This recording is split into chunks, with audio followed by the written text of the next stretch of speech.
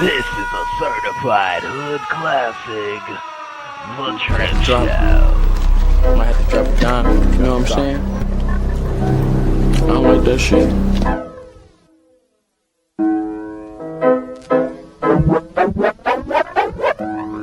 Got the drip, drip, drip, drip, drip, drip, drip. Yep, Drip Nation got 2.5 subs, y'all. Subscribe today.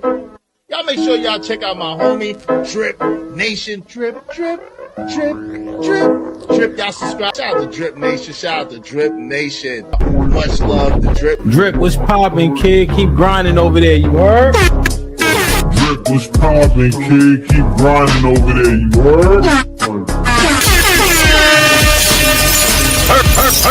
I'm late at night and all that, man. Make sure y'all holler at the Drip Show. From what I could gather, man, he's doing his thing over there, you feel me? So salute to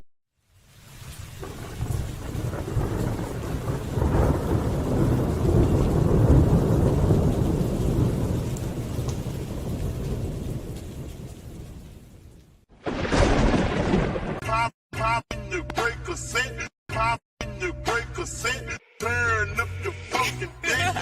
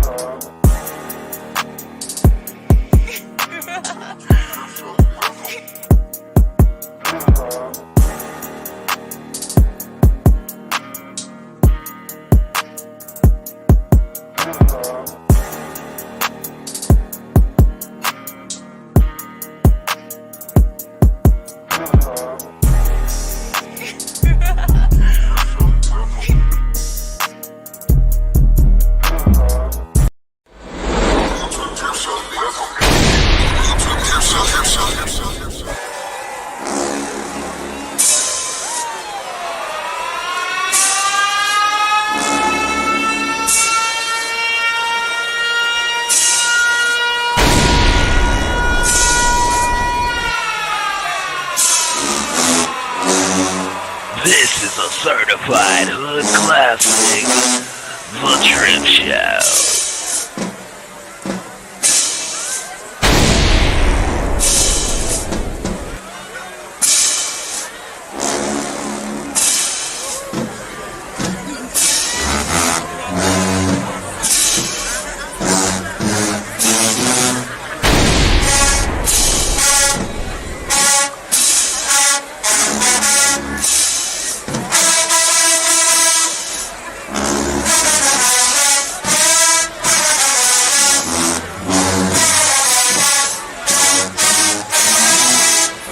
Sweet pussy sad. I looked at that pussy that morning. I told that pussy remind me of Krispy Kreme donuts. I told that pussy I need a hot now sign on it, cause that pussy is fresh. That pussy is warm, and that pussy got a glaze to it. Sweet pussy sad. Yeah, man, sweet pussy sad there, man. What it do?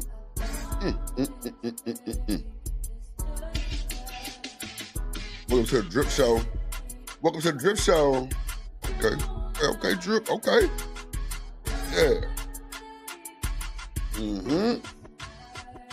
What they said, Creek, let's go.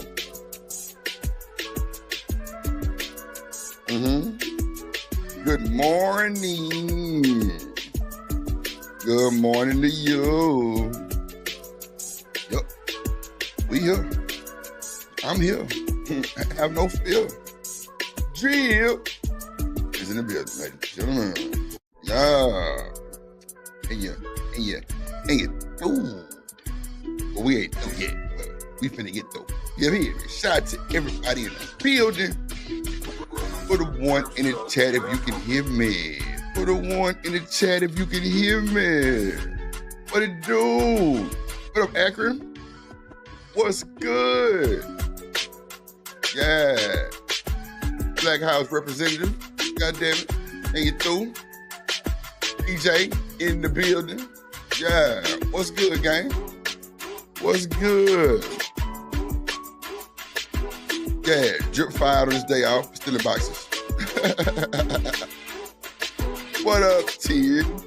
Yeah, I know I'm late. I know I'm late. Charge my heart at my computer. And you through. And you through. Let's go. Man, look. Man, look. Man, look. You know how your mama used to fix your collar before you go to school in the morning? Come here, son. You gotta fix your collar. And she rub her goddamn thumb across her mouth and put it across your eyebrow or your cheek. Shit. That's how I'm feeling right now. Mama, they rub her goddamn thumb across my goddamn cheek. You little ashy ass boy. Come here. Shit. Trying to tell you. Ain't through. Man, shout out to the gang. Yep. Shout out to the gang. Welcome to the Drip Show, ladies and gentlemen. I'm your host, Drip with the Clip. Hey, we here so we don't get fired. This is the Wake Up with Drip Show. Drip in the morning. Drip, drip in the morning. Yes, Lord. Oh my God. Yeah. BJ in the building. MKC in the building. We need more tyranny. That's what they said. They said we need more her. She probably need more of our black ass. You hear me, man? You come ahead on stuff like that. Yup. So, how about that interview the other day? Shout out to Miss Kennaboo. Man, look. That was a good interview, y'all. I appreciate everybody that came through. Everybody who showed up and showed out. Everybody who supported me and her. It wasn't nothing like it. Straight up. I ain't seen people come out and be positive and support like that. Real shit. Real shit. That was my first time seeing like a full show of nothing but positivity, support. Like, it was crazy. And I appreciate y'all so much. Yeah, man. She say, get in again. They know I'm a win. Man, hold on, man. She got me vibing, man. I'm talking about vibe. Vibing, Drip. Get in again. They know I'm a win. Come on, man. Just to let y'all know, Miss Kennaboo will be featured on 3 of Drip tracks. That's a fact. Ain't through. Yeah, because you know we gonna network. We gonna get to the money on, and we gonna have some fun on. You hear me? It's cool. It's cool. Damn. Drip. How can you do a song with SZA called Snooze, and then you snooze? You're just too important. Nobody like you do. Yeah. Ain't it through. Let's go. Yep. It is Monday morning, ladies and gentlemen, the day after Mother's Day. Houston, Texas, reporting live from the goddamn Drip Dungeon. You know what I'm saying? Where anything goes. Literally. Except smoke. Yeah, that's what's going on. That's what's going on. I ain't got none of my lights on. It's cool. It's Monday Madness. You feel me? It's Monday morning, Craig. And you know it's going to be a hell of a show. Because it's Monday. We got shit to do. So. Ooh, okay, there we go. That's one set of them. There you go. Okay. Put your right hand. Monetization is turned on, TMKC. Appreciate you. She worried about the money on. I feel her. True. The money gotta get me right. Yeah, money made me come. Yeah, looking at it. Yeah, I'm with you. Cut that bitch on. Shit. How y'all doing today, man? I'm glad to see y'all. I feel like I need to start streaming on the weekend more. Like, but nah, I'm cool with it. I'm cool. I see people got their 24-hour, stream yours Saturday, stream yours Sunday stream. I like that. That's a hell of a. It kind of bring back like that Fight Club vibe, and not you know how y'all do that. Not making it that's what it is, but just yeah,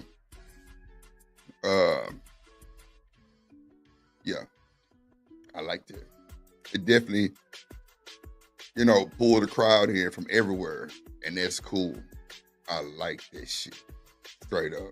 So shout out to that nigga Freezy for doing that. That shit definitely bring back that Fight Club vibe. You know what? Let me not say that because y'all gonna be like, well, Drip, you wasn't part of Fight Club. But not as far as like being a part of Fight Club, but just didn't they start like on Friday, 12 o'clock and go to the next Sunday to 12 or some shit like that? 12 at night, something like that. That's the vibe I'm talking about. Because I really have nothing to know about Fight Club. Just being honest, you know what I'm saying? But yeah, I like it. It's cool. So that definitely can take you through the weekend. That's a fact. Shout out to everybody on Twitter, everybody in the clouds, everybody on YouTube, people at the plug. Good morning. Good morning. So, Mother's Day was yesterday. How many people celebrated with their mom, or how many people still have their mom? And it's cool, ain't no shade or slander over here. We just questioning. How many people still have their mom? That's just a question we just want to know. That's it. How many people still have their mom? We knows her. Mm-hmm.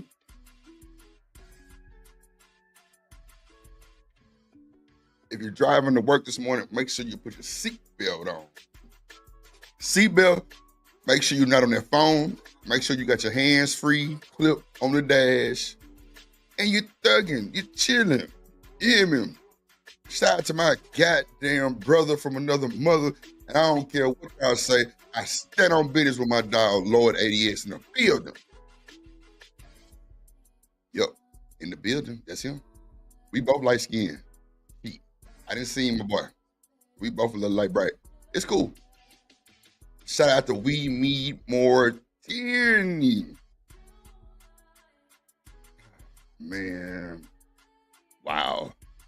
Well, Tierney, we're definitely interested in your story, if you don't mind, Mama Jamma. I don't do no judging over here, but, if you would like to speak about it, I think that'll be a good, icebreaker jumping off into the rest of the show. Who knows? Tierney, it seemed like last time you set the tone, and I appreciate you, little baby. You definitely did your thing, and you don't duck smoke. I like that about you. I really do, because I'm the same way. I don't give a fuck. See, I said what I said. You know what I'm saying? But, we here, so have no fear. Shout out to my boy BJ. He say, I got my mama, my tea lady, my old lady, my tea lady, baby. Yeah, what up, Playboy in the minute. And look, let me tell you about my boy Playboy. Playboy was one of the guys who always used to tell me, Drip, go to him. Go to him. Drip, just go over there and see what you like. Just, if you don't like it, just do what you're supposed to do. Hit the like button, vibe. And maybe it'll get better. Well, Playboy seen when I went to Ham show, and it was nothing but abundance and love, man. And that's a good guy. I like him. I got you. I got you. I got you. I got you. And we could definitely talk about that, Tierney. That's not a problem at all. Let me get the link, because this is the morning show. Wake up with Drip. Shout out to my boy Breaky. Came through on the interview side. It was a Saturday. I appreciate you, Shake It, Break It. I'm talking about, like, bro had good questions. Like, I was even posted on one of them, like, damn. But, like, for me, it opens up a world that you really don't know about people, because I would have sworn this Negro did not know about ASCAP or BMI. And people who really don't know about music or music industry things wouldn't know that. The fact that he knew and stood on business with it, I say, yeah, he got some dealings somewhere. But I forgot, I think his child, and I don't like to talk about people's child, but I think his child is in the industry, or, you know, she can sing or something like that. So shout out to the Breaky kids. But yeah, man, like, shout out to Kwafi Nino, came through, you know, tripping. You know, it was a good vibe, man. It was positive. It was good. I enjoyed it. She enjoyed herself. She cut up. She was like, Drip, y'all do this like this over here? Like, I've never been on an interview and people were sending me money. I'm like, man, look, we all we got. We support it. And she loved it. She loved it. The fact that I was asking her to shout certain people out and she did, loved it like crazy. Man, accurate, come on, T-Lady, T Jones, we don't know. Shit, we just know. Man, look, my goddamn T Jones finna pick us up from the school. T-Lady on the way from, you know what I'm saying? T-Lady and T Jones is what we called our mama in the South. That's a fact. Let's bring my boy Trey up, man. Hold on. Let me start the show right, man. Let's go. Hold on. Oh, you know what? Trey got a good ass story too about his mama. I remember back in the day meeting Trey on this story. If he finna tell the same story, that's a fact. Hold on.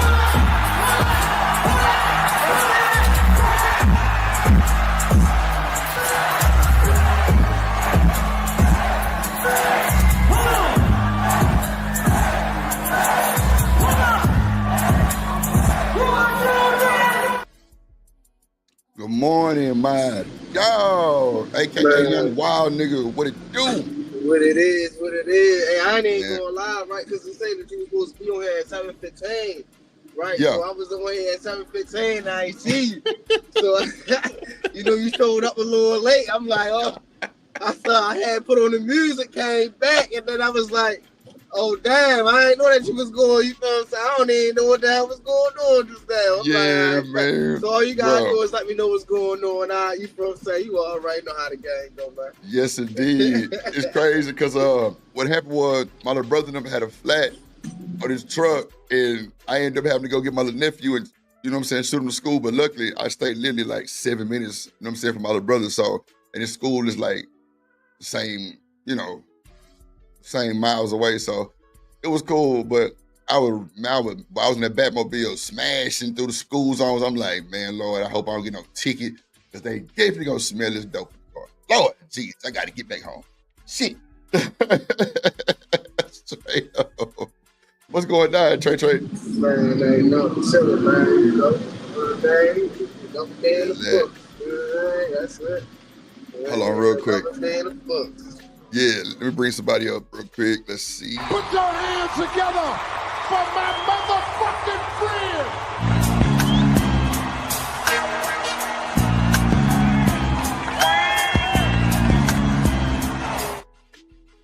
And there she go. We need more tyranny in the building.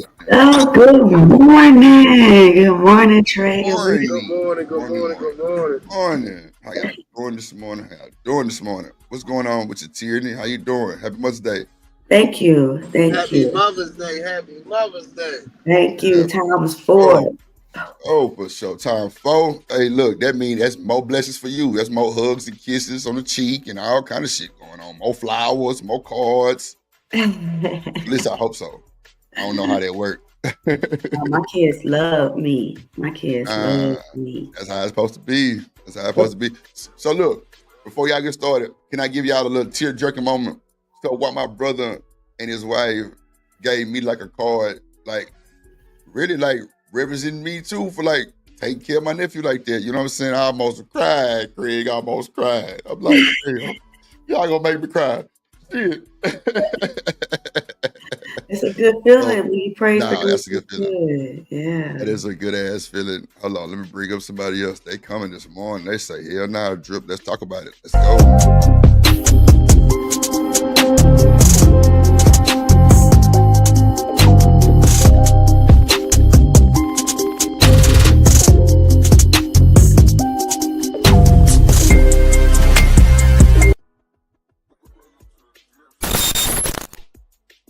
TMKC in the building. How Hey, you doing? girl. How you doing? Good morning. Good morning. Hi. Happy Mother's Day. Happy Mother's Day. Happy Mother's Day. Happy Mother's Day. Happy Mother's Day. Happy Mother's Day. Yes, indeed. What up, Riaz? In the chat, I see you, good sir. So, whoever want to get a Mother's Day, oh shit, they coming in this morning. Okay, boy, look here. Shout out to y'all. Oh no, shit. Shit, wrong one.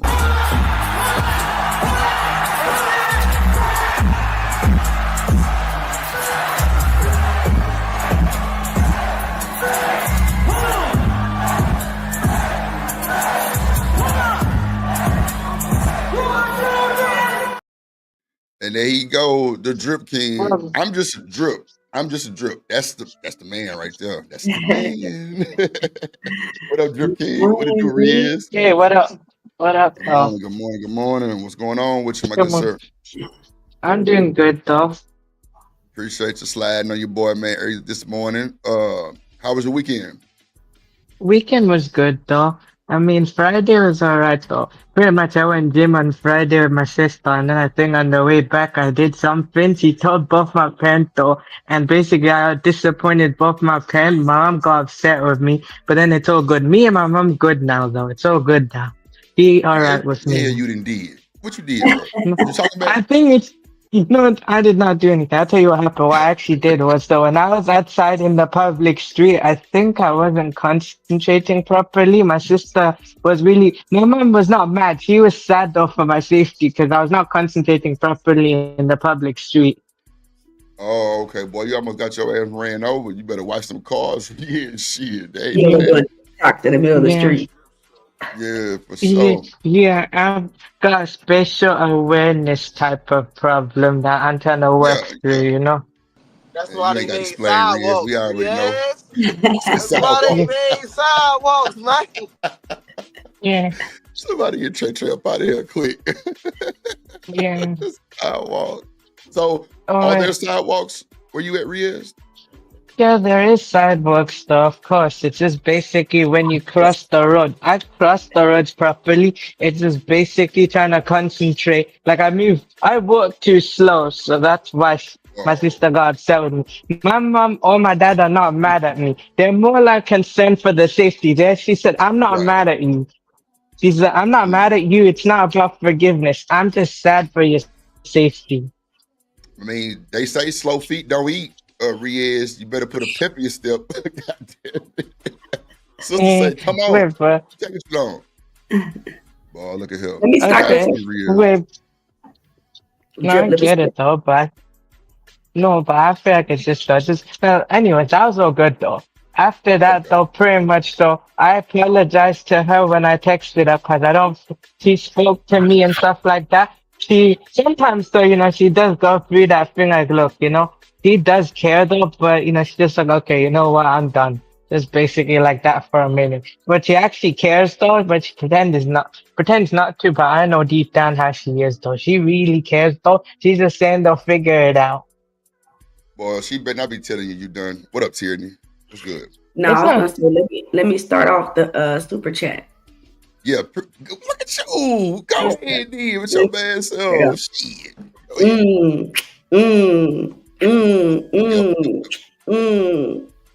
Who gonna sing it though? I don't want to sing it.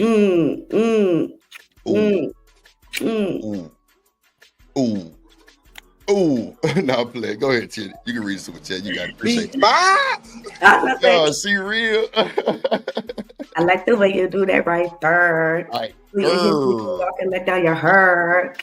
I like the way you do that right there. Lick your lips when you're talking, that baby star. You gotta make that R roll. I'm from Missouri, girl. And she from the D. Okay. Turned up off the early morning sun this morning. You heard me? Okay. Wait, but anyways though.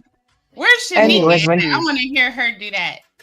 What? Okay. I don't know what Snick ass said. She probably getting up, brushing her teeth, I don't know. What time is it? It's probably time for her to go to work. She probably 7:09. going to work. Shit. Oh, it's 8:09 Okay. there. Okay, it's But not. It's nah, 1:09 for me. It's like afternoon it's right now. 1:09 in the evening. Yeah. No, No, in the AM. afternoon. In the Oh, But you know what afternoon. though? It's You know PM. what?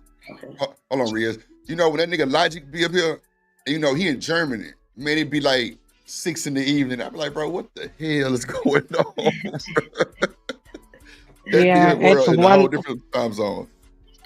Yeah, it's like But five Riz, hours different.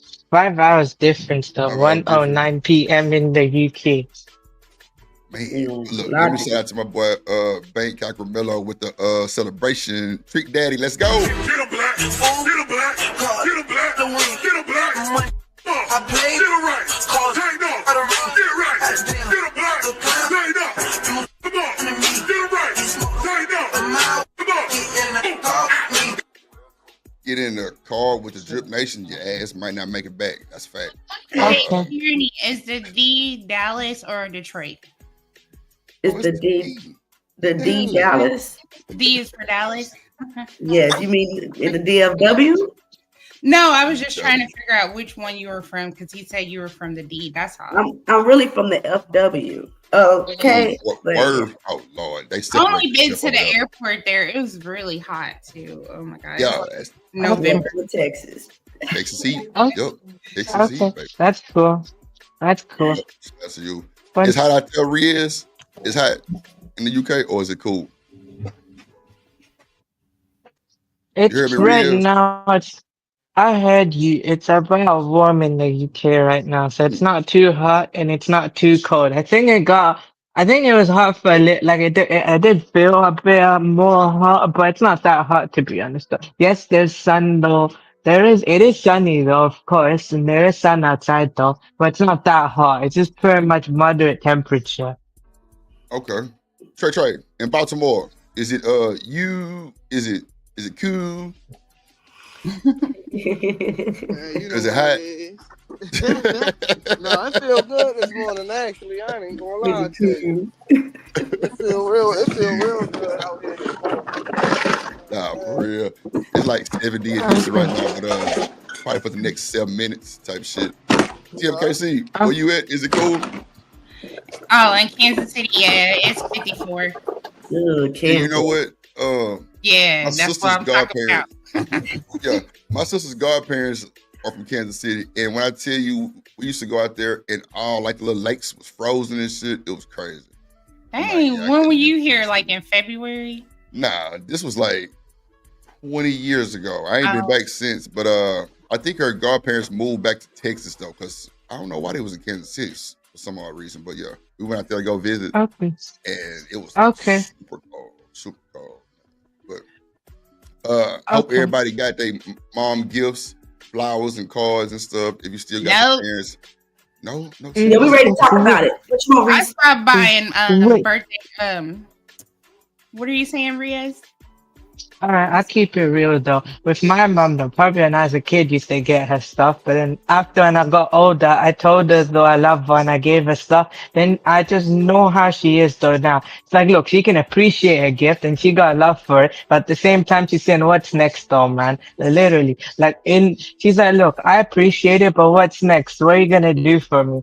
So she wants proof of love though. You can give her stuff though, but I have to actually prove it to her. So the way to prove it that I love her is basically helping her around the house though. And my job is just to vacuum the floors and iron the clothes. That's my only job. So whatever task my mom gives me, that's the only way to prove I can show I love her. She wants proof of love, not really basically you can give her stuff. Giving her stuff, she can be grateful, appreciate it, but at the same time, she wants to actually have proof of it. You know, literally do something. Her love language is, you what do you call that? You can't iron no clothes, Yeah, Riz. especially if you got a steamer, boy. Anybody can iron. Boy, Riz say you gotta iron the clothes. Boy, it should be wrinkled. I know. I know how to iron though. My mom taught me how to do these things though. I know how to vacuum and stuff. My mom taught me how to iron clothes though. That's what. That's my only job. Just iron the clothes and basically vacuum the floors. That's the only thing I have to do. Hey, Riaz, I got a question for you. Go ahead, Go ahead. Say to me. You got a Yeah, dryer go at your ahead. house, bro? Hmm? You got a dryer at your house? You got Oh, a the dryer? dryer. Yeah, I've got it. Yeah, I've got a They think dryer and you a just washing curious. machine. Man, throw that Hey. motherfucker on right for free. Yeah. Bro, hey, Or load them wait. up when you get them out the dryer and they won't be wrinkled. Ever think about No, let me tell y'all. I Yeah. just bought a new dryer about 2 years ago, right? That boy got like a little thing, like a little tray in it. You could put your clothes in there, and it like knock all the wrinkles out to where it's just like you get your shit on and go. Like I'm like, yeah, that was a good investment. That's a good investment. I got the Mhm. Samsung stackable steam washer and dryer, so I You see, already I know. got the stackable dryer. I didn't want the washing machine because I had a friend of mine who had a problem with it leaking, and it was a Samsung. So I just got the You dryer. gotta keep it clean and make sure Oh. stuff isn't in the door. Oh, Oh wait, maybe that's he had a cool. problem with it Wait, too. you know, also though, when I do my laundry, I do put them on the line though. But basically, in my home, we got both the normal clothesline and then we've got that electric steam line as well though. But it's basically the electric clothesline as well. Just basically where it heats up and stuff. I just put my Clothesline. clothes on that. So, yeah, you got there's the electric one as well though. You just basically plug it in and it heats it up though. Electric So I clothesline, got man, y'all ass spoiled. yeah. God damn. What? Yeah. Used to have the little clips. You put them shit up there, hang them up. Mhm. What do you do, Tierney? Evening. Drip over here talking about they got sidewalks. Just stop playing with this boy. Crazy. Of course, Y'all there's gotta get out the sidewalks. country. Y'all gotta get out the country. Of course. Yeah, man. Way more stuff over there than there is over here. I can promise you that. Well, I've definitely been out the Yeah, country, so- but you know, some places don't have sidewalks. I know when I was in Cabo St. Lucas, there was no sidewalks. It was just road, like it just a side with some grass. What no made sidewalk, but I feel We don't call it a sidewalk. We don't call it a sidewalk. We call it a pavement, though. It's called a pavement, this though, way, where man. I'm from. A pavement. Spoiled Negro. Okay. Shit.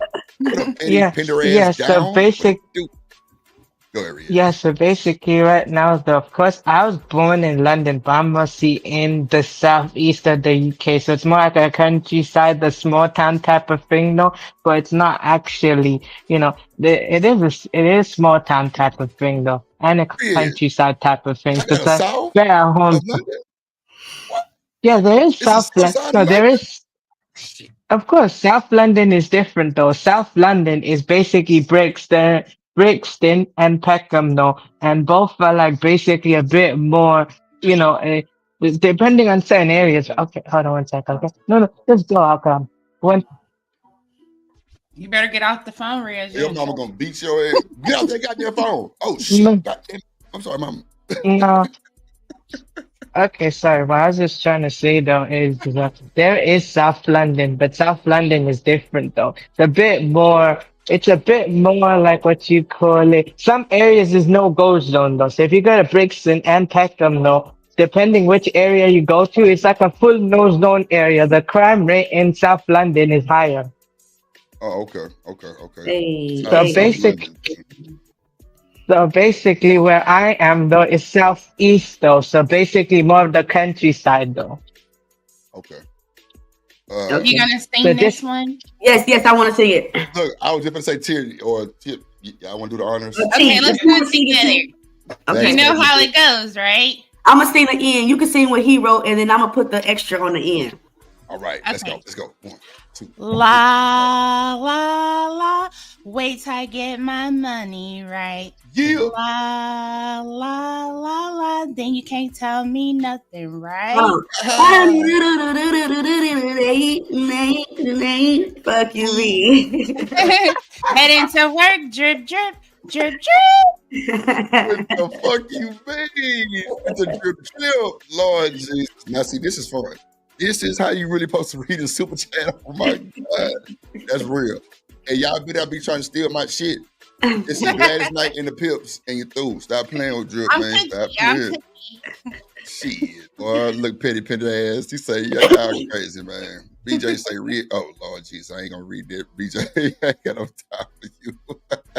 Shout out to you, Romello, once again. Let me play a little bop for the.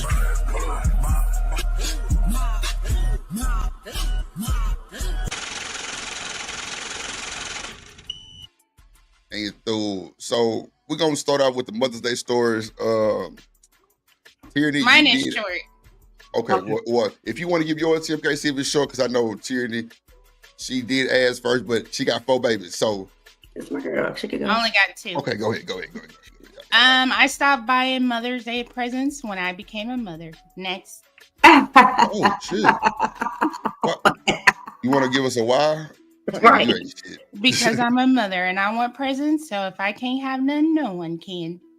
Okay. So you say your mom doesn't give you presents? Yeah, she always do, and she had the kids cook me breakfast and stuff. I love it. I wanted French toast though. You said you're a Scorpio, right? No, my mom's a Scorpio and I'm a Capricorn. Okay, so are you saying that, Tierney? Is that meaning that Scorpio parents don't give gifts, or are they not gifty? Or I thought Scorpios was more like ours, but clearly Capricorns are more gangster than Scorpios. Because I mean, I would love to mom presents, but she's on punishment. But I mean, your mom is a Scorpio, Tierney? She's a Leo. Leo, okay. Oh, I'm a Leo rising, so I understand. So y'all in the same boat. Okay. Well, TMKC, you on punishment too, guys. Shit. Well, can I get a steak? No, I'm just playing. Does it hurt your mom's feelings that you don't give her anything? Because you're I was the best gift giver, because I've always had a job. I've been working since I've been 9 years old, but I've been on her company's payroll when I was a kid, at 13. So I always had money. So I would buy her makeup, that one lipstick you can kiss and it don't come off. She was so happy when I bought that one for her. I bought her rings, jewelry. I didn't buy her stuff. Oh shit, yeah. You had your fish, your whole everything, right? Okay. So let me ask y'all this one question before we get into these stories. Shout out to Zuma. He say Tierney so fine. Thank you. God damn. Shout out to you, my guy. So do y'all remember Mary Kay? Yes. And Avon. Somebody. Say again? Somebody. He said, do they still sell Mary Kay? Yeah, dealers, Ross, most of these department stores still do. Okay, so do they still give the pink Cadillacs or no? Down here in Dallas, they do. Man, look, my sister's godparents, they were like, man, when I tell you, she used to have conferences. She had every pink Cadillac they offered her. Oh man, it was crazy. But I haven't seen any pink Cadillacs, so that's why I asked it. But go ahead. Yeah. Go ahead, Tierney. Okay. So back in my days, back in the 40s, Mother's Day was different, right? For me, because I was young. I didn't really see anything outside of what I heard. So, a lot of the times, mothers had their kids and the kids will all come together. Yeah, we're going to celebrate Granny today, great Granny today, Mama today. I don't feel like it's like that no more. I feel like everybody for its own, each his own or whatever. Or we got a lot of stepmamas, and the stepmamas are getting more praise than the mamas. So in 2025, and I think it started around 2019, it's a lot of pettiness going on with, please don't take no disrespect, I'm not trying to disrespect, but it's a lot of pettiness going on with fathers. I think nowadays, a lot of the men are getting in their feelings and they don't know how to take a breakup. So they're doing that baby mama shit. I feel like a lot of men are acting like baby mamas. Shit. Yeah. I can see that only because I got a partner that if Petty P wasn't in the building, I would call him Petty Pender ass down too, because he got munyon for everybody funyon. And when his baby mama started not letting him see the baby, he definitely took it out on both of them. So he stopped giving, because he bought his baby mama, well, at the time it was a gal, a brand new car for Mother's Day. Matter of fact, that was a push gift, a brand new car. I was like, damn, my G, and I didn't even know what a push gift was. Like, what's she pushing? Right. They were like, that's something that you do for your gal or your wife if she pushing your kids out. You know what I'm saying? Because it's special. And it is, because I always tell you about my cousin who actually had a stillborn, and that fucked the family up. I ain't gonna lie. That shit was wild. Yeah. Like, and she just had a fresh baby towards the end of last year. Her first child that was actually, full term. So salute to her. But now, I had a partner who definitely stopped giving everything. Like, and he was just upset because he didn't get to see his child. So he took it out on the baby mama. But go ahead, my bad. Yeah, no, you're good. And yeah, you taking it out on. So, like I said, when I grew up, it was more of your daddy ain't here, your daddy ain't here, your daddy ain't here. So I got the impression that a lot of fathers weren't there. Mm-hmm. I'm older and I have children, and I've been married and been divorced and going through the system, not by choice. Mm-hmm. Shit. I see that a lot of fathers were trying to be there. I see that the other parent is actually trying to be there. Mm-hmm. And the parent with the kid is the one that's being petty as hell. Mm-hmm. That's just what I'm seeing. I'm seeing if you don't meet me when the court order says you're supposed to meet me, then you're not getting your kid. If you're not up on your child support, then you're not getting your kid. You won't let your kid call the other parent.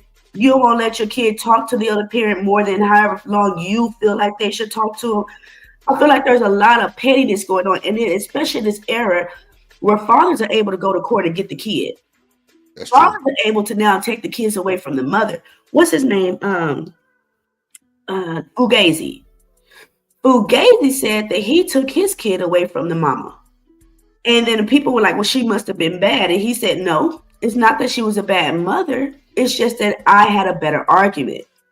So you took your black ass to court to take away the kids from the mother just because you had a better argument, because you had more money. And that's what I'm going through right now. Excuse me, my nose stopped up. I'm going through my baby daddy or my ex-husband, because people like to say I got 3 baby daddies. No, the fuck I don't. But I'm going through it where my ex-husband is so petty and in his feelings that I left him, which, nigga, we do that in America, where I left him. So now his revenge is on me. And he doesn't understand that his revenge on me is trickling down to the children. Because I can't imagine sons not having their mothers, especially a good mother. When I was Uber driving, I had this passenger, and she told me that her baby daddy took her kids out of the country for 2 years. 2 years. And she had to fight and fight and fight to get her kids back. The problem was when she got the kids back, they started treating her different because the father was putting all this negative stuff in their ear about the kid. About the mother. So you're hearing and y'all only think it's the women? No, it's not. No, it's not. Men be on that petty shit too. So if me and Trey break up, let's keep that between us. Let's make that up, make the kids go through what us grown folks is going through. Let the kids love their mama. Let the kids love their daddy. But ain't no need for you to put your anger into our children, try to have them hate the other parent, try to have them hate, anybody. Just let them love. But this is good. Like, yeah, this is really good because I'm gonna read a few comments. Robert Platinum said you divorcing him ain't affect the children. So no. Asking. Okay. Me staying with him would have affected the children. I didn't get to build a relationship with this guy. I was being fast.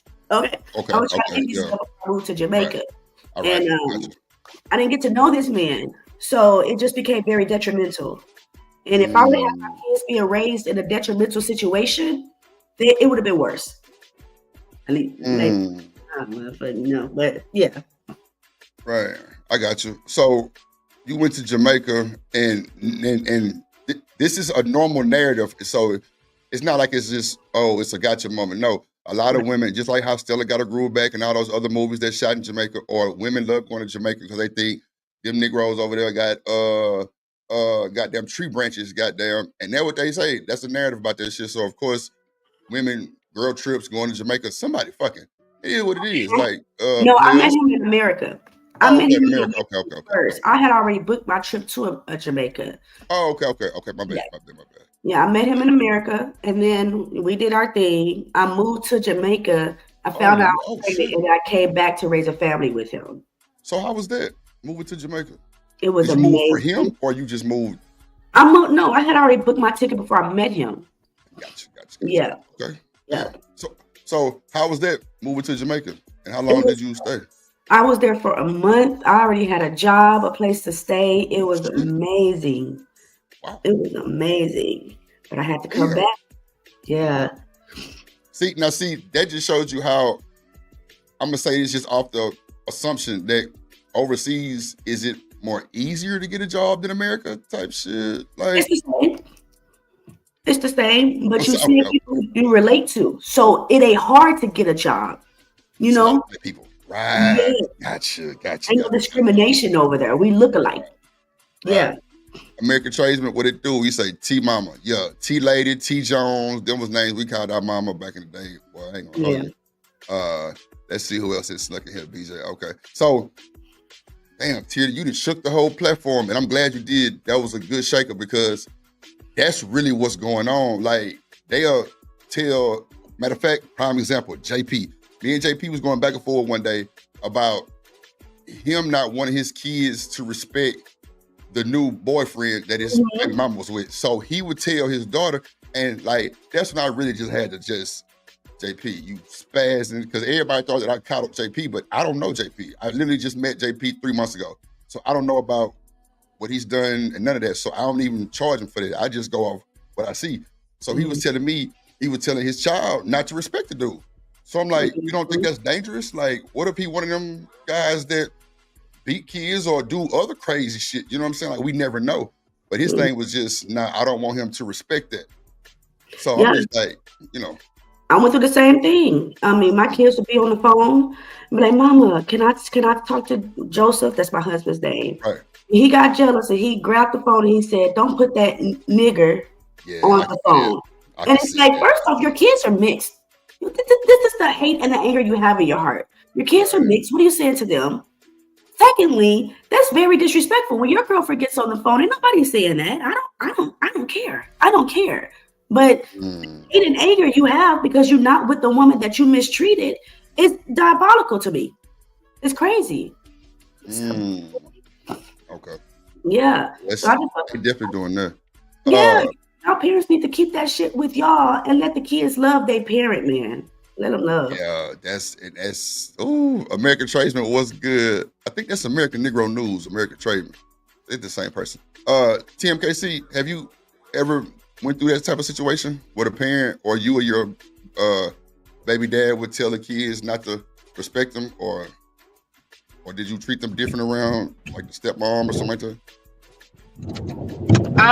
Not with my kids, no. I mean, me and the dad really weren't getting along because I wouldn't let him be part of the pregnancy. So that was like a real big issue. And then his woman that he was cheating on me with, that I was accusing him of cheating on me with, that he ended up getting with when I was 6 months pregnant, she wanted to be involved in everything. And that's when I just started putting my foot down. Like, you better not bring her. So you don't think that's being responsible of her wanting to know who he's dealing with also, or you just wasn't going for it because you were just in your fee-fees? Keep it a buck.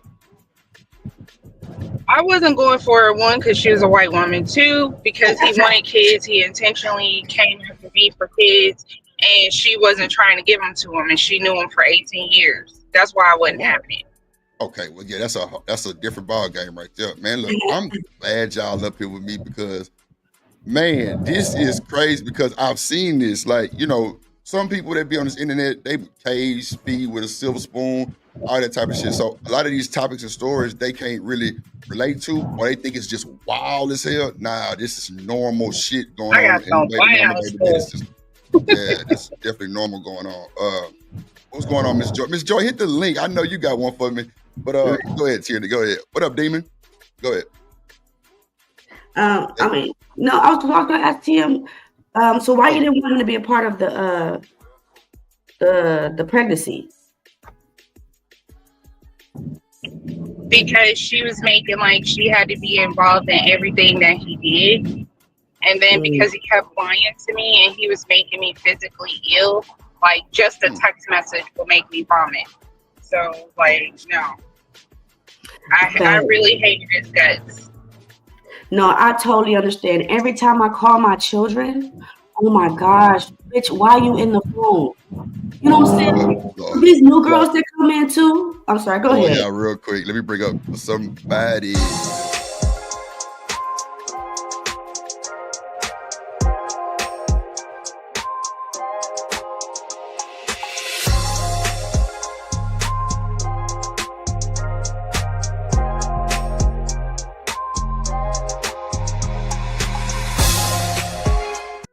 Miss Joy in the building. Shout out to you, Miss Joy. Shout out to you, Miss Joy. Good morning.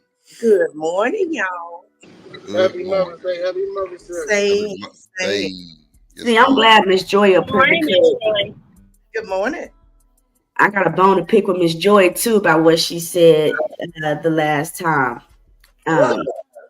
When she was like, "Well, that's my son's baby mama, so I'm gonna always go." But Miss, you know, and I love you, Miss Joy. This ain't about you personally, you know. Yeah. Right. But man, this is what we talk about. We talk about baby mamas and Mother's Day and mothers and fathers. You know, sometimes I feel like when you keep the baby mama alive, I'm not saying disrespect her, but when you make her prevalent over, you know, your son's new girl, or say, well, son, that's gonna always be her. So it kind of, don't you feel like it kind of makes it hard for the woman that's trying to be the future of your son? Well, I ain't in that situation just yet. None of my kids have babies yet. I have a grandbaby, but my oldest daughter, she's married, so I really haven't, dealt with that. Yeah, but that would be like a hard situation. Yeah, hopefully my sons don't have no baby mamas. Because I don't know how I would navigate really, because I probably would give preference to whoever has the child. You know what I'm saying? I probably would, because I love kids. I would want to make sure that me and the baby mama are on the same page or what have you. But yeah, I don't know. That's hard. I've had to deal with, I'm a baby mama, you know what I'm saying? So I've had to deal with mothers and other women and this, that, and the other. But I've never had any problem because, as you can see from my opinion about things, like I just always fell in line. I did not give my baby daddies no problem. Right. And it came to, other women, new wives, I just like, hey, come on, everybody welcome. Yeah. You know what? What really disgusts me on this internet space is when people like Chalk say stuff like, don't celebrate going against what's best for the kids. Y'all really be saying stay in domestic violence situations. Oh, wow. Y'all really be saying stay with someone that's cheating on you and get hurt, because that's best for the children. Now, please tell me, in what situation is a child seeing their parents being abused or being misused a good look for the children? Please tell me what child has a great future in school or education when they see that when they go home, it's father getting drunk, mom getting drunk, something tumultuous going on at the home. I mean, you can't possibly have children thinking that it's okay to stay with the parent just because they're the parent, not taking into aspects the situation of what's going on. Exactly. I was that way with my daughter's dad. He was not beneficial to her life. He liked to live in jail. So I didn't want him around her, period. And I'm glad, because he's in jail for murder right now. Yeah. Right. And imagine saying, oh, but go back with the daddy or the mom, because that's the parent. No, because a lot of people have kids and then they change. Right. A lot of people be like the perfect girlfriend or boyfriend for 5 years. And as soon as you have that kid, they feel like, oh, I can do what I want now. You ain't going nowhere. That's what my ex-husband told me. I'm married to you and got my kids. I could do what I want. Yeah. Exactly. That's what my son's dad tried to do to me. He was like, you're already a single mother. You're going to raise this one by itself? I'm like, no, you're going to help me when he comes out. And I had to make him like harass him. Yeah. Now, see, that making thing, I don't know, and don't take this with no type of intent because I don't have any kids or baby mamas. But when you, like, for me, I think the making thing is more of, okay, so if this is the same guy that you didn't let be part of the actual pregnancy, then how can you make him do that? So because how do you think you can make financial obligation. He told me for him to participate, he wanted me to put him on child support so he could find out if the baby's really his when he came out with a whole beard and mustache looking just like him. Okay, so that's what I did.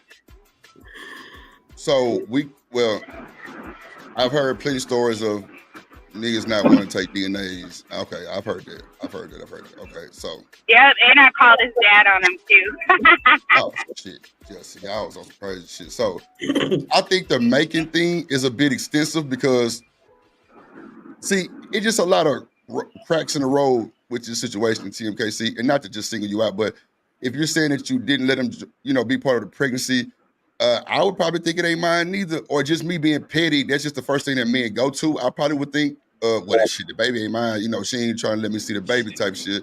So it ain't mine. Hey, Drip. And Drip. Go ahead, I ain't gonna lie to you. That motherfucker ain't mine if I ain't gonna be able to. Man, what? You know what I'm saying? Why you went, man? Fuck out of here. That's what he did. He took me over to where that girl that he was cheating on me lives. She lived with his best friend, and they had a whole little get together on Father's Day. That girl mistreated me. She had been crying for hours. I hadn't even seen her, nothing. He told me nothing going on with that girl. Had that girl come over to his house, use her key to open the door. That woman was examining all of my stuff in that house. So if you're not fucking with her, why she worried about where my shit is in his house? So she That's lived why at his I was house? mad. I didn't live in his house. I was visiting. No. The other, the white chick, she lived at his house? Nope. She just lived around the corner. She was easy access for him. Yes. And these girlfriends be doing too much. Y'all trying to walk in a situation with man. You don't even know what's going on. Who wasn't here? I was like, Mike. Nope, I really didn't. Okay, so hold on, y'all. Ferg say, what does that have to do with the child and being petty was not letting them be a part of the pregnancy? Rooster says too early. Go ahead. Why would you want somebody around you that's making you hate them like that? Like, I didn't want to get pregnant in these kind of circumstances. Right. Yeah, and with that, it's real touchy subject. And I don't want y'all to think that I'm taking bias or anything. Chuck says the new wife or girlfriend have solid relationships, and Chuck, for once in a lifetime, I kind of agree because that's what I was saying earlier. Like, do you think that's kind of responsible that she would want to be a part of everything and like know you? And I mean, because it's a brand new child, not like the child is 7 or 8. Like, it's a brand new child. So, and what if she didn't have kids? I mean, it sounds crazy. Trust me, y'all. Like, and I feel like I'm overstepping y'all boundary because I don't have kids to say this, but I'm just assuming that a woman trying to get to know the baby, well, her boyfriend's baby mother and the kids, meaning she's dating to intent, like she's probably going to be there for a while. But I can also see y'all like, well, who is this motherfucker and why she so far in my business? I can see that too. Yeah, because I also from a newborn he got to keep him. The who? From a newborn he got to keep him. I did not keep the child away, not at 1 minute. So she did get to build a relationship with him. She still has a relationship with my son. And they have a great relationship, and her 2 sons have a great relationship with my son. They actually call each other brothers. So I didn't try to stop any of that. Anything pertaining to me, I didn't want to be involved. See, and I want to address Big Ruck too. I But got a wait, question. I got a real question for you though. When you Go said ahead, that, Trey, I and then got a Titty, real you got it. question. So do the lady actually do the lady that's dating, does she actually hate you? Like, does she get that type of vibe? Did she what? hate Did you. she actually hate you? Like, did she give you that type of vibe? Yeah, she hated me. Yeah. All right. Is she hated? If she still, I was about to say, so if she still hate you, I wouldn't really necessarily. I don't think she hates me now because I've seen her. She doesn't live here. They broke up like after 3 years, but she came to town and she seen me outside his house, and she didn't look the way she normally looked, like pissed off. So, but that don't mean nothing either. Yeah, I was about to say the only reason why I say that is because you gotta be very careful about who you allow your child around, even though they might be, as far as kids or how they feel right now. Right, like abuse your kid and stuff. Throughout time, that hatred towards you is gonna be embedded into her kids, and that hatred towards that hatred that she put in her kids is going to be taken out against your kids. So you got to definitely be very careful around who your kid is around a lot. Exactly. But I was about to say, and that's personal experience right now, right? And the reason why I tell you this is because I'm on probation right now, right? Because my so-called little brother, you feel what I'm saying? Called the police on me, and we got the same father, different mother. Mother hate. I was about to say his mother hate my mother. You feel what I'm saying? But I had to realize over time, you feel what I'm saying, when it really boiled down to it, if it was between me and them, or if it's, you feel what I'm saying, if it's between me and one of the other siblings that that's their blood, they gonna choose their blood every time. So therefore, there ain't no. I was about to say therefore, there ain't no love for real. I had realized that late. So you feel what I'm saying? You gotta definitely. I was about to say, don't allow your son to keep going around them people if you know them people don't like you. That's all I got to say about that. And Trey is 100% right. Can you put back up Big Ruck, because I got the Gemini brain. I don't remember stuff. I got you. But you are 100% right, Trey. My ex-husband right now, bro. You are with a female that you have convinced her to hate me. She doesn't know me. She don't know what we've been through. She only hearing what you saying. She's 25. She's young anyway. So you got this animosity with me, saying stuff that you don't know what the fuck you talking about. Now she also has a 4-year-old daughter. The daughter, now we know how us young girls can be when it comes to jealousy.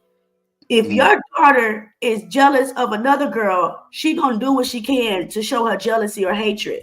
So my husband has my daughter around this girl's daughter, who is always hitting her, hurting her. But because he likes getting his penis sucked, he gonna believe what the girl is saying. He's seen it with his own eyes that, hey, your daughter is putting her hands on my daughter. They'll have a little argument, but because he's so wrapped around having someone 10 years younger than him, he ain't trying to leave her.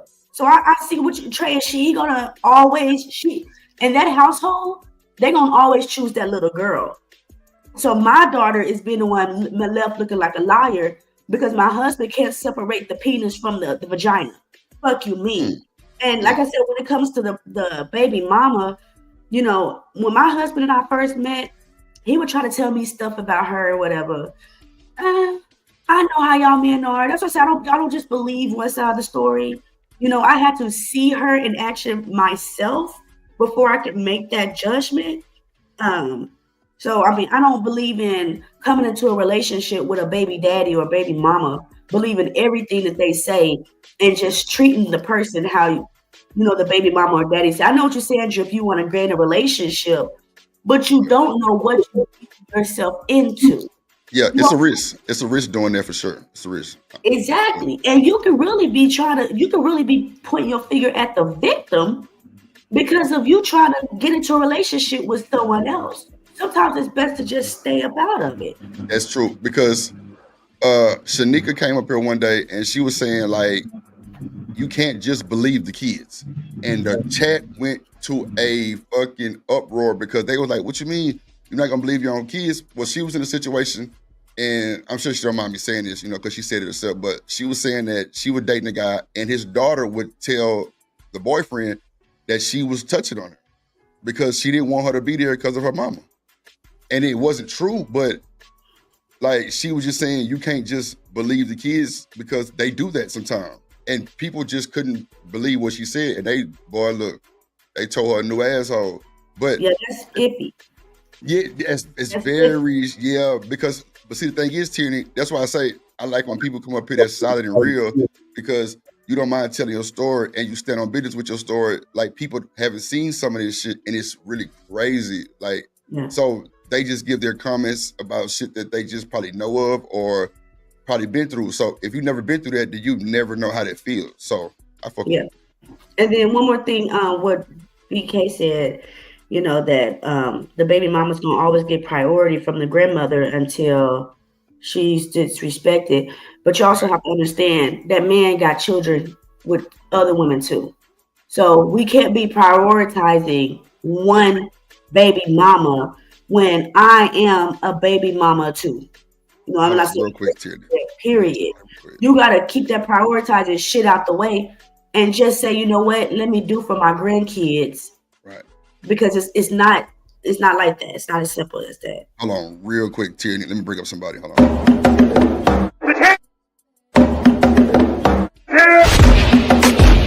The champ is here.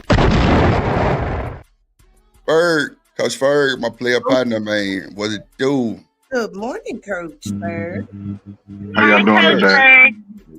How y'all doing today?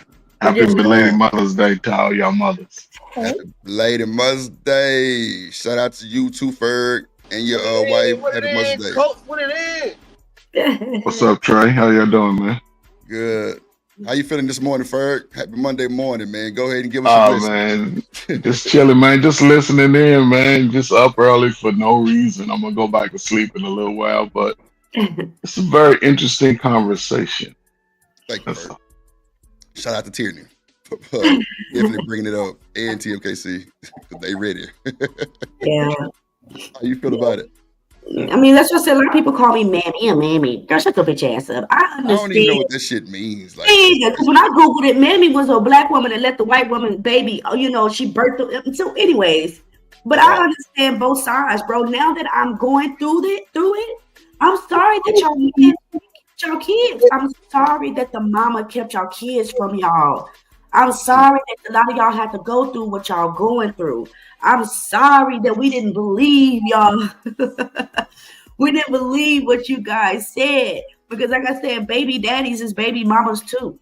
And that shit is not fair to put that on the kid. And then when the kid grow up, they don't know how to have a balanced relationship because all they was hearing was your mama this, your daddy this, your mama this, versus what you doing. So, yeah.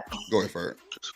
So, Turney, based off that, right, what you speaking to is something that's been going on for the last 35, 40 years. I see. So, now when you see it that way, think of all the guys that have grown up in the same time you have, and they've heard this same message from their mamas. Your daddy ain't shit, and the men ain't shit, all niggas ain't shit, but every night you see your mama bringing some ain't shit nigga over to give us some ain't shit dick and send on her ain't shit way. Right. So how can you expect for them to be the man that people say they want a man to be today when over the last 35, 40 years, this is all most men have been receiving from mama.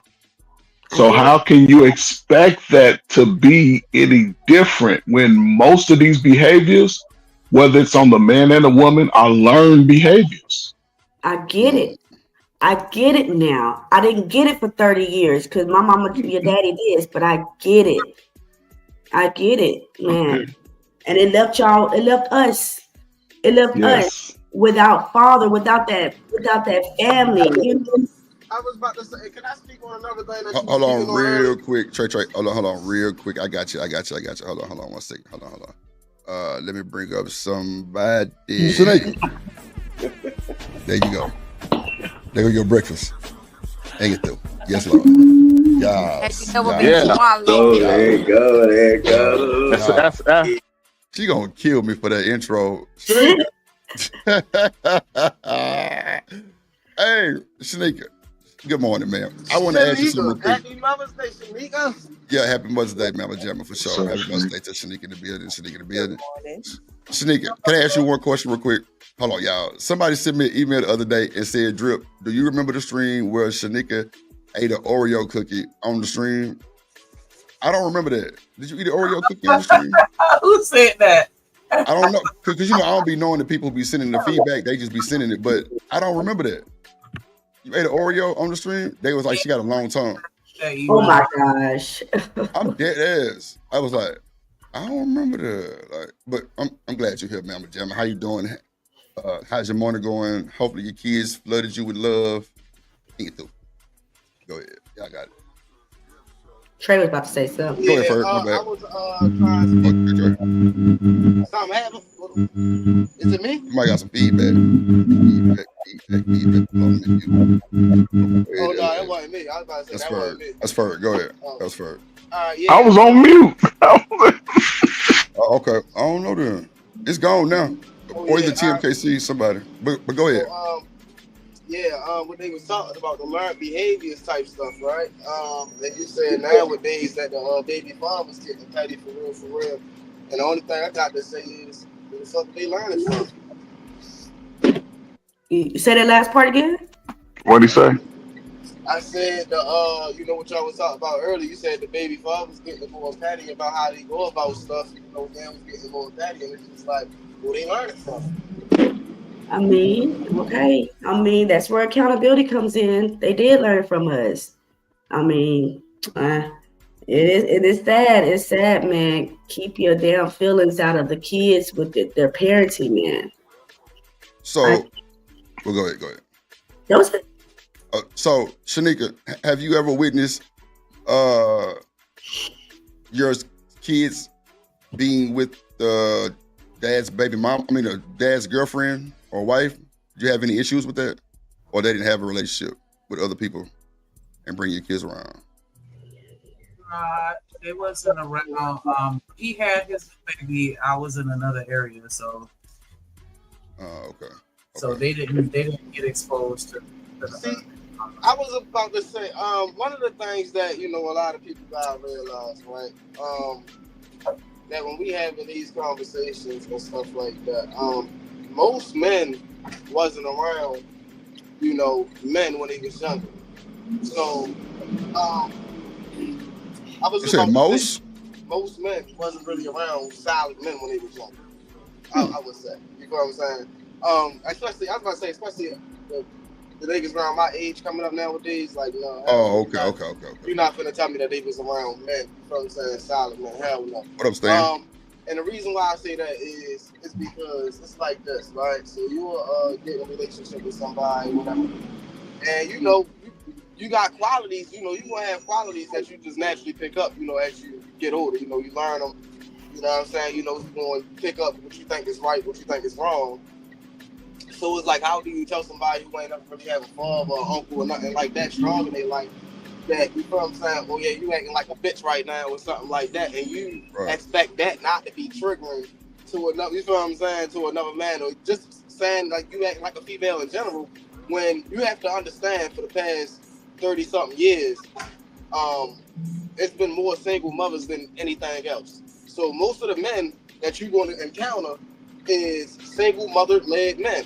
So if they have in a situation to where, so yeah, you feel like they acting like a female, instead of criticize. I'm not saying like not criticize them, but instead of going, you know what I'm saying, straight down their throat, I would say start to understand. You know what I'm saying, like, because you should know if that boy, you know what I'm saying, if that man has been raised by a single mother or not. Yeah, man. Trey, hold on. Trey, hold on 1 second.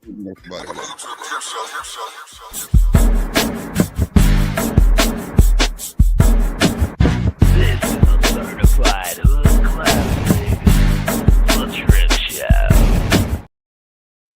Seem the dream in the building.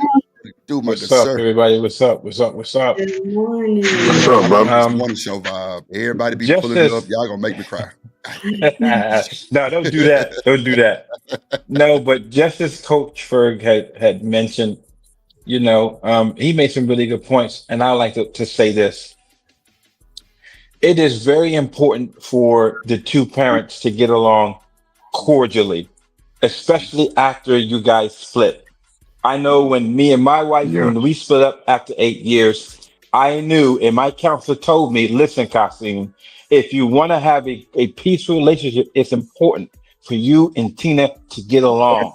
You have to do your part in making sure you're being nice, you're being friendly, you're being sort of accommodating. So it make it much easier for you able to see the kids, but also when you guys want to have different schedules, she's going to be more accommodating. I think a lot of people they forget about that. They forget about being nice to the spouse, taking some Yeah, time out of the game and recovering. And another thing that I learned from my career, um, as you guys know, I'm in upper management, and there were some points where an old manager would be there, and I would take that old manager's place. And they gave me a certain amount of time before I had to stop blaming the old manager. They're like, Kasim, like, you here now. Why are you blaming everything on the old manager when you have all of the resources at your disposal in order to change certain things and change certain behaviors? And that's what I would say. Here in 2025, we have so much information at our fingertips in order for us to improve in various ways. Should really be no excuse for you to, first of all, be carrying those same behaviors because you have access to getting trained and even counseling to help improve your behavior, your actions, and everything else. So I don't necessarily hold I get a short leash when it comes to men, using excuses that they were brought up and raised this way. Mm. But and also, but the thing is, not but Kasim, sometimes the other parent gets so caught up in their greed, because I'm gonna say it's greed, that you're saying, I don't give a damn what you want. You're gonna do what I tell you to do. I've heard so many women tell their daughters that, girl, you got his baby, he has to bow down to you. What you're saying, Kasim, is right. That's the way it should be. But a lot of people are caught up in themselves that they're willing to make you suffer because you walked away from the relationship or etc. Right. And I get that, but you can control how you react to how these people are treating you, right? Right, but No, tyranny. Once you develop a level of consistency, which is what women like and what men like, they'll be able to have a different change of heart of you and treat you differently. But you have to see that level of consistency first, tyranny, right? You just can't be nice one week. No, you got to be nice over and over and over and over again for you to kind of relax and change your behaviors. if what you're So saying was right, not saying it's wrong, that means we would have made the relationship work, right? If we could go off of right. well, you have to have that means we will probably still be together. So Yes. somebody ain't acting accordingly. And now that we split and you got the children, you want to go on this King Kong rant. Every time I see you, you always disrespecting me, calling me bees in front, not me person, I'm saying like you call your person bees in front of the children, or it's just always something negative. And I ain't nobody about to kiss your booty all the time. You want me to play nice to you because you got Right. Go So, ahead. So Kasim, what is I it? have I have a question, right? What's up? And I think I heard you correctly. Okay, so just situational. Me and Turney has a child, right? We split up for whatever reason, right? And she's holding ill feelings towards me, right? But I'm being consistent in wanting to see my child. I'm coming over on weekends. I'm trying to, knock on the door, ring the doorbell, but she's still in her feelings as it pertains to me. How long should I go through that uh trying to be with my child before I say, you know what, it ain't worth the fight right now because we both want a life. And if I'm trying to take care of my business and still fit my child into the, how long should I go through that process because before it's I just say, torture. well, fuck it? It's As torture. long as long Never say as just fuck it. as long as everybody has a certain threshold when it comes to tolerance, pain, and disrespect. Whatever that threshold is to you, then you apply it. I would also have to ask, is this a court appointed child support where the courts are involved, right? Because if the courts are involved, then you can take that step further to go to the courts. My thing is that always maintain your values and your presence. Even if she might not But admire it, it's going to be Kasim, good for you in the long run. Kasim. So I'm gonna throw this in there. We both are 23 years old. We ain't really had no examples on what it takes to be good parents. We learning on the go. So how? And listen, preferably if we can make it work without the courts being involved, that would be great. Right. However, even in going to court, I'm looking to spend money that I don't even have that I could take put towards my child, and the court is going to take $10,000 or $15,000 just for me to have a relationship with my child. So how am I supposed to navigate that being a young man?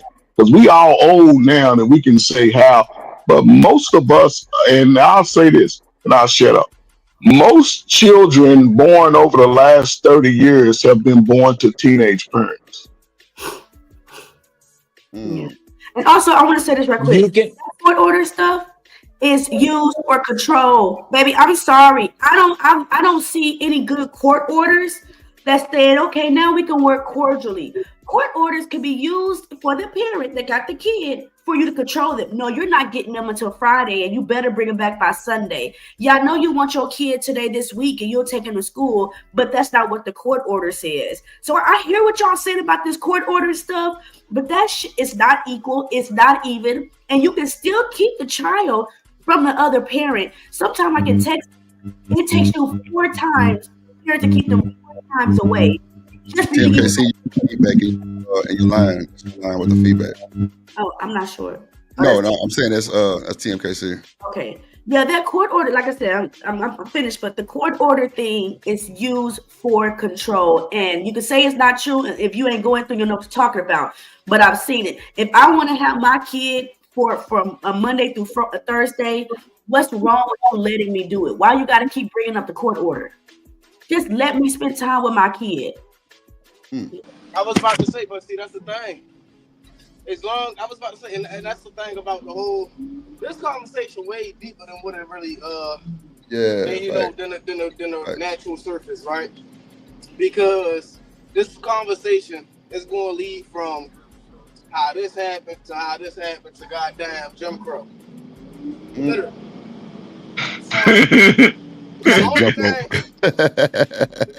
The only thing that we can really do is the people for real understand where we went wrong as far as even allowing ourselves to even be tricked into allowing the court system to even have anything to do or anything to say when it involves our kids, when it doesn't pertain to their safety, it pertains to their living situations and stuff like that. We gave the courts way too much power. Right. So until we start realizing that, that the courts ain't gonna do nothing but destroy your family, regardless if you think that it's gonna work or not, it ain't gonna do nothing but destroy you. You feel what I'm saying? Unless that person is abusing you to the point to where as though you need you feel what I'm saying, to keep this person away from you or something like that, there's no reason if that man is working, you feel what I'm saying, if that man or if that female, you feel what I'm saying, a decent person to where as though they can't have their kids. Everybody deserves to know their times. Yeah. And let's just be honest, man. It's a small number of people that actually go through domestic violence, right? It's not a large number. Now, if you consider me and Turney getting into an argument and she calling me a punk or weak and I calling her a B, then yeah, she abused me first. I just, you know what I'm saying? People take it and compartmentalize it how they want. But again, who's stuck in the middle? Our slow ass son looking up at both of us, our slow ass daughter looking up at both of us, and we both get so caught up in what we want instead of looking at our big pictures. So, and nobody wants to admit that they struggling with the child. So it's Turney's fault. It ain't my fault. Right. It's Turney's fault. And Shirley gonna be like, no, it's Ferg's fault. He did this to me. But again, and now we but when you come to a realization as an adult is when you have to take the measures to be better. Because what me and Turney are both doing, we're both blocking our blessings for the future and we're hindering our own child's blessing for the future because now they're only going to get one message: men ain't shit, women ain't shit. And And then But imagine, when reality, I'm sorry, go ahead. no. Go I ahead, apologize. Ferg. Finish. I Go was ahead, just gonna Ferg. say, imagine telling your son your mama ain't shit, and we know how y'all love y'all mothers. So imagine growing up hearing that. Are you gonna be a good after constantly hearing that your mama ain't shit? Your mama ain't shit. I don't think so. I'm about to say, see, a But lot of people don't Turney, it goes understand. both ways though. That's You're what I'm right. Most saying. fathers Hold on. don't speak to that way about to their children. Most fathers try. Let me say this: a man who's a man, he's not really going to put anything on the mother.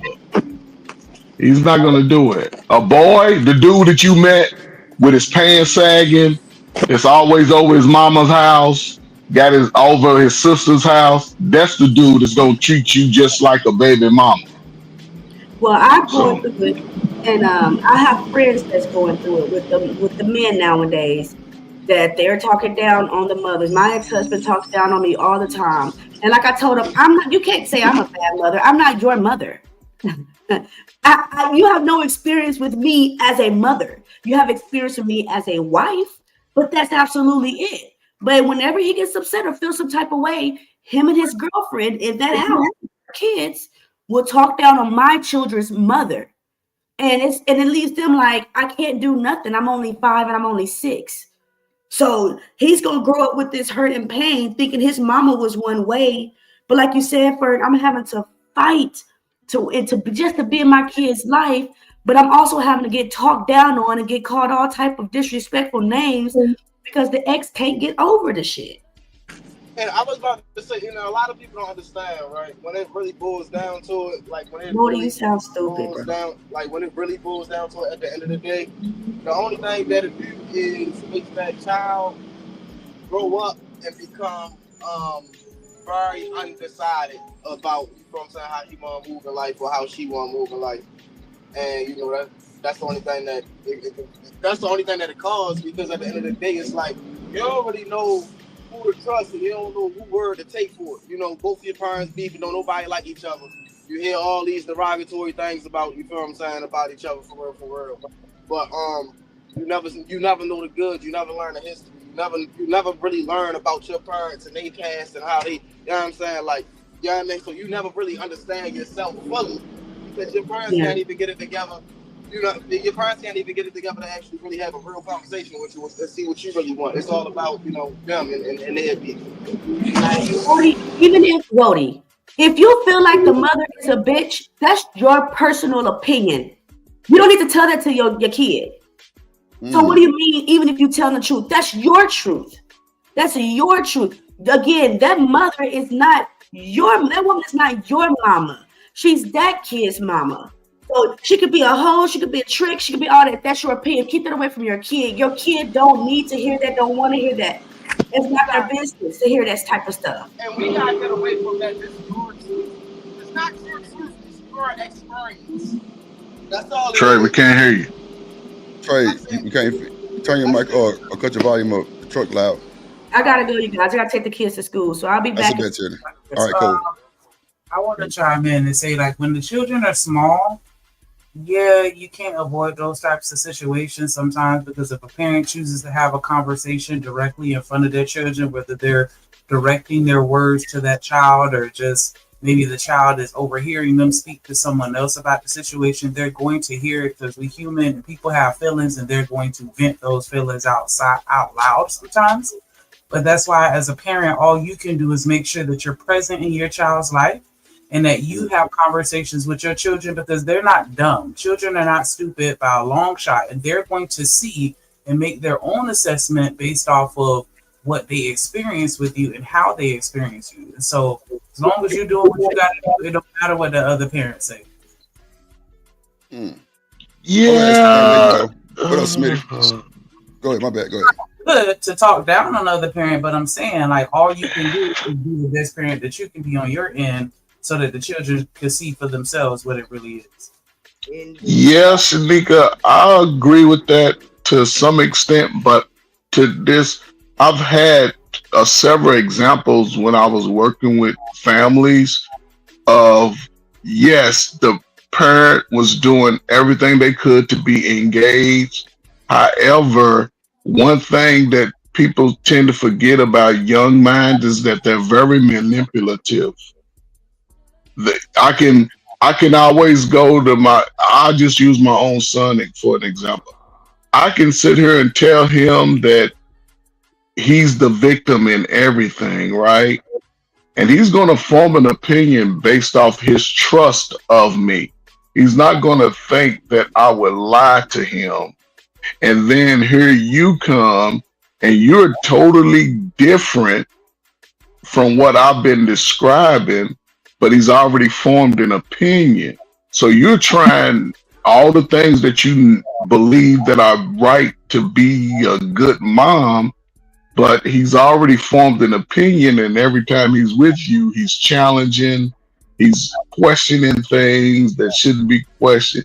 He's having some behavior problems, and you know what I'm saying, not doing everything that you're supposed to do because I have already trained his mind to think a certain way about you. Now, as he gets older, he realized that I ain't shit, then you may see a change. But by that time, a lot of the damage is already done, especially in our community. A lot of people are harboring shit that you can go back 10, 15, 20 years about their parents that they heard from somebody else. So it's a sticky situation.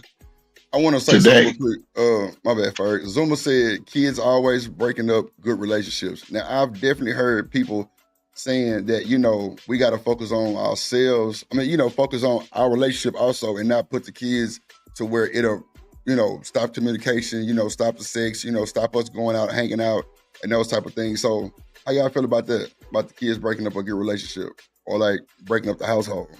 That's on you. I feel like that's on the whoever had a kid or whoever. That's on you. Because at the end of the day, right? Broke, got money, any of that, right? With a child and have a child, you know what I'm saying? Happiness is what you make it. And everybody know this because when you around a child and you down, man, they just be laughing, running around, you feel what I'm saying? Just carefree. You don't even, you feel what I'm saying? Like, you just naturally smile because of what's going on in their head and their imagination. The thing is, after people had kids, they lose their imagination. They lose all hope. They lose all, and that's their problem. That's a personal problem. They ain't got nothing to do with the goddamn children. Okay. Mm-hmm. Y'all want to speak on Drip. that? What up? I'll be Walter. Drip. Good morning. Go ahead. You have a child. Okay. You meet a woman who has children, right? Or what do you hear out loud? I don't need a man to come in and be a father to my children, right? Okay. The children know this. The children know these. They know children, like Tanika said, children are not dumb. They see the separation. That's true. Me and you, listen, you and the woman got a relationship. That's one relationship. The woman has a relationship with us children. That's two relationships. And you have a relationship with the children or lack thereof. That's three relationships in trying to make it in one household. It's not going to work. I have to be able to say, hey, little slow ass kid, don't do that shit. And I don't have to wait till you get home. My father didn't wait for my mother to tell him shit about how to deal with me. When he was going to get at me, my mama just used to say, don't kill it. That was her words. And she'd go on and do what she had to do. And I got dealt with by my father. Like I said, my father with me one time, but that one time changed my life. He ain't had to do it again. But what would it have been like if my mother would have said, don't whoop him. Don't do that to him. You is so cruel to him. Man, my daddy would cuss me out, cuss my friends out, cuss their mama out, cuss their daddy out. And guess what? All of them loved and respected him to his death because he never wavered treating us as people.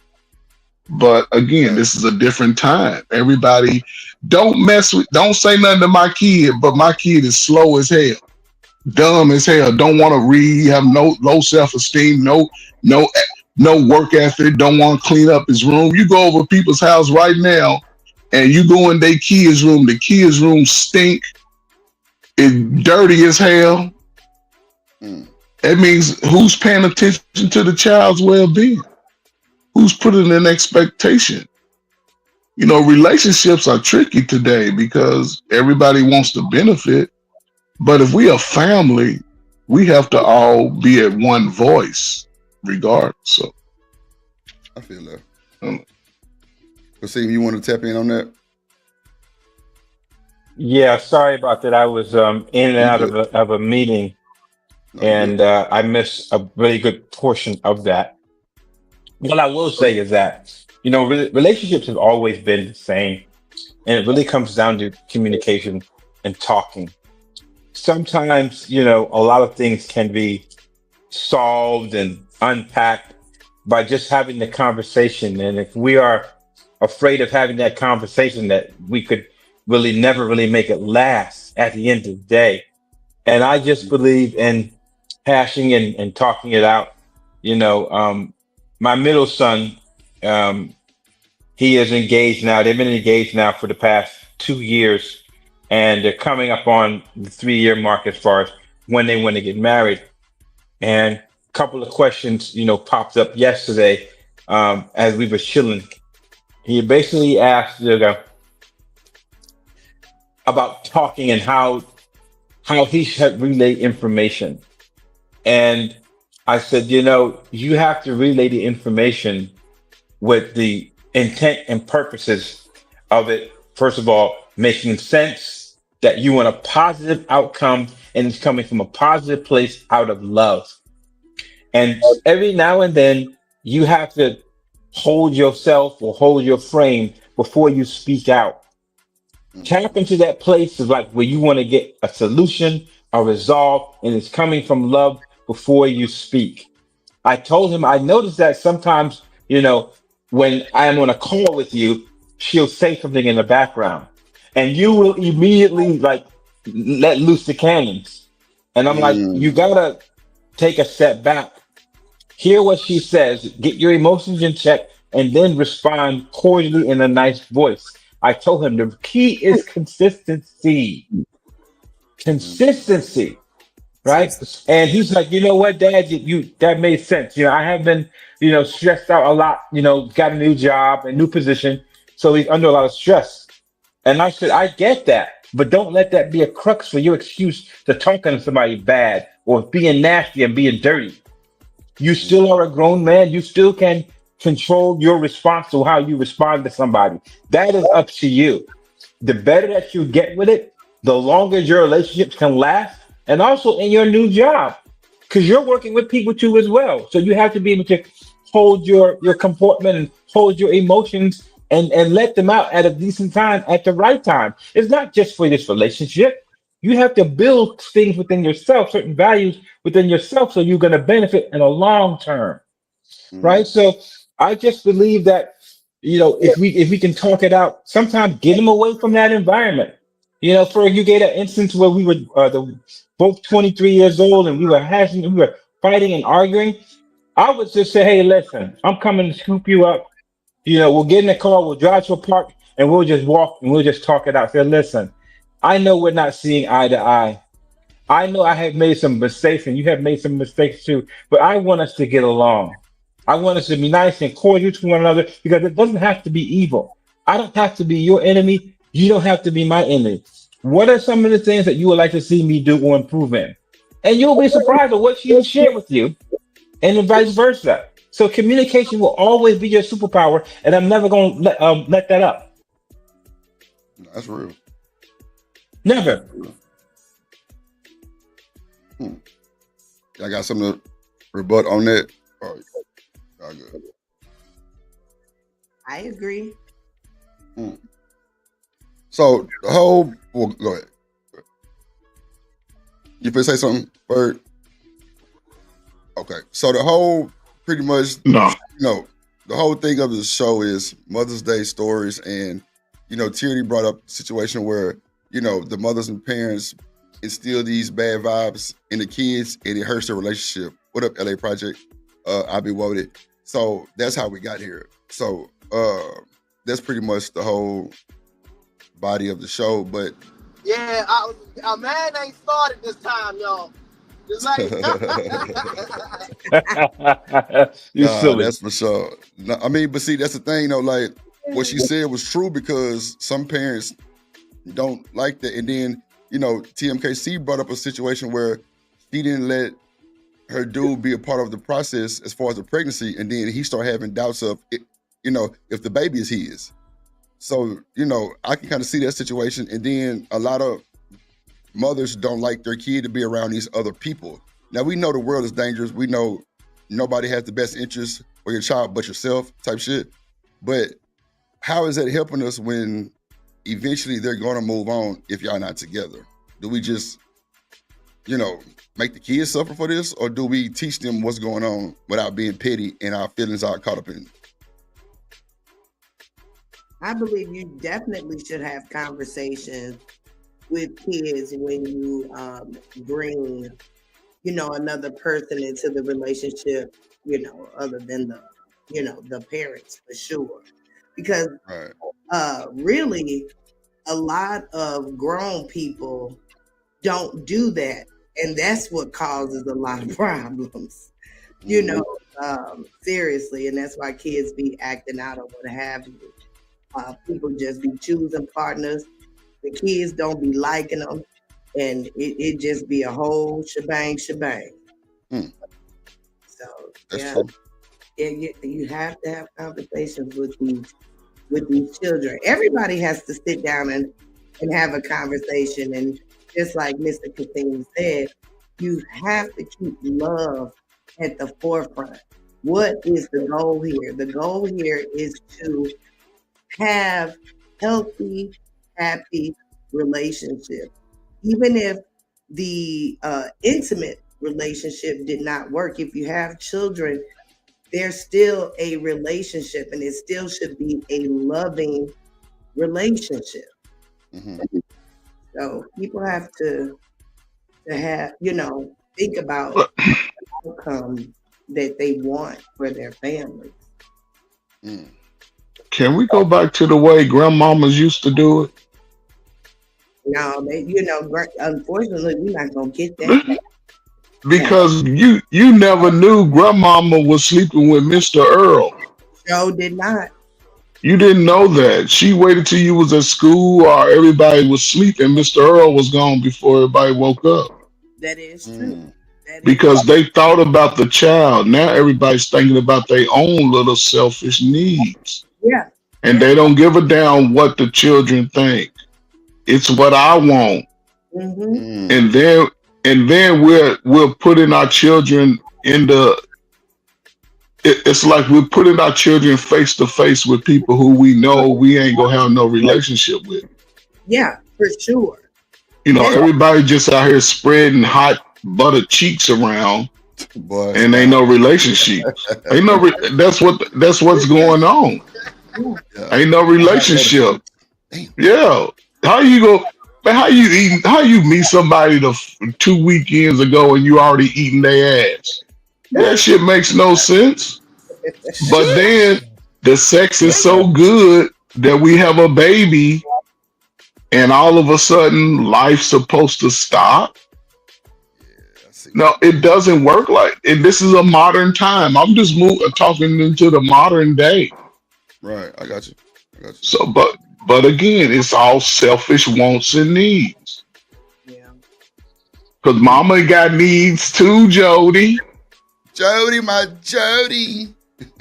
So, I mean, it's just unfortunate, but that salute to the cracker. That is true, Mr. Rooster. We do operate off stability. So, Ms. Joy, how does that conversation go? But stability equals love, baby. That's real. So, Ms. Joy, how does that conversation go when talking to your kids about the other parent and, me and your dad's not together, but he has another woman over there? Like, is that more damaging to have the conversation?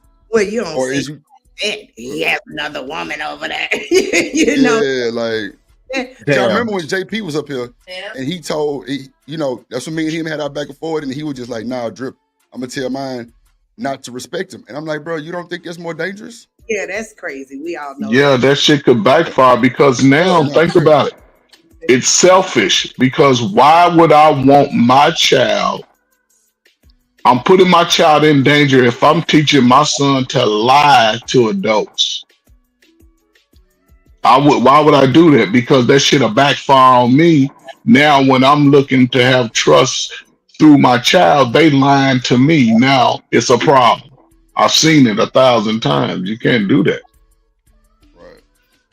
Because most niggas are visualizing the fact that they woman is headboarding another nigga. That's when they get caught up in the shit, and vice versa. She know how Tyrone was putting it down to her. Now he over her putting it down to somebody else. Hell no, nobody want to visualize that shit. Yeah. Yeah, you gotta. They know. Oh, Shit. Yeah, you're right, Coach Ferg. That does come a point where, especially if the woman has the child and, you know, as just like you said, she has needs and wants and, I would think that most women would be a little bit more cautious in who they bring their child around. yeah. I've known some women to like, meet it at the guy's house or somewhere else and would never bring the child around that guy if he didn't show enough principles and values and character to be in a long-term relationship or for him to, you know, have the scruples to be around that kid. I've known plenty of women like that who, been dating this guy for 6, 7 months and the guy has never even seen the child. He knows that she has a child, but she is just, testing him and seeing his values and morals and his consistency to say like, okay, now you are worthy to be introduced to my child because I see something in a relationship that's going on, that can be taken from this to have a good relationship. So I have seen that. Oh yeah, and hopefully most women are operating that way. I know Yeah, that. I would hope so. Yeah, I would hope so. I know a lot doesn't. I've seen in my own family, where women have brought men in their children's lives like a revolving door. It is Mhm. insane. It is totally insane. And I'm like, why do you continue to do that? It's just like you don't understand what you're doing to the kid. So yeah, I would hope. But most people won't even be real about what it is that they really like. If people just be, in both men and women, listen, they like sex Yeah. and just hold it at that. But again, does the child have a choice? How do you think most people would react if they saw how their parents was moving with the opposite sex, reckless, like, and a 13-year-old, because 13-year-olds know, I say 11, they know everything, they see everything. Mama, you moving like a hoe. Daddy, you moving like a hoe. How do you think most parents will react to their child? Oh, you don't know what you talking about. Shut your little slow ass up. Get your ass on out of here. Then the child walk away with a case of low self-esteem that I ain't shit because my mama and daddy selling me I ain't shit. So how you think they gonna grow up? They gonna have worse behaviors. They gonna do Hold on, worse y'all. shit. So Hold on, bro. Let me bring up somebody real quick.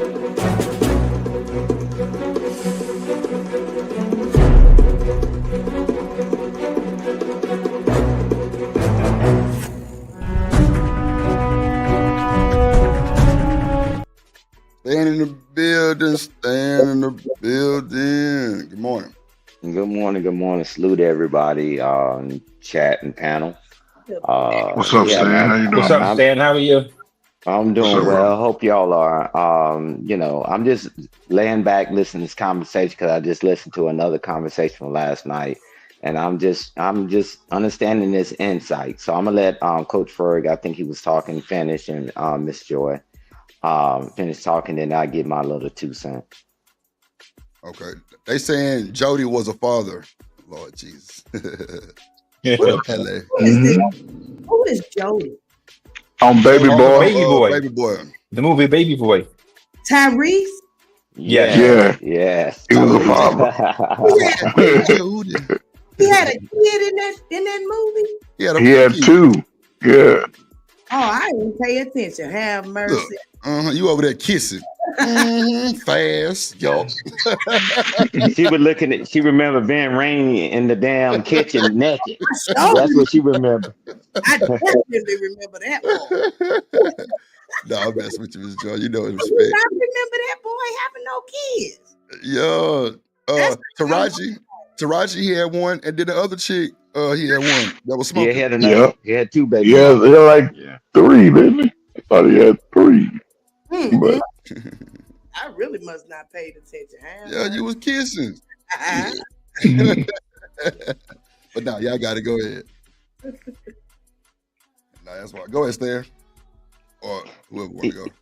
Yeah, but I'll just say this quickly, right? This is like the craziest thing on the planet to me, right? I'm listening to all this morality and all this stuff. I remember growing up, and I go visit some of my friends growing up, and they had so many uncles that only showed up at the houses when their father was at work. Cool. They did what, Stan? They had so many uncles that showed up at the house when the father was at work. Ooh. While the kids was there? Yeah, there was the Oh, uncle. shit. And they would always I go get straight you. in the back room. Yeah. Oh, shit. A lot of I seen moms do that back in the day too. So Mm. women are something else. I teach my boys, that all the time. You have to be very careful because we are a some else species, baby. You never can put anything past a woman. Do you hear me? Could you say it louder for the people in the back? You cannot put nothing past a woman. Thank you. That's what my mama told me when I was 15. And I tell my boys that now, I'm a woman, and I'm speaking from experience. Yeah, but I want to address what Kasim said earlier too. Is that you have to have a relationship with the mother of your children, right? I don't care what you have to do. Have at least a cordial relationship with the mother of your children if you don't work out, right? Because you run into a whole host of freaking issues if you don't. And I was listening to a panel, and this woman, young lady was saying, "Oh yeah, the court orders and all that, and you putting the man in your business. I'm gonna help you out about the business, right?"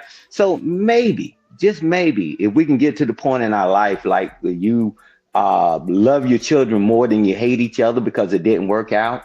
2, how about set up a parental agreement, which costs you pennies on the dollar? You write it down. Both of you two slow people can write it down. And then y'all agree to it and get it notarized and put it in front of the judge. The judge will honor it. But a lot of times when people go to court, the courts figure it out because you didn't do it. There's always to stick it to someone, right? And nobody cares about their children, right? And I'll tell you this, right? So now all of a sudden Dr. Umar came back up on the scene, right? And I'm like, okay, he wasn't there, this and that. Well, they don't remember when he said that when he was going to marry the woman, but her mom got involved. And then she said that he assaulted her. He had to go to court, and the judge threw it out because he saw the makeup on her face and saw that she was perpetrating a fraud. So if he would have got caught up then, he wouldn't have his doctoral, right? People don't understand what people go through. Man, you can't get if anybody getting these degrees and these certain professions, man, you can't have domestic violence. You can't have SA on your report card. So what was he supposed to do?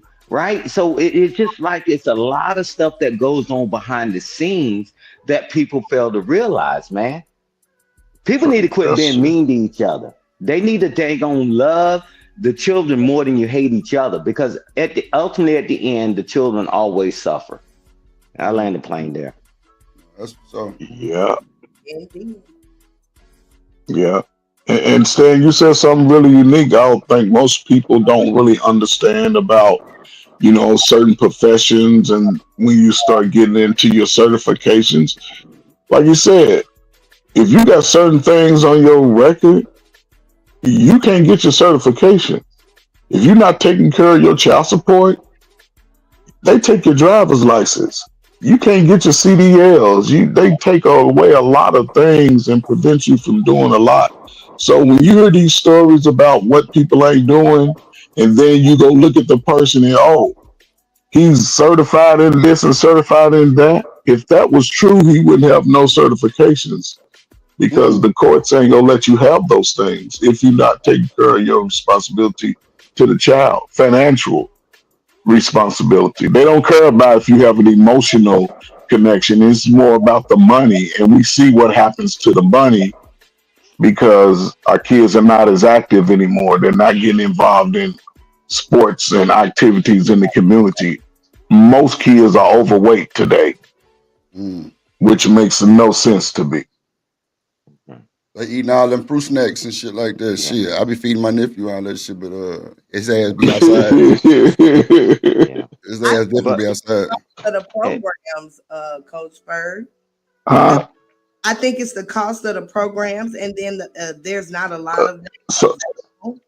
So Miss Joy, how much does it cost for me and you to pack up a little lunch for our slow kid and take him to the park, and I teach him how to get on the monkey bars, and you teach him how to slide down the slide? It costs $3, a loaf of bread and some dry ass bologna.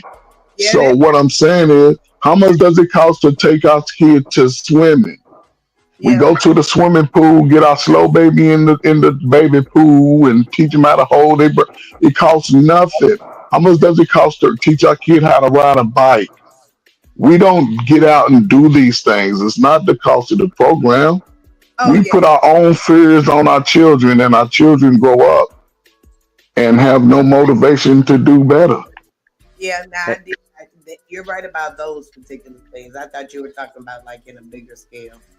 Hey, but I'm gonna tell you this scale real quick, Coach Ferg. Real quick. This is crazy, right? Most people got stairs at their home, right? Whether it's just outside or in their home.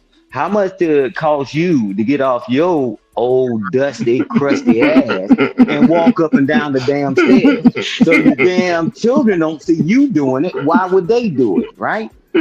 Man, we are our own worst enemy. One thing that I love about God, no matter what we get dealt with, man, he puts it right in front of us. He taught us that we can walk, right? You can walk around your neighborhood. If you're scared of your own neighborhood, you got stairs in your front yard or you got stairs in your house. Go up and down the damn stairs. Get active. Well, that's why your children ain't active, because you ain't active. And the programs, I'm like, wow. And then, now, hey, Coach Ferg, I mean, it's been years ago, right? But then they said physical education in school is optional. Oh, Coach Ferg, man, they hit us with the head trick. They already took the trades away from us, and then they made physical education. They made it optional. Wow, I didn't know that. Yeah. At one point, when I was in the schools, they took out recess. Yeah, the recess is obsolete. Thank you. Thank you, Coach Ferg. But kids need to get out and burn their energy. It's part of the DNA.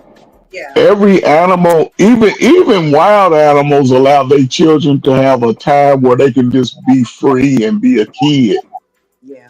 We try to put all our structure, our lack of structure, on our kids. We don't want our kids to move and say shit, but we out gyrating and twerking and twisting all on the video camera. It just makes no sense. Coach, the elementary schools here in Vegas, they look like prison.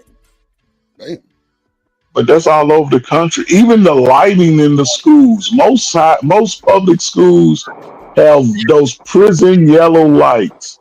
Most high-end schools where people pay taxes have blue lights. It's all mood altering lights. It's everything, but people don't pay attention to it. Yeah, it's insane. It's really insane. They look exact, because I've been to a few jails, so I know how they look. and going into my nephew's school, I say, well, I be doggone. This just like going to one of them doggone federal penitentiaries. Exactly. They had what, metal detectors and shit? No, not necessarily Nah. metal detectors, but they got like doors and stops where you have to be clicked in from here to there. You know what I'm saying? It's Like a hospital. they're controlling your motion, and it's very limited. You get to a space, you got to be clicked in. You get to another space, you got to be clicked in. And that's how they do in jail. You go from one part, then another part. Then it's weird. Hey, Coach Berg, you know what's funny, and this is not a conspiracy, right? But this is the thing. It's amazing, right? That America has always been good with population control, right? Because quite naturally, we can't line people up and gun them down like they do in other countries. So they took all the exercises away, gave you the most unhealthiest food to eat, and you blank out. You be hard pressed how many people standing beside them that have hypertension, diabetes, and all these health issues, right? Man, when all this stuff is preventable, right? So you would think that a country as advanced as we are, right? That they should be promoting, putting money towards exercising and all this and eating healthier, right? It does take the eating healthy out of it, because the other people, man, they was eating all kind of stuff, but they would exercise, right? We got to start getting back active. We got to start moving around more. We spend more time sitting on YouTube, because when I'm on YouTube, a lot of times, man, I'm standing up or I'm get on my treadmill and I'm moving around, right? But most people, man, they're not doing any of that, man. But America knows this. That healthcare, and I'm gonna tell y'all what's going to happen to your healthcare, is that now they're going to make where the insurance company no longer have to cover you. You know, it's mandatory now, no matter what your illness is, they got to cover you. They're going to take that away because it's costing them more money. So keep getting unhealthy, and we're gonna see how this game plays out. And there's nothing you can do about it. So how we get from talking about mamas and kids? We talking about I'm over here mamas doing and something in kids. the background. I'm sorry. No, we talking I'm over here about doing something. mamas. We talking about parents got to get our children back involved. It's up to the parents to get our children active. That's how we got it at, Drip. Oh, okay. I'm over here doing It's up something in the to back. I'm listening. I'm yeah, like, it's up to the how the hell we parents get to here? get active. It's up to the parents to get active, bro. Right. It's up to the parents to get active to teach your children. So what about parents instilling negative thoughts about the other parent? That, like, because you know how, like, moms and dads split up and they go to the other side and they have their kids around these women, and then the other party starts acting real funny, and I don't want them around in my baby. It causing problems. Is that something that could be fixed in the future, or how can we get past that? Yeah, we gotta fix it. We gotta fix it, Drip, because we seeing the negative results now. Because now those children that was taught that, then they have children, they teach their children the same thing. We gotta fix it. This is not optional. We have to. Right. Put your own go feelings aside. Put your own feelings aside. Put the kids at the forefront. So that's easy to say, Miss Joy, because I got partners that's going through that, and it be a hellhole. I ain't going to hold you. Well, that means they not putting the kids at the forefront. If it's a hellhole, it's because the adults are making it the hellhole. Right. You know what I'm saying? The adults have to sit down, stop, think about what they're doing, and reset. You know what I'm saying? They got to be more than they got to think about it as them. They gotta love the children more than they hate each other. Right. This shit sound good, but it's a lot of folks falling real down down that rabbit hole. Go ahead, Ferg. No, because Drill, okay, Stan, maybe when you was in school also. When I was in school, Drill, especially high school, we had classes that sort of, even because parents teaching children about sex is taboo in the Black community. Okay. You don't hear your parents talking about the dangers of sex, the importance of sex, how to navigate through that whole thing. We learn that shit on the fly. Our parents only come in if we get pregnant or we got somebody pregnant. What the fuck you out here doing? It ain't about listen. These are the Exactly. dangers that if you have unprotected sex, you could have a child, you could catch a very bad disease. When I was in high school, they used to show us videos of what could happen if you ain't protecting yourself. And you'd be like, oh my God. So again, at least if you didn't get it from your parent, they had these things set up in school.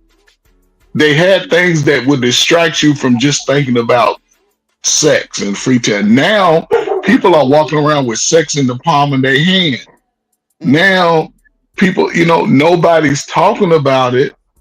And then our daughters are having children as teenagers, and everybody's saying, oh, it's okay. And soon as you tell a child it's okay, guess what? They're going to have another child and another child, even young men. I had a boy 14 tell me he was addicted to porn. How in the hell you 14 addicted to porn? Corn, Ferg, corn. See, Oh, I'm sorry, but how can you be addicted to that at 14? You ain't out active riding your bike, playing ball, running around, but you addicted to something like that? He told me, my uncle introduced it to me. Family members will destroy your own kid and you don't even know how they pick this shit up. You just have to deal with it like, where you get all this? Somebody close to you and your child put that in their head. And nobody's talking about it until after the fact. Today's child, and I'm going to say this, I'm going to shut up. Today's child, with all this information being thrown at them, it would behoove anybody to spend 15, 20 minutes a day and talking about real life shit, not all this feeling shit. right. How can you, this is a situation, how can you navigate through it? And a young person go give their little slotted version of it. And me as an adult, I have to say, okay, yes, part of that can be true, but also there's other variables that you have to think about. And I can't just do that one time. I got a good looking son. I asked my, and I'll say, okay, here's the last thing. I asked my father one time when I was 17. I was like, man, why you didn't talk to me about sex? You know what he told me? He said, what the hell could I have told you about sex with your little high yellow ass got girls grabbing all on you and you get some and everything I tell you, you ain't gonna do none of that shit. I thought about it. I said, you right, because I've been having sex for a long time and I ain't never thought about shit you told me when she was taking down her panties and I was running up on it.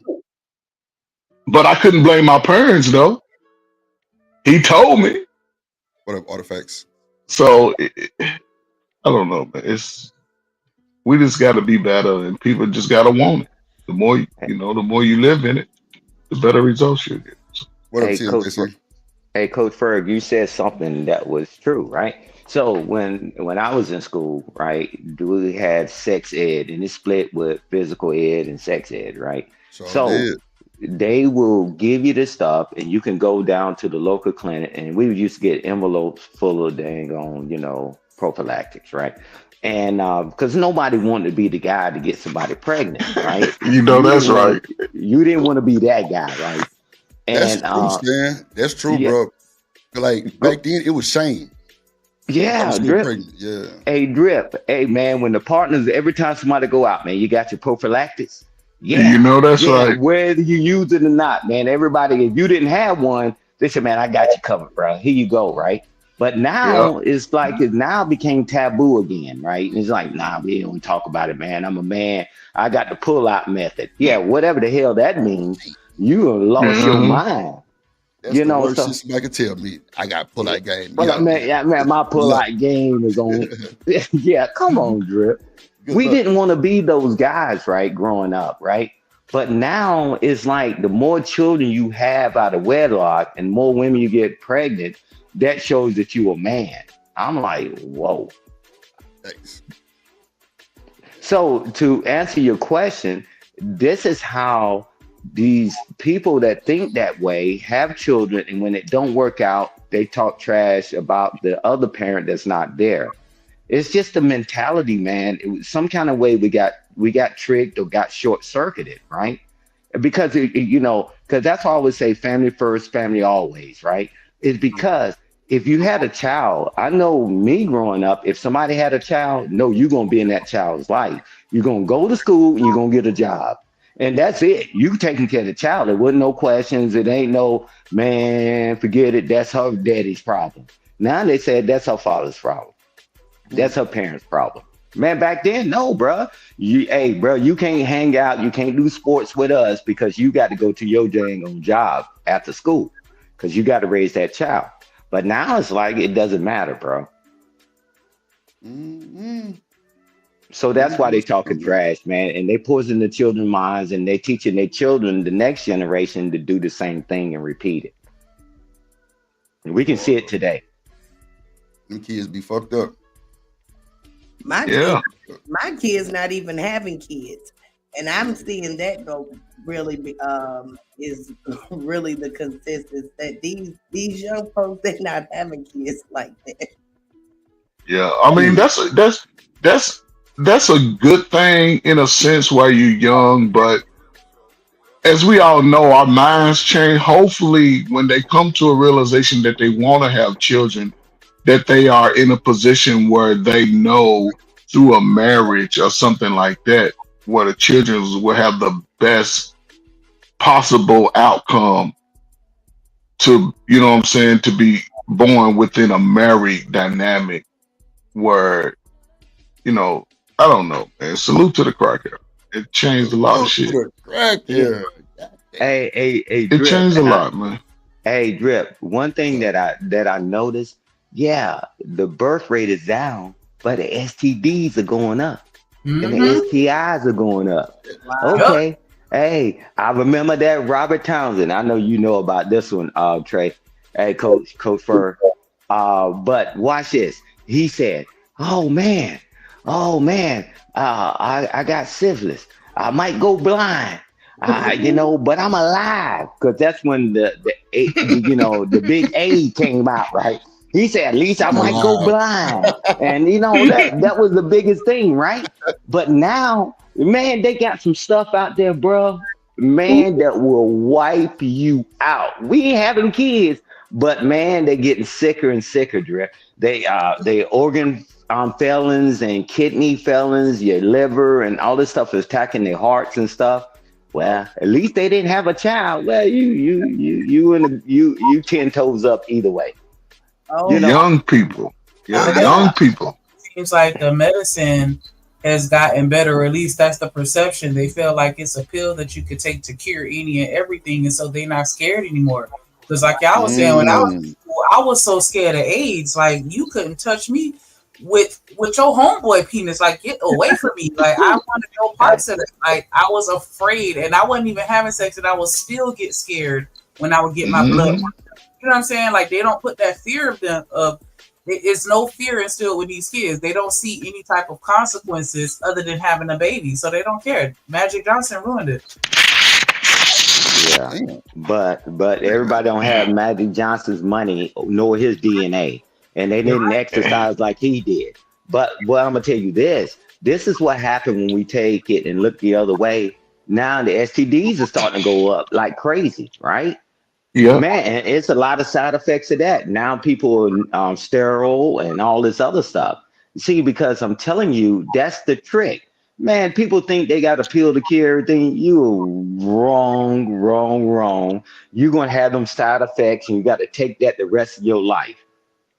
And then you wonder why you get the big C, right? And you wonder why your organs start to fail. Because they not telling you that those pills you taking is shutting down everything else and it's cutting your life expectancy down, right?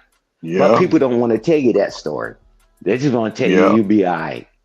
You be all right. It's a lie. yeah. Because poor people ain't getting those remedies. We ain't getting those remedies. We just getting the placebo treatments. We're not getting the cure for that stuff. And they know this. So again, it would behoove us to at least give our children a better shot at the future. But who's willing to be different today?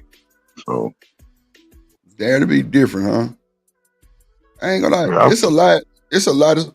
It's a lot of responsibility being a parent. Clearly, even with me, with my nephew, like it's a lot of responsibility because, like, I mean, I can say that I try to be in tune with every, little grunt, cry, moan, whatever. But it go way deeper than that. Like, kids seeing their friends go through stuff can hurt them. Like, it's a lot. It's a lot of bad influence and it's a lot of positive influence. I mean, is there any way we can keep our kids in a more positive environment? I mean, because paging them ain't gonna do nothing but make them more socially awkward. It's funny because I remember one time I went to my OBGYN and there was this guy in there and he was talking our ears off. And he was like, it seems like nowadays the best way to keep your children from being exposed to the foolishness is to, during the initial years, before they get exposed to the world and start elementary school, keep that TV off, keep them devices off, and you control the narrative of what your children need to learn with regards to just those initial life skills that they get between ages of birth to 5. Like, you have to be way more involved and stay away from the TV. And that's So it's a it. device. It's a device, Shanika. Yeah, because a lot of parents nowadays, they just throw a tablet in front of their kids and then they go on back to, being on their phone or whatever it was that they were doing because they don't feel like, being involved with their children.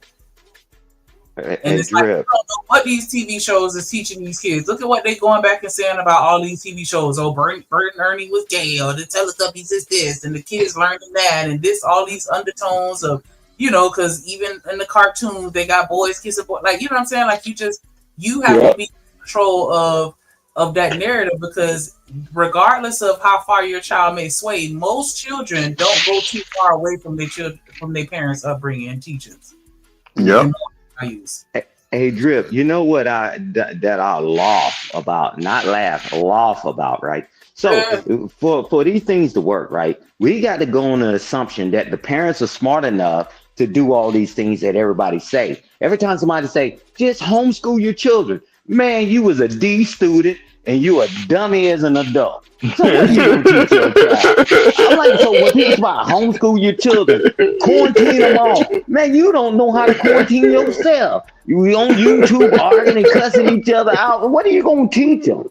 Right? So I say the answer is, Drip, to the whole thing, right? Is that parents got to care enough and educate themselves so they can train their children. I listen to these parents come out, well, shoot, what they teaching in school is bad. And I'm like, okay, cool. I'm just homeschool the child. Man, you was a D student barely. And you were borderline, you was really an F student, but they wanted to pass you to the next grade. So what are you gonna teach your child? Man, they done changed the math. My youngest daughter, she's an educator, right? She got a master's and all that. And the math that they're teaching them children now, bro, they ain't the same damn math. All this stuff has changed. If you tell me all these slow people talk about I'm gonna homeschool my child, don't worry about it. When the big cough happened, you saw that them parents that was at home with them children got dumber. So when the parents talk this nonsense, I've said, man, who you lying to? Who are you lying to? Shanika is educated. She can probably pull it off. But the majority of these people, man, y'all stop lying to yourself. You're going to put your children in a further deficit. Yeah. So stop lying. That's true. Everybody got smart just homeschool your children. I'm like, sure. Yeah, man, that's not the answer. Yeah. I mean, what you saying is facts, man, because I was in the school during COVID. I started working at a high school in Indianapolis, right before COVID kicked off. I started working there, and then when we went back to school, right, a lot of those scores dropped 15-20% because nobody was engaging with the kids when they was at home. Nobody was reinforcing the learning process. So over the last 4 years, well, I'll say since that time, even colleges have lowered their admission standards. You no longer have to write a admission statement.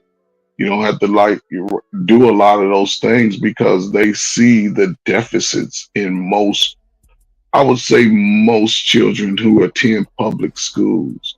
Because again, we are the modern era of people. But from my understanding, when I go back and look at uh, report, I would like to have everybody pull their high school report card to see where people stand. Because everybody on YouTube is smart as hell and make Tell them, Vern. $100,000. But Stan, like you said, how in the hell am I gonna make $100,000 and I graduated high school with all D's? Right. It don't add up because you had to go get a job doing something, and a D ain't operating on nobody. A D student ain't pulling up at the science table at the operating table. Their ass is at Walmart, Taco Bell, Amazon. So. Wait a minute. Hey. What's wrong with Amazon? Look, you gotta stop.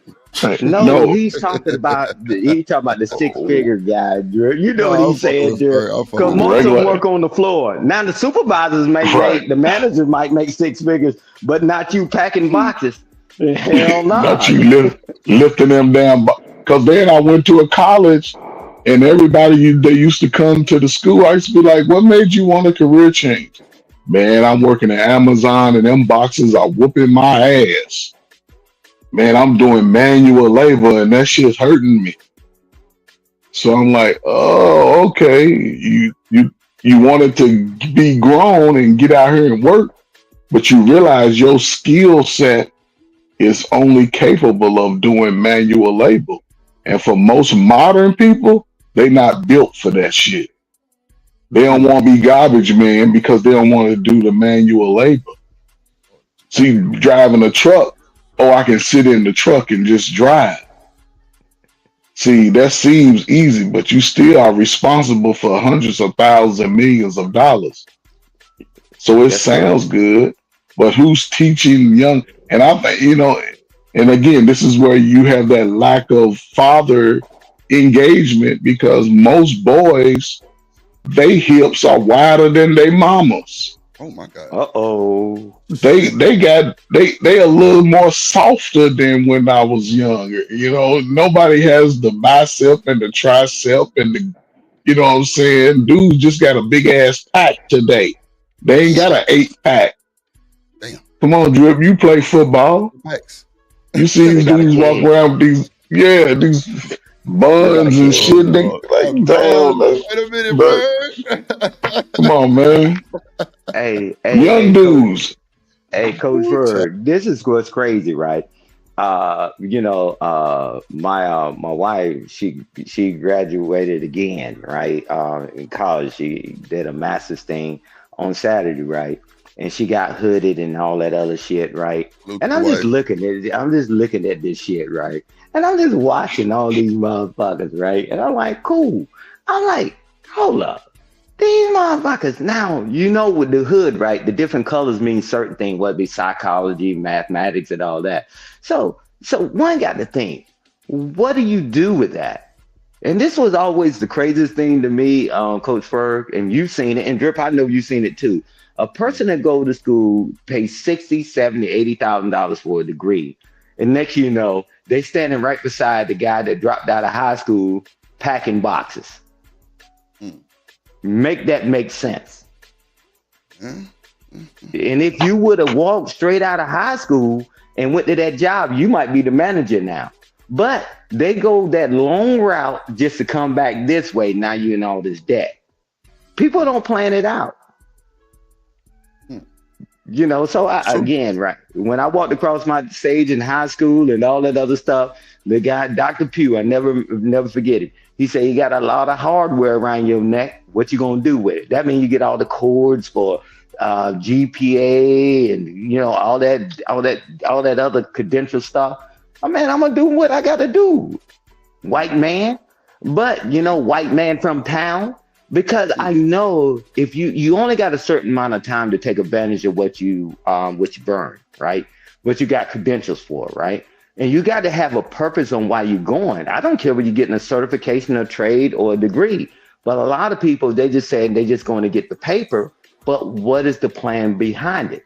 Because Coach Ferg can get people to make the money that people that got a degree in just by getting out of high school. And Coach Ferg sent them to a school for 6 months, and they make the same amount of money you make it, and you $70,000 in debt. We just need to be able to work together as a community, and let's go do what we're good at, right? And stop all that high signing, man, because that high signing just gets you in more debt, man. That's all it does. That's true. I learned to play with this one. Man, when my children were growing up, man, I exposed them to all the stethoscopes, microscopes, electrical stuff, and all that. And I was trying to figure out what they was good at. I whatever it was good at, that's what I supported them, right? Because what I'm good at don't necessarily mean that's what they're going to be good at. And I support them now. They got degrees and they're doing their things and they're thriving in life. Man, you don't have to do my thing to be my friend, but I don't want you wasting time, because time is what we need, what we don't have. That's the luxury we don't have, right? So, I mean, again, man, I saw all them people, man, all them jokers graduating. I was like, cool, man. I was just there for mama and whatever, right? Because she sacrificed for the family while I was running around this damn country and all this other stuff. And she's doing it again and again. I'm like, cool, you live your life, do your thing. But at the end of the day, she got a purpose, and she's purpose driven with it. Man, I ain't in throwing good money after bad money. We just got to get it together. And I landed there. I agree. We got to get it together. So, anybody got other feedback on that? No, I'm just gonna ask Stan the question. Stan, you remember when they started busing us, right? Talking about busing like what? On the bus? Stan, no, when they started when they started busing us out of our community, out of our neighborhood schools, and start sending us to other schools across the counties or whatever. Remember that time? Yeah, I was really. What was that like? I remember Like 75, 76, something like I that. was still a Somewhere in kid. that time. Yeah, Right, but right, they did it for the money. right. But what was going on is everywhere. Okay, so Drip, there was a time when African Americans went to the school in their neighborhood. It's like all the African Americans in those neighborhoods went to black schools. Okay. So you had the best athletes. We was whooping their ass and everything, because Right. everybody that can play football went to one school, basketball went to one school, Exactly. even on the field. So what they had to do is they had to split us up. And me and you could be living in the same neighborhood on the same street, but you live across the street. So they So sent you you go to to that another school school. and send me to Right. another one. Right. And then we live in, and we play together across the street every day, but that's how they did it. They sectioned it out, right? So they wanted to sort of level the playing field, right? And since that time, before busing, most of your teachers were black. Principal black, janitor black, all your teachers were black. And they had a vested interest in you, because guess what? They went to the same church as your mama and your grandmama. They live in the neighborhood. So you could see them at the grocery store or walking around the block. So they could have a direct connection to your parent. And everybody had an expectation for you to be better. Once they started busing, now instead of you 3 blocks away, now you 8 miles away. So your parent can't get to you. All your teachers are white. I had teachers tell me in the 7th grade that I wasn't gonna be shit just because they said something to me and I said something back. Now, if I would have told my mama, she probably came up there and slapped the shit out of her. But I was like, okay, fuck you. And I said something crazy. But I moved, you know what I'm saying? I didn't let it get me caught up in that bullshit. It just put a determination in me, like, you know what? I'm gonna prove these motherfuckers wrong. I'm gonna be better than what my condition is. And I think most of us in that time, we knew that our condition was temporary.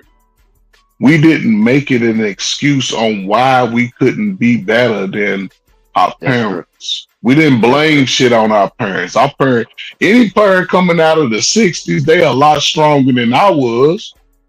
They had to do certain, they couldn't do certain shit that I could do. You know what I'm saying? But so now I hear a lot of this blaming on my parents didn't teach me. Somebody taught you that shit. You just wasn't paying attention. Then when you was needed to call up on it, now that's a problem for you, but you put it off on somebody else. And anybody that lives in a growth mindset, you have to be responsible for that time when it comes in your life and just try to be better. It ain't about right or wrong. Just you didn't know, now you know, move accordingly. If you still trying to move like you was moving, if I'm trying to move like I did when I was 30, I'm a damn fool. I can only do what my body allows me to do, but also my mind has to continue to grow so I can avoid certain shit that I ran into when I was younger. But Right. Hey, Coach Ferg, I got a good example. When you talk about neighborhood stuff, right? Miss Grandison, right? She taught all 12th grade classes. I was in 11th grade AP English class, right? And that was back in the day when they just would cuss. She said, "Let me tell you, you black motherfuckers, you ain't playing around in here. You're gonna get your shit together, and you're gonna learn, and you're gonna do this." And she even pulled money out of her own pocket and gave us advanced stuff and all this other stuff.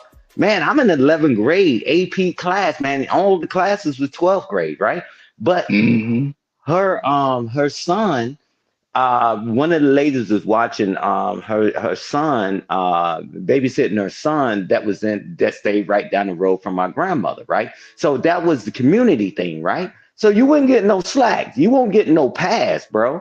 Hey man, you come out, I'm black, and and they against this and all that, man. It was that man, that family, that community, man, that was the thriving point behind me, because I never wanted to let my parents down, man. I never did. My name meant everything to me, and who I am, right? I knew what I was born into. And I got Jones from the other people. You make good grades. Right. Like that's a joke and an insult to me. Can I copy off your paper first thing in the morning? Can I copy off your paper? Absolutely not, right? So it was about that community thing, man. Miss Granson, man, she didn't play. My AP biology teacher, Mr. Cameron, he didn't play. My dang on my math teacher. Man, that joker, man, Mr. Bush, Vietnam vet, that joker was cuckoo for Cocoa Puffs. He had a kid in play. He did not play. They didn't let us slip. They didn't give a damn. You gonna get it. And I was like, whoa. But that was us. And they's like, nah, man, shoot, this is what you got to do. Yes. Because they understood that we're gonna have to step in their place one day. So they ain't let us coward. They ain't let us get weak. They ain't let these adversities happening. Now everybody blaming the generation before them. You take accountability. Well, I'm going to tell you one thing about accountability. I don't give a damn whether you take accountability or not. I'm still in this damn situation. How do we figure it out? How do we figure it out? Y'all old heads. Don't worry about it. I'll be the old head. Thank God for allowing me to get this far. And I don't know how I made it this far. But I'm telling you, other than the grace of God, you can't get 2 bites of the apple. Choose a struggle that the old heads didn't teach you anything. And now y'all say y'all the smartest people on the planet. So which one is it? Are y'all the smartest people on the planet? And y'all are failing because of your own demise, or the old heads didn't teach you. Choose a struggle. And you through. I land the plane there. Get off your ass and stop the crying and whining. I'm telling you, the cavalry is not coming to save you. We all we got, we all we need. The cavalry is not coming to save us. So I don't know what we're waiting for to come to save us. Daughter's crying and whining. Cool. What happens after that? You're still stuck. You're still raising these damn children that's degenerate, that's on anxiety medication, scared of their own shadow, doubting themselves. Yeah. Come on, man. We got to do better. See, Stan, that's why I don't like about you old niggas, because you old niggas think it's so easy to be better when it is too hard.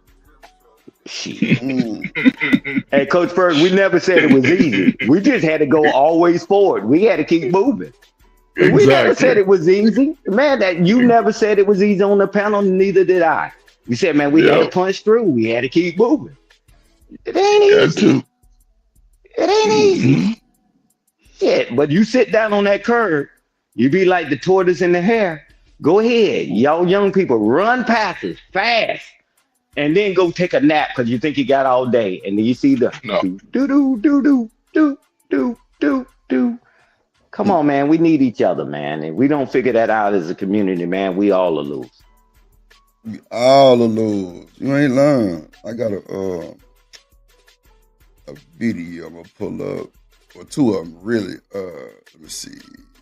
It's about some shit that we talking about real quick. Let's see. Yeah, this is, boy, we cooking this morning, boy. I like this. All right, hold on. YouTube. Yep. Man. Okay, here we go. Oh, yeah. Do me like that, man. That's it. All right, here we go. Damn, I got too much shit. Here we go. This one time that my fair use. brother Anthony and we were in the house, probably with our siblings as well. But I remember my mom had turned on the stove right before walking into the garage, which at the time, that is where our washer and dryer was. So she turned the stove on and got dinner going. Then she just walked out to put a load of laundry in, but Anthony locked the door behind her. And I remember hearing her from the other side of the door trying to explain how to unlock the door, but we couldn't figure it out. Then I remember walking around to the window and looking out of the window as I watched my mom run in what looked like to me superhuman strength, leap over the fence line to run to the neighbor's house to call 911 to get somebody to come unlock the door as smoke began to come out of the windows and fill the house. I will never forget that picture. She looked superhuman to me. Or that one time, because you know all four of us were always getting in trouble.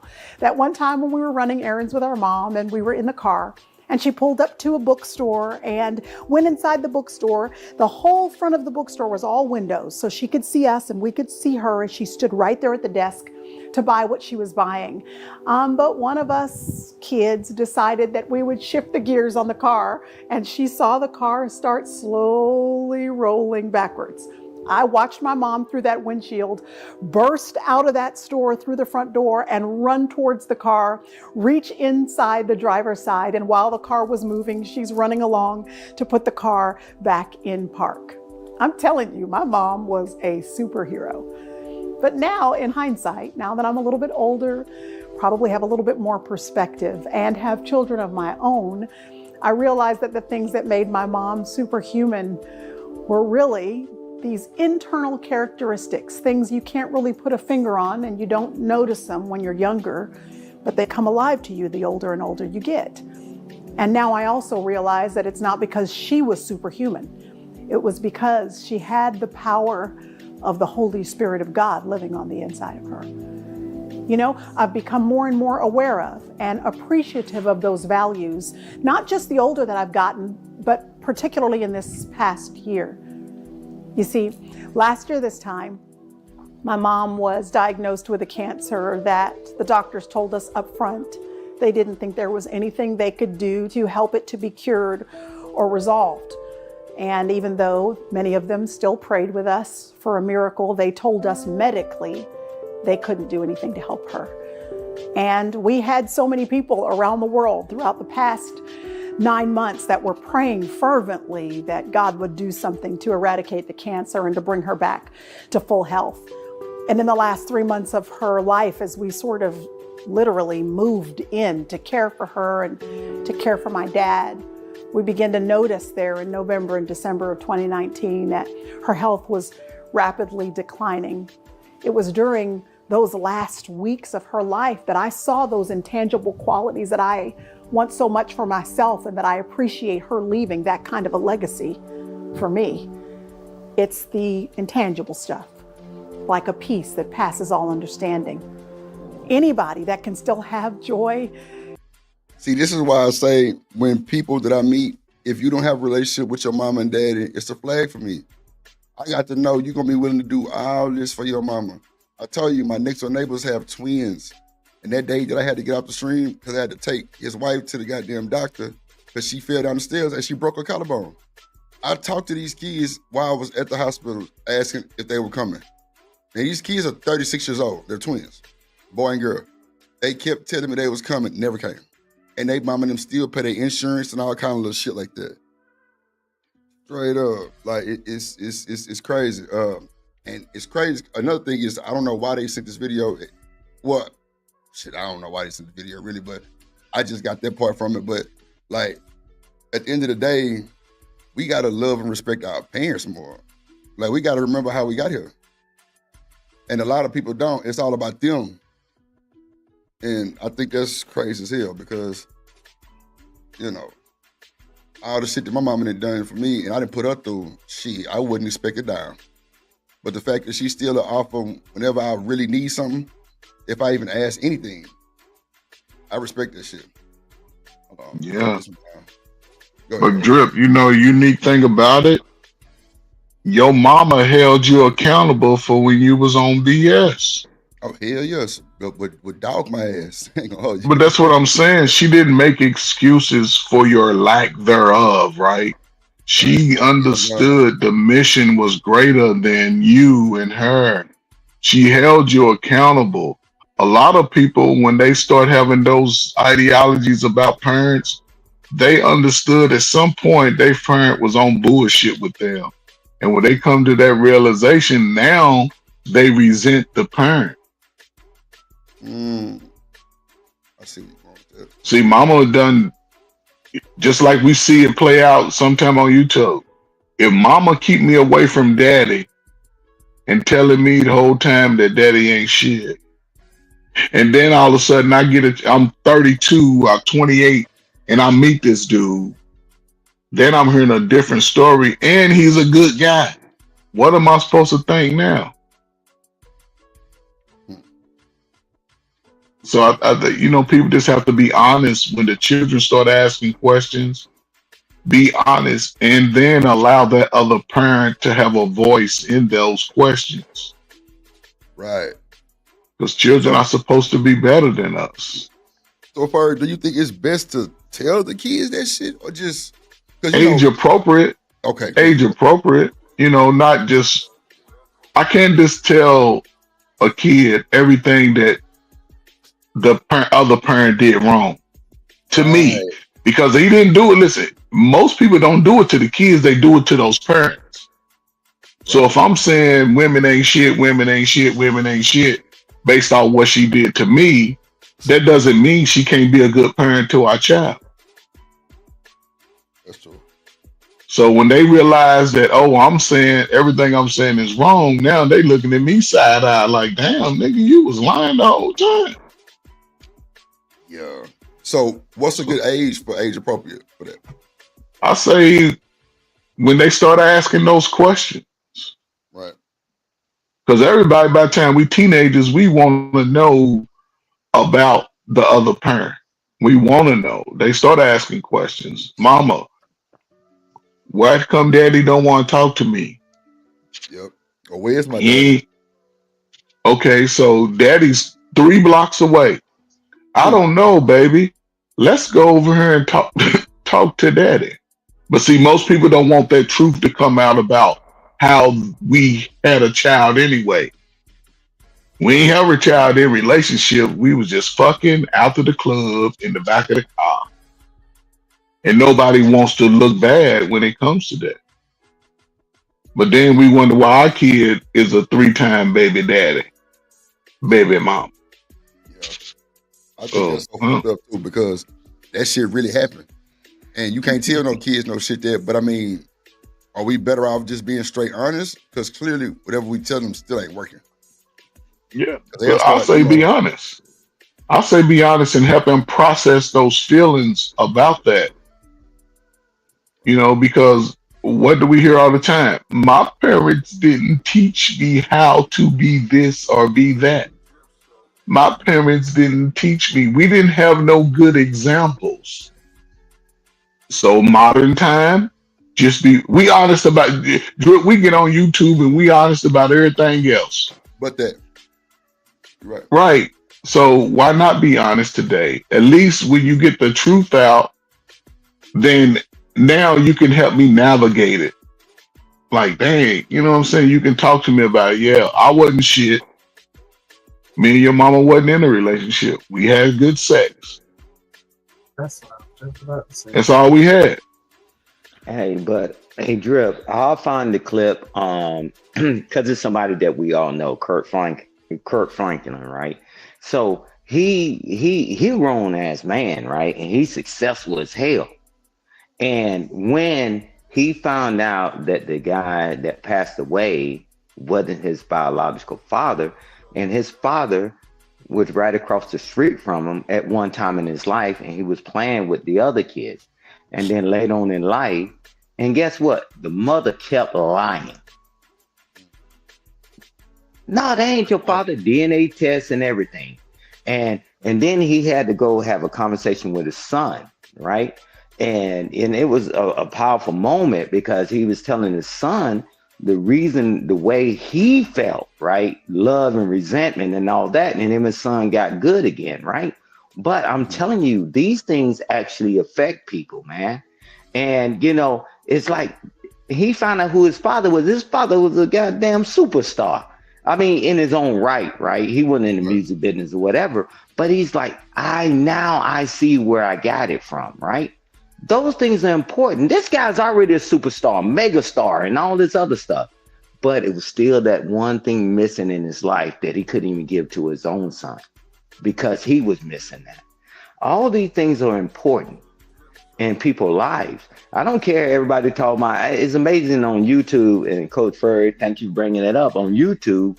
Nobody taught me nothing. I'm gonna do what the hell I want to do. I'm grown. Cool. Do what you want to do. You grown, or do it still affect you? Well, you listen to their voice, it still affects them to this day. Tell me nobody taught you nothing. You figured out how to sneak out the house. You figured out how to get with a guy and have children. Don't marry him or marry him. You figured out all this stuff. You figured out how to get a job, figured out how to go to college. So stop that. Right. Just be honest. So what if the single parent comes from a 2-parent household? And thank you, Sam. What if the child comes what if the 2-parent household produces a kid, and then that kid becomes a single parent? It happens. Well, again, yeah, it happens. It happened a lot in my generation. We became the baby mama and baby daddy generation, Gen X. Ask TDJ. He was already a mega pastor, right? It happens. It's not even about that. It's the quality of keeping the family together. That's what it's really supposed to be about. You can't predict and whatever, right? You can take precautions, but if something happens, the family, they rally around the family, his daughter and all that stuff. I know people want to demonize it, man, but it's still your family. That his daughter's fine and his grandchild is fine and all that. We so quick to say out loud to throw somebody away when you know just as well as everybody else, you just as nasty and rotten. The difference is you didn't get caught. Family first and family always. And we forgot about what family really means. Go ahead, Shanika. What you have to say? Oh, I mean, I agree with what Coach Ferguson are saying. Like I get it. It's just the problem. I feel like we can't be honest with other people because then that means I gotta be honest with myself. And nobody really wants to do that. I don't want to have to admit that I ain't shit or I fucked up or I you know what I'm saying? And not me literally, but I'm just saying, like, most people don't want to have that tough conversation because it requires a Yeah. self-assessment that nobody really wants to do. Because if we were really if we were in tune with ourselves and able to assess ourselves, it's a lot of things that Yeah. we would be dealing with in life outside of just relationships with our children. But because we don't have that capabilities of objectively looking at ourselves and edifying ourselves, it's not going to happen. Mm. So the kids ain't got a chance in the future, huh? Not if And nobody. most of them. Damn. What you said, Shanika? Not of what? Not if nobody think they wrong. How many times have you seen a parent do something that's crazy, and then you try to talk to them about it, and then it turns into an argument? You're right. I've seen it 1,000 times. I'm like, once your baby start walking, you need to start potty training, and and that turned into an argument. It's like, you know what, you got it. Do what you want to do. And that's what's happening. Everybody has this. Nah, you got it. Do what you want to do. That's your child. I'm not stepping in. I'm not helping. I'm not doing nothing because you in control. You know what you're doing. Whereas back in the days, you couldn't raise no child by yourself. Your grandma, your mama, your aunties, they snatching that baby out your hand. Give me that baby. Let me show you how to do this. Give me that baby. Let me. You know what I'm saying? It was always snatching them babies out their hand and making sure that they were doing what they were supposed to do as parents. And now we can't do that. Right. Folks calling CPS on you in the stove for beating your kids and shit. Boy, let me tell you something. A lot of this shit came about post-crack era, man. Yeah. Bird, we got to figure out a term for your goddamn era shit, because we got to figure out what No, listen, we the baby mama, baby daddy generation. We that. You know what I'm saying? We put a defining line in between mother and father when I was young. We did that.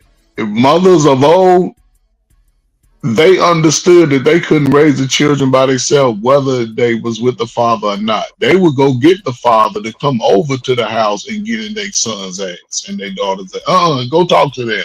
Because I done tried. I done did they understood that. Mothers put the child first. You didn't see your mama's titties, her ass. You ain't see none of those dudes she was creeping with. Right. Now all of that's in the kid's face. Yeah, they walk around butt naked, bra and panties, and all this shit. But at the end of the day, like Coach Ferg said, is that during our era, right? What it was is that, yeah, we did the defining line because we got tired of having to sneak in the damn house. That guy standing up there burly. So we some kind of way we messed it up where now the guy ain't around, so it's easy to sneak in. However, but even during that time, man, them women literally will ring that damn doorbell with you a backpack at your damn father's house and pull the fuck off. Man, them women back then, they didn't play that shit, Drip. They will ring that doorbell with a damn bag in your hand and get in her car and haul ass. And be gone. Gone, bro. Got your birth certificate in there and got your clothes in there so you can rest them for school. Yep. The women didn't play that shit back in the day, right? And they said they dropped your ass off at the doorstep. Yes. And they wasn't trying to be a daddy either. They wasn't trying to be your daddy either. Hell no. You thought Boys in the Hood was a joke? Oh shit, my bad. You thought Boys in the Hood was a joke when she brought her son over there to his father? Man, that's the way that shit was. They would ring that damn doorbell and drop your ass off. Shit. Damn. Just on the porch. Fuck it. Yeah. Shit, on the porch, walking up to the car. They'll blow the horn there and you look out there, all right, I'm gone. Yeah, but if you try that nowadays, they're gonna call the police on you. Yeah. Because I've seen that where a lady left the baby on the porch, and you know that whether or not somebody home, and the kids are sitting on the porch. Yeah, the people had done called the police. Hold on, y'all. Let me play some of this. Somebody just sent me this video too. Crazy work. It's triggering. Trigger warning. Hold on real quick. Let me do this. Dripnation coming to the stage.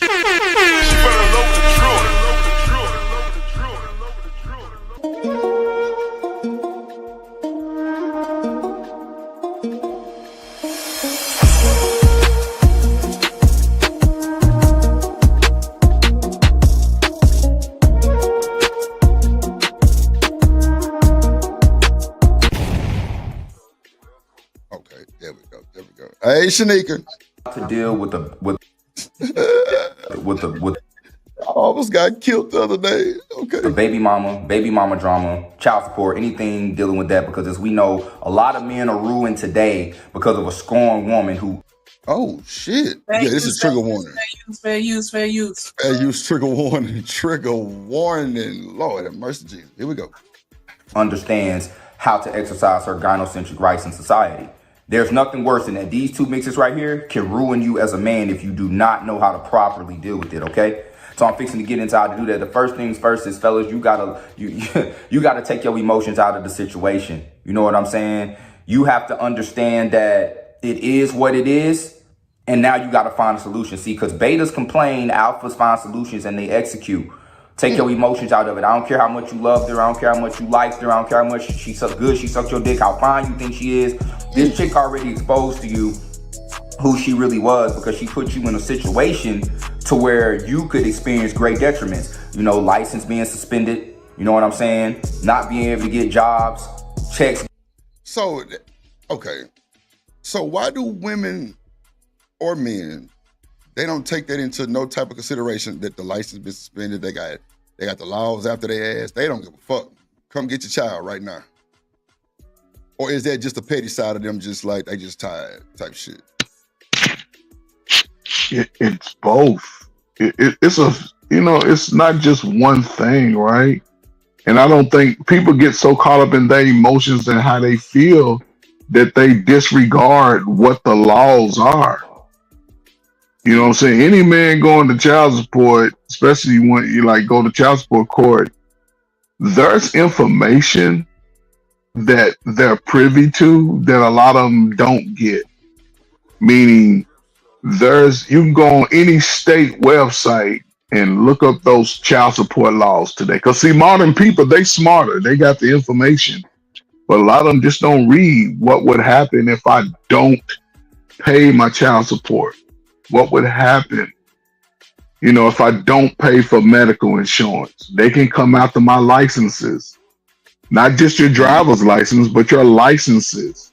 They can come after your business. They can come after everything in your name, your bank account. Take the money out your bank account and freeze it, and then give it to the mama anyway, whether you talking to her or not. That's why I used to always tell young guys, if you make a child, regardless, go ahead and because it's like, okay, I have a child today and I don't go on child support. Me and the mom, we cool. She ain't seen me with no woman. She ain't really got no man serious. 10 years go by.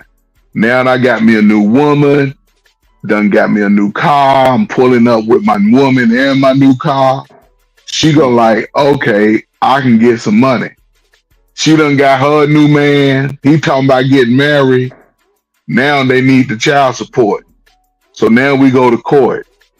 Your Honor, I've been taking care of my son the last 10 years. Okay, son, there's no order, so you technically ain't taking care of it. Yes, I have. I give her money. Yeah, but it ain't on the record. So now you owe $30,000 in arrears. What? So I'm paying arrears. Now the child support order is established. I always used to tell guys, when you go because we're not going to stop talking to women. We're not going to stop dating. So go ahead, put yourself on it. Go ahead and establish your DNA.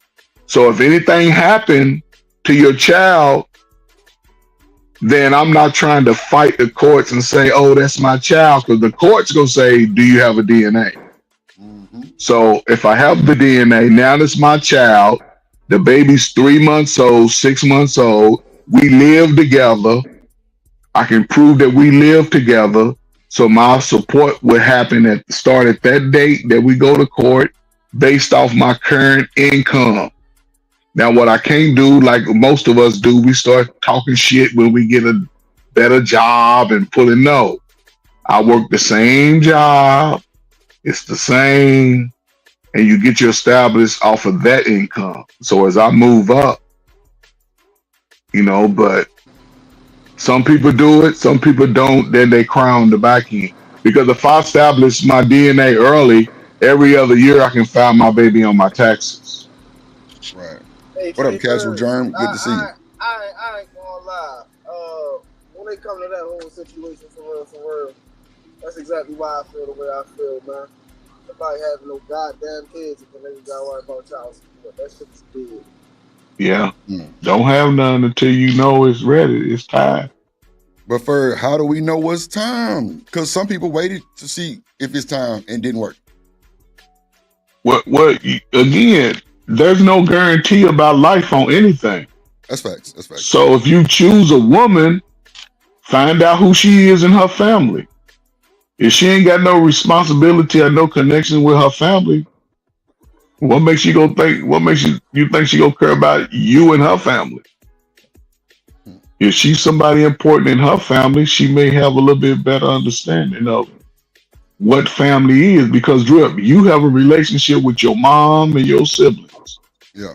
You can't date a woman that ain't got no relationship with her mom, and you talking That's about what I you was go over your mom and do all that. That's what I'm saying.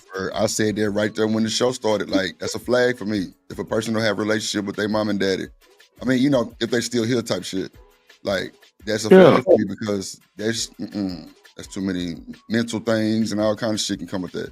I'm good. I'm good. If you hate your mama, that mean, and Lord knows what happened to make you hate your mama, but I just feel like for me, that's a flag.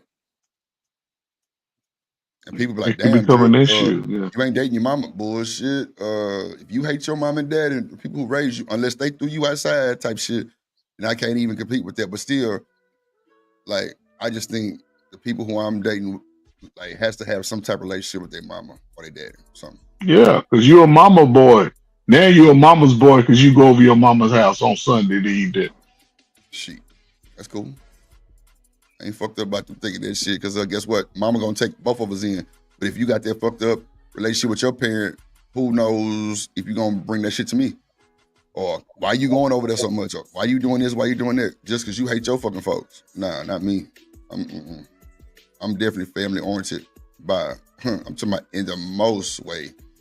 I'm there. You know what I'm saying? Christmas, Thanksgiving, everything. Hey, we got to be one band, one sound. But if you over there with your lip poked out because you fucked up about your people, nah, that's going to bring bad vibes. That's how I think about that shit. I don't know. Let me play some more of this video.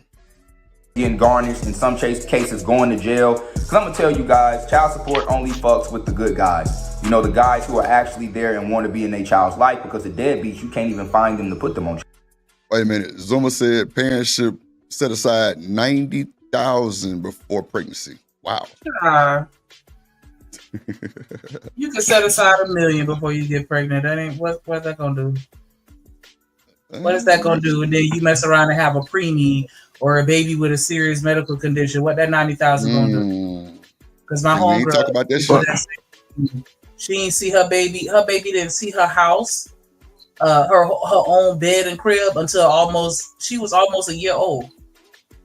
10 months before she was able to take her baby home. What that $90,000 ain't gonna do? You can never be fully prepared for being a parent. No matter what you would never prepare. You're just gonna have to experience it as it happens. Yeah. But like everything Shanika said is true. But think about this though. Most of our children are born before motherfuckers is 21 years old. We having teenage baby. What teenager you know go have a $70,000-$80,000 bank account? Motherfuckers ain't got $300 in their bank account. 300. What 40-year-old got $90,000 set aside? That too. Right. Yeah. Right. So not it's just that, yeah. Exactly. People just, yeah, that's true. That's why people just have to be willing to make adjustments. That's all. Just make adjustments, meaning that I can't go get my hair cut every 2 weeks like I used to for $60. Now I have to learn how to cut my own hair. Right. I can't go out and buy all this. Now that, listen, I'll say this and I'm gonna shut up. Now that ninjas know that all this fake shit that we've been buying is really fake, and they still going out spending big money on that, they're a dumbass fool. Now I can put that money aside and help my slow ass kids get a little smarter, get a little slimmer, be better. But who's willing to be different? I'm just saying though, you know, I love it. I love the kids. Listen. I love the kids, but what I'm saying is, I'm gonna do what all my life. I work with young people, and I see how we as adults put these fucking barriers to our child's life. So we make our kids slow because we don't challenge them to be better. We make excuses. We make too many excuses. So now the kid is 16 and we wonder why he ain't got no motivation.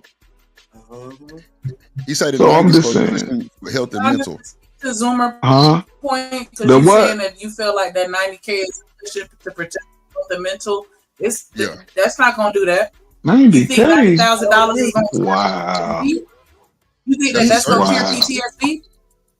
You think that mental like that? I get why you would say that, and I understand. Trust me, but no, there's nothing you can do that's gonna I protect can't get it. I can't get it. I can't. That 90,000 ain't gonna help my kid when they hear me banging somebody up against the headboard. But that 90,000, that little money ain't gonna do nothing. Buy them some shit. So yeah, you got to cover all that. You're right, Ferd. Take our kids to the park. Get them outside. Teach them how to climb the monkey bars. Teach them how to go. Teach our kid motor skills. Get the TV out the room. Read books out loud to them. Shit that's gonna help them be better thinkers and stay out their feelings. Stop moving in the world in your feelings. The world don't give a damn about how you feel. That should be your mama, your daddy, your loved ones care about your feelings. Everybody else don't give a damn about your feelings. But again, I could be wrong, but I don't know. No, you ain't wrong about that. That's why. I mean, so is there any? Shit, I don't think you can put enough up to the side for nothing, huh? No. No, You could try to be as. It's more than money. yeah, it's more than money. Yeah, When way it more comes, than money. Like that's that's the least of your worries, really. Money. yeah, thank you. It really is. yeah. It really Because is. when it comes to the children, it's the time Yeah. and how we spend that time. It's not because a kid has no recollection of money. Not They at don't all. give a damn about no money. They don't give a damn about them tight ass shoes you buying the kids. Mm-mm. Trying to look cute and they wonder why they can't walk right, toes all fucked up because we trying to spend money. No, it ain't about that. So, but again, we poor black people, we look at money as the end all cure all. But now again, everybody been chasing the bag, but everybody got this trauma that they ain't dealing with. We chase it because we ain't never had none. But but when you get some, you find out what shit. Right. Now I got double the problems. Indeed. I got more Double problems. the problem. Double the problems for sure.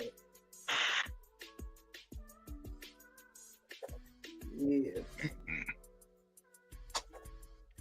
And we probably could, over the course of your lifetime, we probably waste $200,000. Waste it. I ain't talking about spend it. I'm talking about just waste it.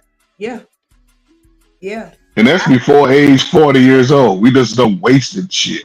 Mm-hmm. When I clean out my refrigerator at the end of the week, I get so depressed. I said, "Oh Lord, how many dollars am I throwing in this trash?"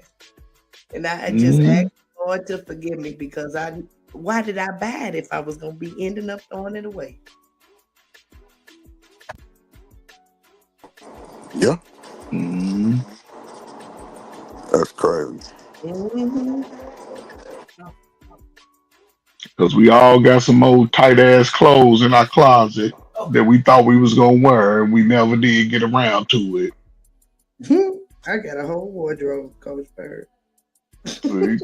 But here's the thing, it's most of us that are like that. It ain't like it's You know, we all got that shit. We get a credit card, or we maxing that motherfucker out.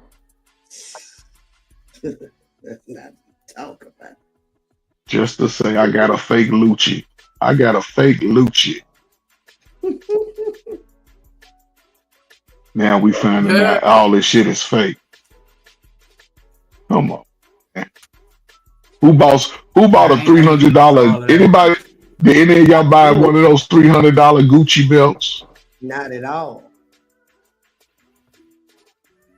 No. You know what I'm saying? Some tight ass jeans with some. Now we men are buying jeans with rhinestones on them and shit. I got too many kids to take care of to be buying $300 belts, whether real, fake, whatever. If y'all have bought some rhinestone jeans when y'all grandmamas was alive, she'd have slapped the shit out of it. That is true. Some rhinestone jeans with. I've never been a label junkie like that. But my people are like they nothing but if you don't have a name brand, they don't want it. And I'm like, y'all tripping. Yeah. I mean, I want what look good. I don't care who make it. Yeah. Exactly. I mean, if I like it, I like it no matter what store it come out of. Yeah.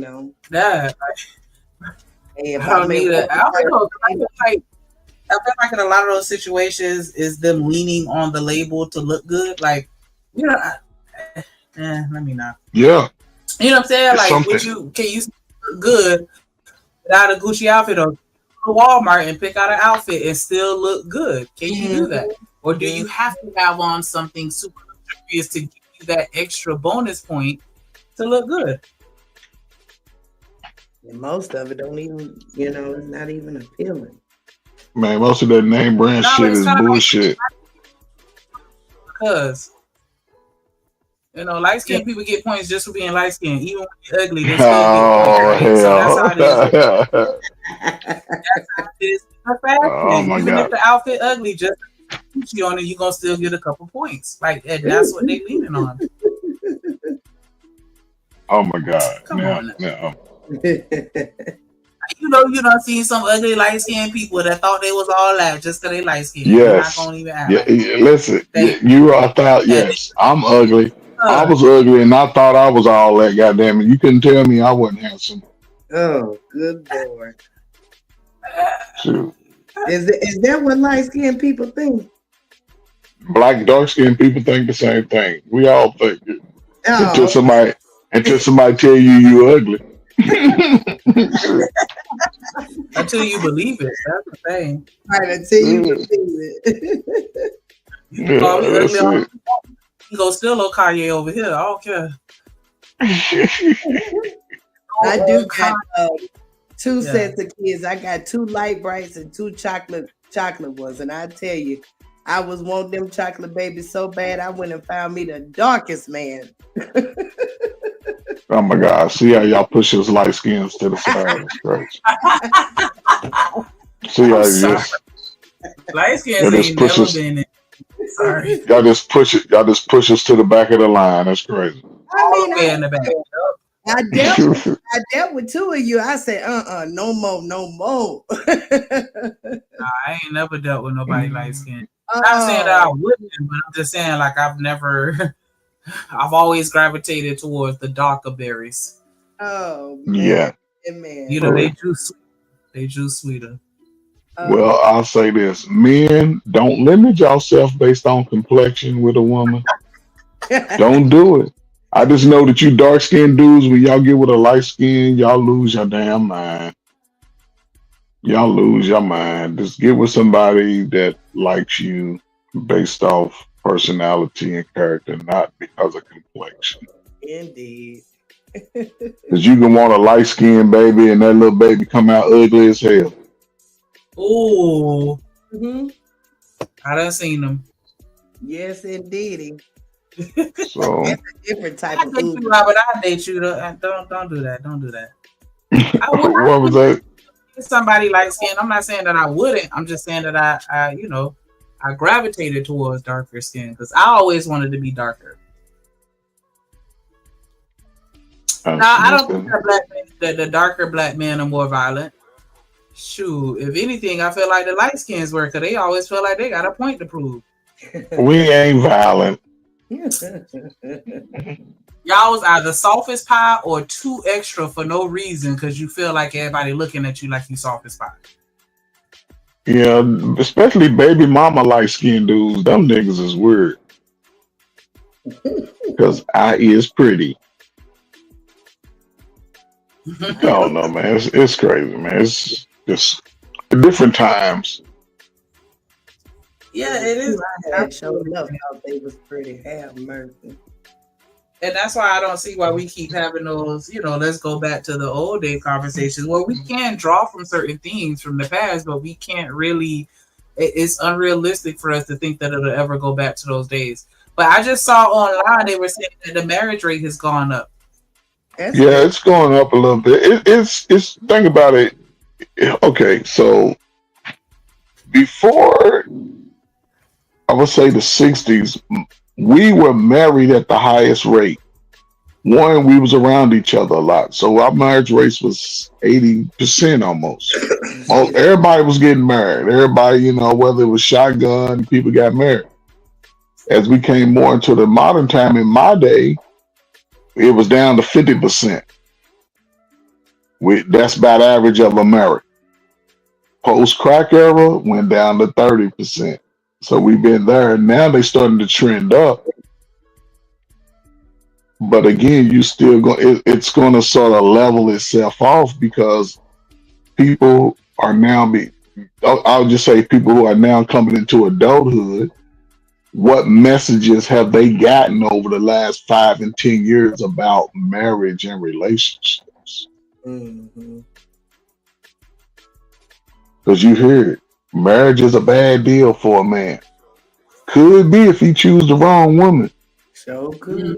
It's struggle love for a woman. We all broke as fuck at 22 years old. Most of us sure live. We all working people. But I heard that marriage ain't no good for a woman because a man will cheat. A man will do this. We just about that. But people push their ideologies on other people. Yeah. Why do I listen? If we all hanging together, if we all together, right? We single, and Shanika meets somebody, she talking about getting married. You think we gonna be sitting there talking about, girl, we so happy for you, girl? Do you trust him? I don't know, girl. What if he cheat? We start pushing those ideologies on Shanika. Now Shanika looking at him with the side eye because he didn't answer his phone on the second ring. For real. Because what the fuck you doing? You know what I'm saying?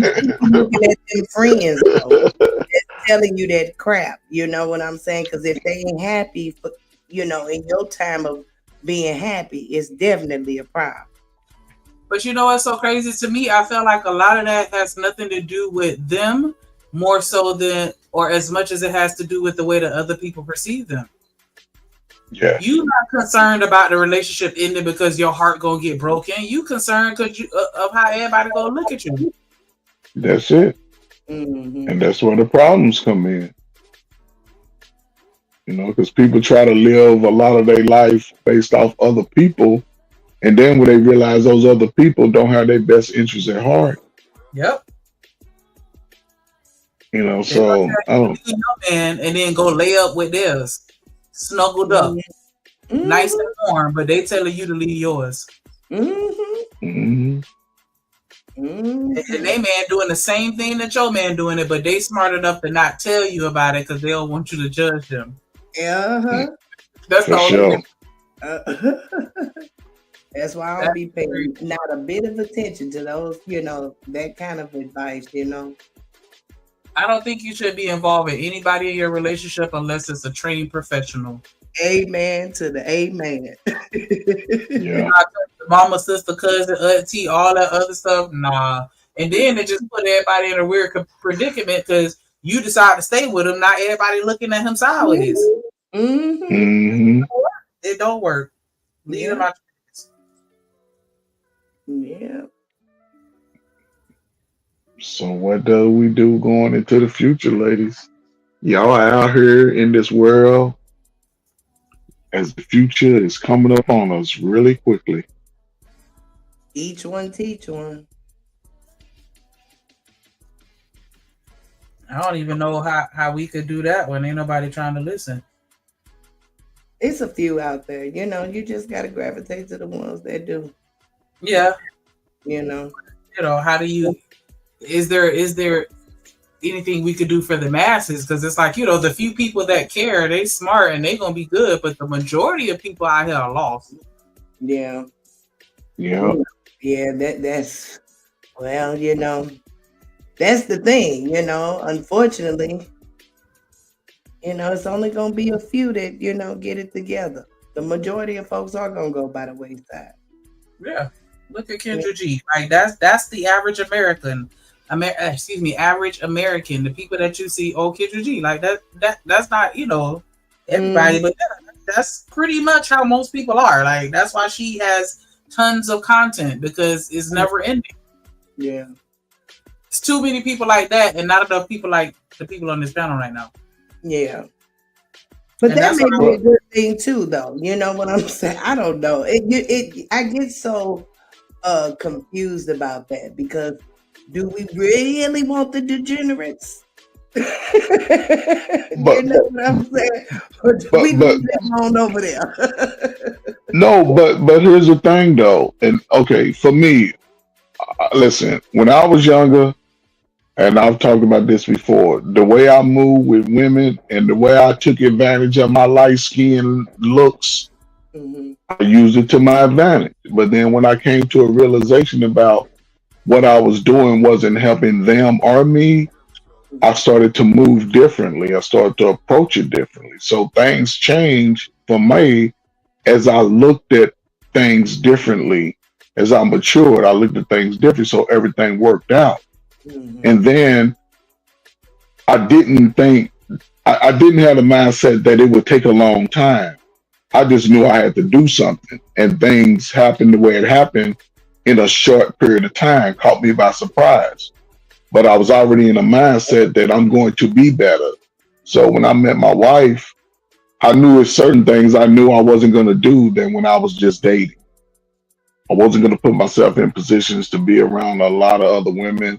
And it threw me off at first when I first got married, because my wife know that I like women, and she know that I like yams and cakes, and she used to send me pictures of it. Like, she like, what is she trying to do? But she said, I know you're a man, so you can look all you want too. But again, in our modern time, who's willing to make a stand to be different? Those will be the ones, whether they're degenerates or not, as we say, that will see the blessed outcome. Who's willing to make a stand? Because when you start being different from the group that you hang around, they're going to isolate you from them. Yep. They're going to. So who's willing, who's strong enough to take that challenge and walk as Jesus did? Because people turned their back on him. A lot of people didn't listen to what he had to say. So who's willing to be as disciplined and consistent and strong as him in this modern time? Nobody. That's why we don't have anybody right now. Yeah. That's what I'm saying. Who's the Martin Luther King, Malcolm X? Like, you know what I'm saying? Who's that person that doesn't care about going against the grain and standing for what's right? Because I don't see a lot of that in my community. I do have a personal friend that I went to school with, and I know that she's real heavy in the community, but I mean, and so I look up to her, in that regard. But as far as on a national level, who we got to represent us?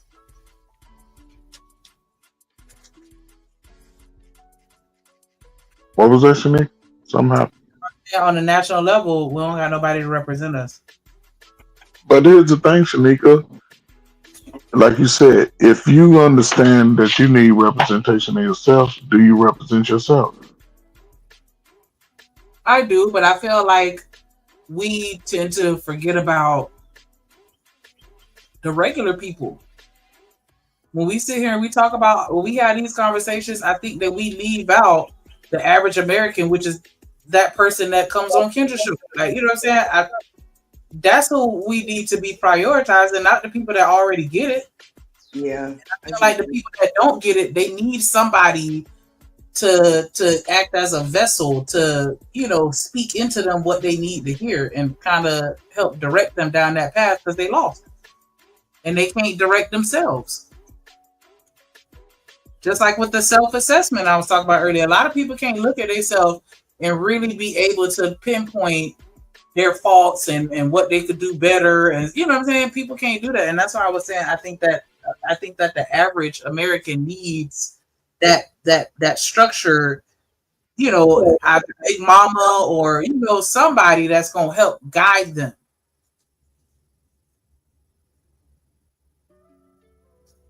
Am I tripping? No, you're not tripping. No, you're not. I totally get what you're saying, and we are missing those particular days. I don't know who would be a good appointee for that position at this particular moment. On a grand scale, really. And has really anyone even stepped up to say they even wanted the job? But here's the unique thing though. Listen, and I'll say this: a lot of even on YouTube, what I notice when we on these panels and we biting each other's neck off and we saying all kinds of dumb shit to each other, the numbers are sky high. It's thousands of motherfuckers in the chat. Soon as you start talking about solutions and fixing shit, everybody leaves. Yeah, because there's only a select few Everybody leaves. So again, but what I learned is that the message. Okay, you can come to YouTube. You can get some great nuggets on how to be better. Shanika dropped some stuff. You drop some stuff. I drop some stuff. Drip dropped some stuff. Stan dropped some stuff. Trey dropped some stuff, right? So we all got one nugget that we threw out there. You talking 6 or 7 nuggets that I could take and throughout the process of my day, my week, my year, what Shanika said today, I may be able to apply it. And to me, those nuggets should be practiced. Because we all got an answer on YouTube. We all got an answer. But how many people are willing to practice what they've gotten from Shanika, from you, from Drip? Just apply it, because our life is a puzzle. And every day, like Shanika, I don't know, you ain't 45, but you don't know what it's like to be 45. Your 45 can be totally different from mine. It can be a lot better, be a lot worse. This is based off your decisions.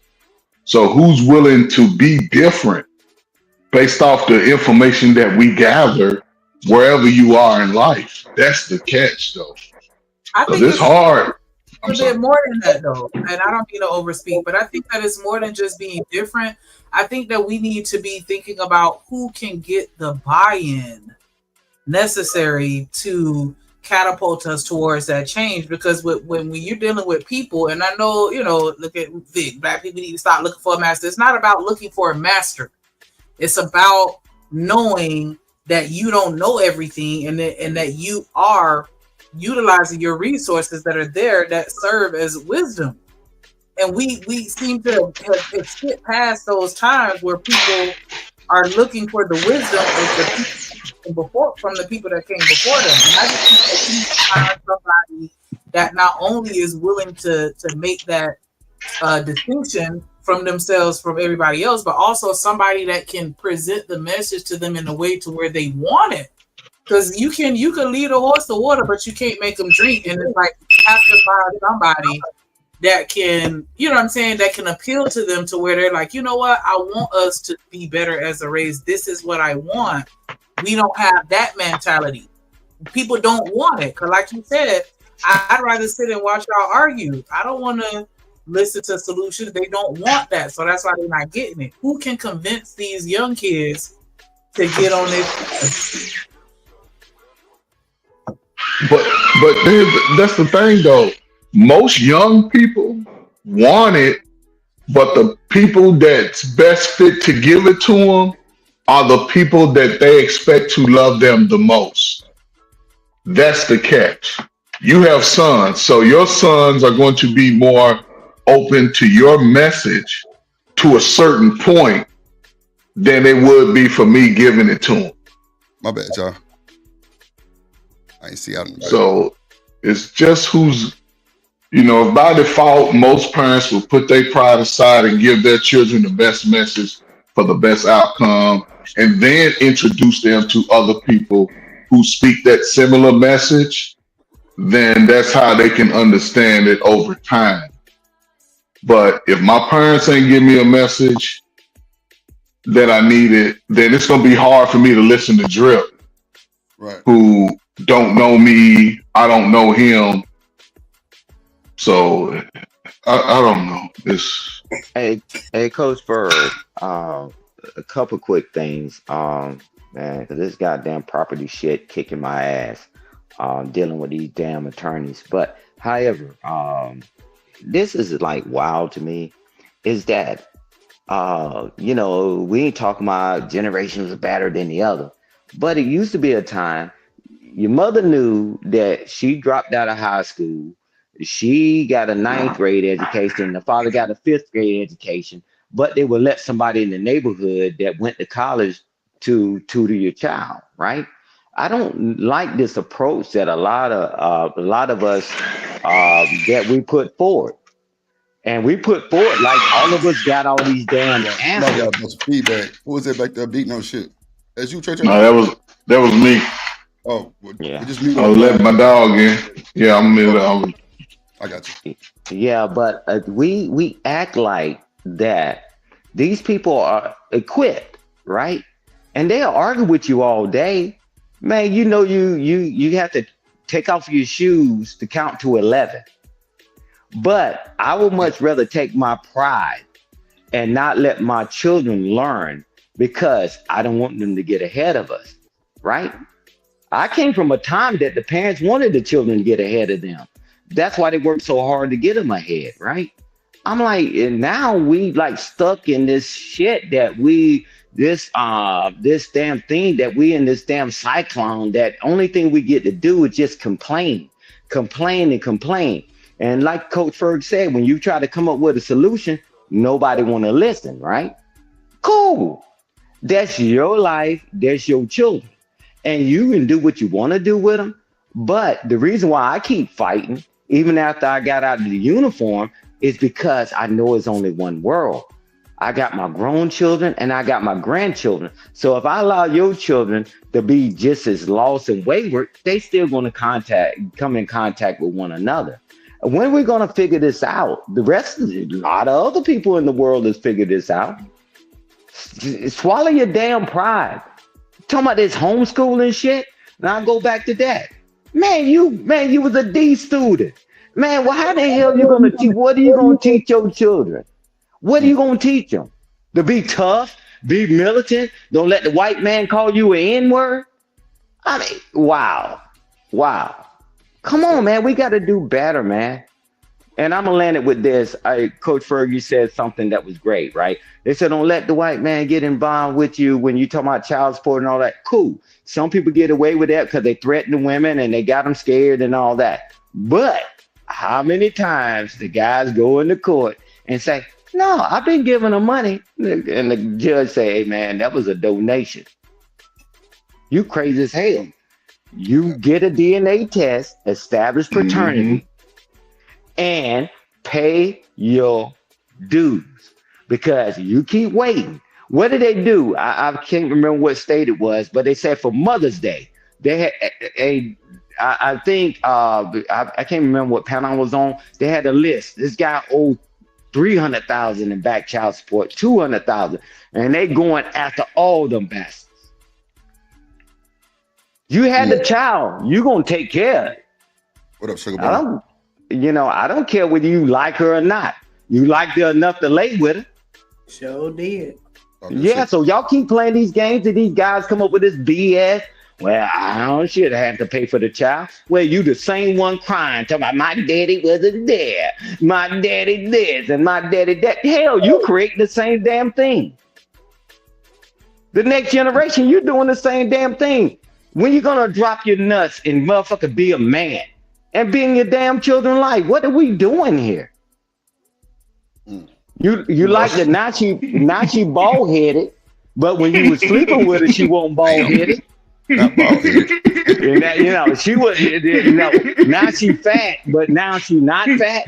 When you was messing with her, she wasn't. Man, I'm tired of these guys coming with all these excuses, and that's how this generation get worse and worse and worse. My daddy wasn't there, and now I ain't gonna be there for my children. Cool. Yo, you ain't shit. So keep complaining.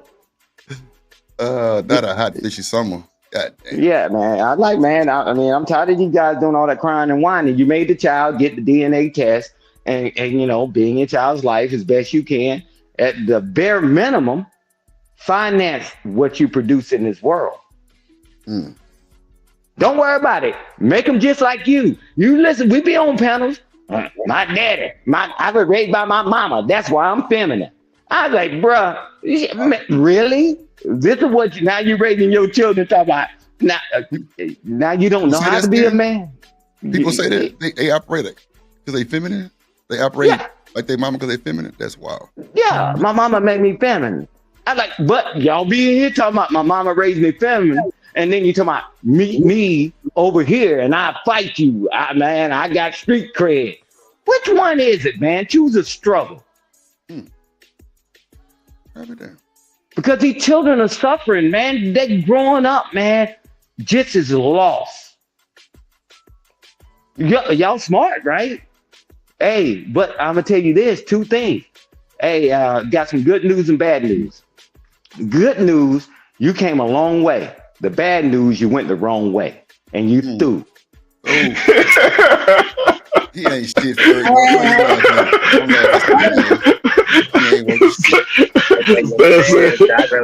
J. Cole. Staying with you say they went a long way, but they went the wrong way.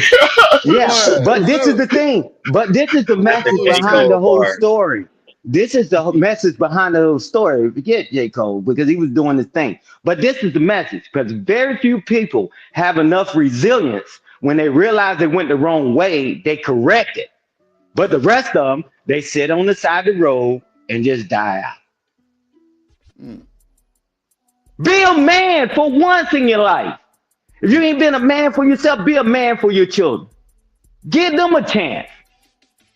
I'm tired of these dang on sorry, weak ass damn guys. Shit. Always talking about these damn women.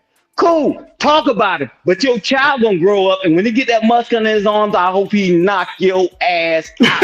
Why would you want that?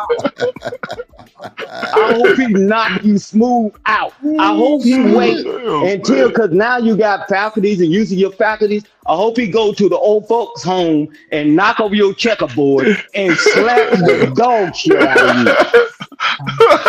What the hell? Hey, Coach Ferg, I've been on this bench, on these panels, listening to all this crying and whining and shit. Everybody always think they're gonna be strong and young and might. Go to the nursing home, go to the VA hospital. When your damn child shows up in that nursing home and slap the dog shit out of you, you earned it. Salute to the old niggas. Yeah. That's why, Coach Ferg, that's why we're doing it right as best we can with our children, our grandchildren, and our children, and the people's children that's not even ours, right? Because we know how, man, resentment, when it builds up in your heart, man, man, it's hard to get it out of them, man. But don't worry about it. A bunch of them old folks home, man, they're going to knock over your checkerboard and they're going to slap the shit out of you. You ain't got to worry about the CNAs. You ain't got to worry about the LPNs. Your own child going to do it. Stop that tough talk, man. Knock over your take care of your children. Take care of your children. The big message. I'm trying to make it a little light about it. But take care of your children, man. Just take care of your children, man. The best you can, man. The best you can. Stop making excuses. You ain't making an excuse to get with her. Now you make an excuse because the child is there. Man, come on, man. Man, who's fooling who? No, you cooking. Hey, man, check my theory. Shit, don't worry about it. I can make a phone call right now. S2 be launching some shit on your shit right now. So I ain't worrying about that bullying politics, right? All that pull up. We real good on these panels, man, and I love it. Everybody ganks on these panels. But did you see your child? Did you talk to your child today? Hell no. Boy, You're gonna do some shit to take you away from your family for the rest of your life. nah, you ain't bullshit, Stan. You weak, man. You weak, Broke the man. goddamn internet, but that was shit. I appreciate your tone, so drop that low. Woo! What'd you say, Shanika? I appreciate your tone. Drop that low. I'll drive. Yeah, nah, man. Sometimes I gotta use y'all tax dollars. Sometimes I gotta use y'all tax dollars and use my command voice. Because I'm sick and tired of this, man. I'm watching all these children suffer. I took for 35 years of my life, took 17 to 18-year-old children that been mistreated, dogged out, and said they want nothing. Man, hell with that. I paid my dues for what you didn't do. And you have the nerve to have one that you didn't take care of, have two you didn't take care of, 3 or 4 you didn't take care of. But I gladly stand up and I'll take care of them. Fine. Hell no. I ain't got no choice. Hey, watch this. Hey, I'm gonna help you out because if you didn't have the military, your ass wouldn't be on this damn phone right now. Hey, I mean, shout out to the military, but tell you now, Trey, shout out to the military. Salute, Trey. I didn't know you was on the panel, brother. Salute. Trey, you ain't helping out the other kids, Trey. Man, fuck them kids, man.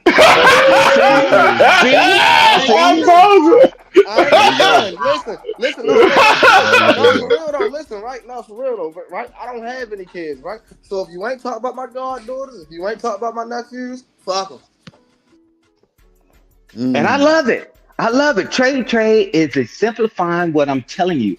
He think it's 5 different worlds. It's only one world. When they get in contact with somebody that mistreated their children, didn't treat them right, they ain't gonna guide children and niece and nephew. They're the ones gonna get carjacked. They're the ones gonna be in trouble. Let's wait until it happens. One thing I learned about us, we the most reactive people on the planet. We wait till something happens and then we want to do something. Can we just slide a little bit to be a little more proactive, to try to be preventive, mitigate shit? We always wait till all hell break loose, then we figure it out. Another thing in my defense too, you gotta understand. You do gotta understand this too. Another thing in my defense, you know what I'm saying? I'm trying to get back to it, and I was talking to about 2 years, about like a year ago, for real. So, yeah, man, I'm definitely trying to get back to it. I just haven't coached ever since. You know what I'm saying? Man, been going through what I've been going through, but yeah, I definitely coach. You know what I'm saying? Basketball to 5'7". You know what I'm saying? I'm trying to go up to 7'9". You know what I'm saying? So I coach the kids, but as far as taking care of the motherfuckers, hell no. That's the only. I was about to say that's my way of giving back. You know what I'm That's saying? where you take care of them, Trey. Yeah. That's where you take care of them, Trey. Yeah.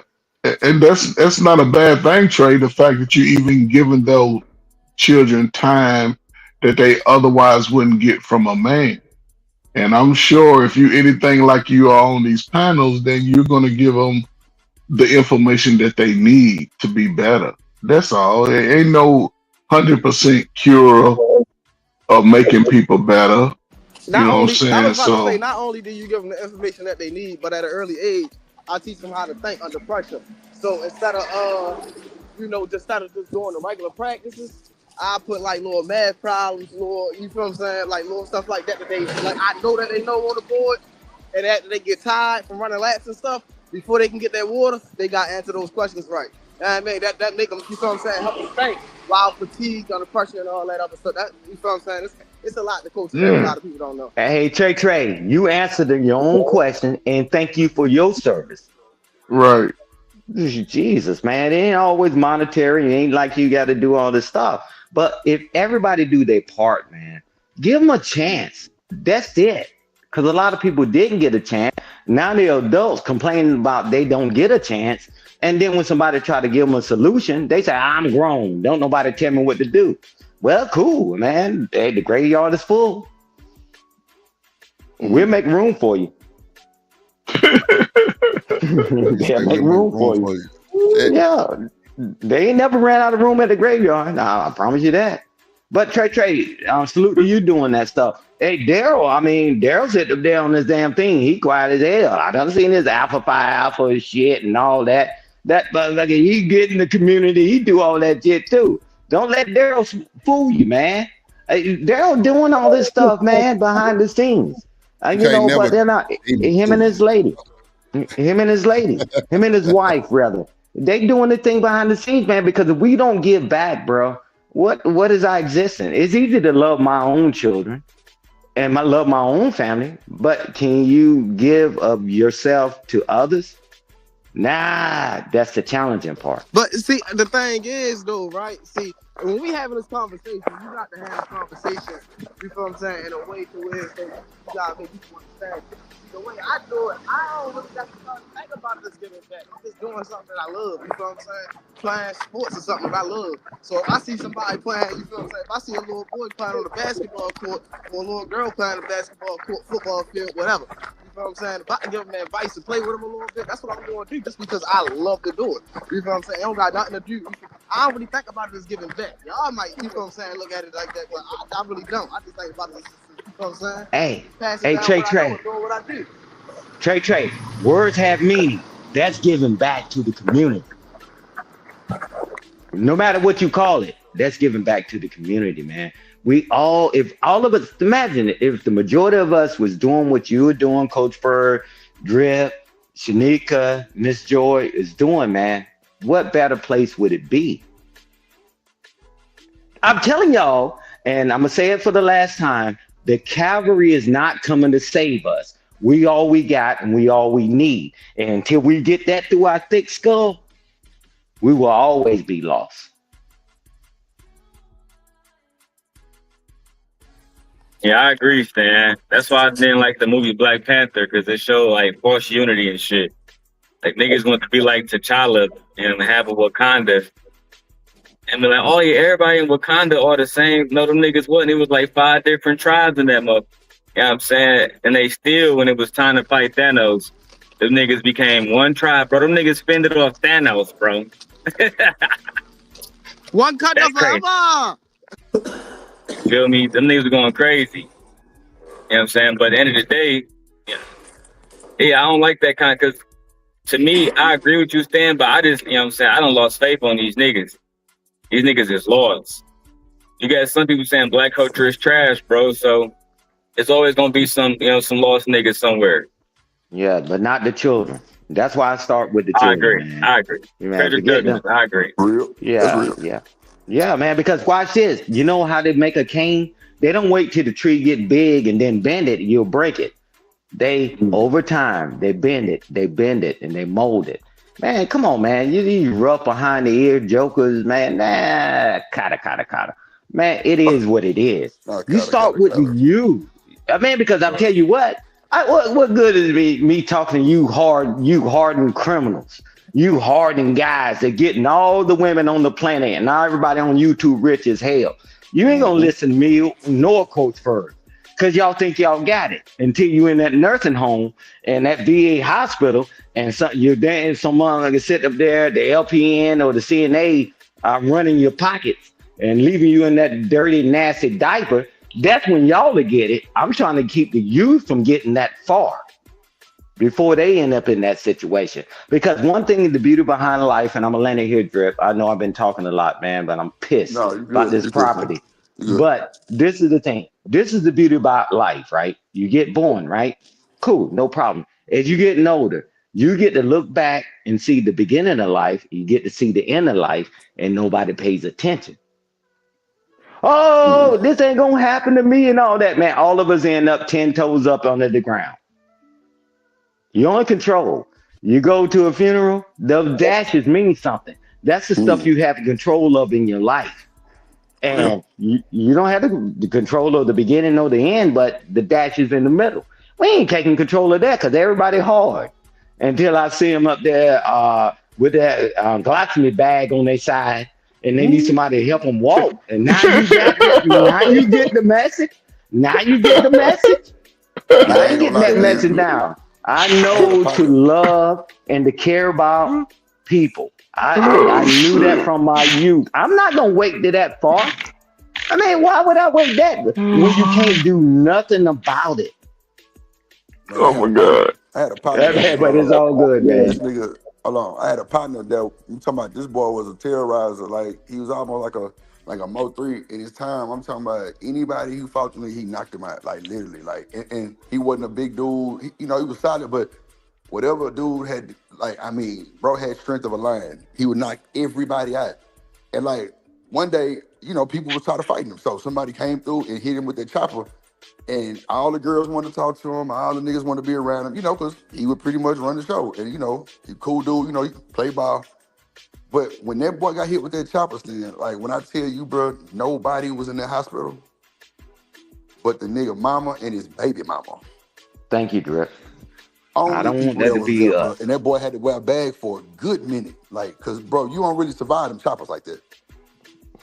You don't really survive them bullets. Them some big ones. And that boy had to You have a got like, bag for almost 8 months then. Yeah. And nobody was by his side but his mama and his baby mama. And he used to treat her so bad, it was crazy, but she was still by the nigga's side. Yeah. Well, I want to be mighty in love. I want to be mighty in love. I don't want to be mighty because I can fight. I don't want to be mighty because I can cuss everybody out. I want to be mighty in love, right? It's not about love, it's are you lovable, right? And I keep telling people, I'm telling you, that's that reactive thing, right? And he thought everybody perceiving that everybody loved him and cared about him because he was this guy. Well, when the shit hit the fan, guess what? He back to the last two that he mistreated the worst. Where was everybody else at? And I don't want nobody else to go through that stuff in their life, man. Man, don't get me wrong, man. Part of my life, man, I had to be a certain way, man, because of my profession. But at the end of the day, I knew to lead with love and caring, right? And understanding, even with my family, right? And I mean, or you can wait until the end. I tell y'all, man, y'all just wait till the end. And I hope me and Coach Berg live long enough. We'll be sitting there and watch them jokers slap the dog shit out of y'all ass when you can't move. You don't want that pressure, man. I'm trying to make light of it, man, but it happens all the time. Look at the last person that say, I got my CNA license back. Oh, hell no. Yeah, you ain't watching a grasshopper. So again, let's keep playing these games, man. These people don't care about you, man, because they're not your loved ones, right? But if you don't have any loved ones, man, you just throw it to caution. Throw caution to the wind, bro. Them people just there to get a check, and they leave you shitty and pissing. They sleep on the job, and guess what? You can push that button all the hell you want. You already got arthritis and carpal tunnel. How many times do you push that damn button? Man, I ain't gonna lie, Stan. My mama had carpal tunnel, because she was a postmaster for like 38 years and retired from the post office. She actually got carpal tunnel in her wrist. Then that shit went to her elbow, and then she had on the other side wrist, and then it went to the elbow on the other side. I'm like, God damn, like what the fuck going on? Like, man, Yeah. I had to massage the goddamn scar tissue on her wrist because that shit would get stuck, I'm guessing, and it would kind of like limit Who her or massaged whatever. her? Who I massaged the massaged her? wrist. I did. Thank you, because she got her family. Yeah. And everybody better get your family around you. Mhm. Okay.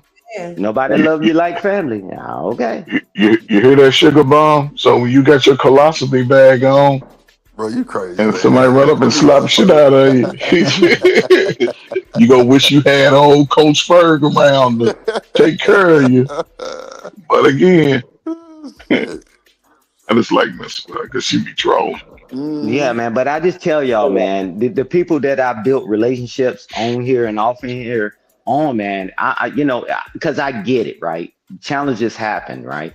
You don't want to be that person, man, that when it's time for you to go to sleep, nobody claim your body. You don't want to be that person, man, that they use that $250. I think it may be $300 burial insurance, and they cremate you and throw you in a damn hole with another 1,000 damn ashes, and nobody else remembers you, man. I don't want that to happen to none of us, man. Shanika, you know? Yes.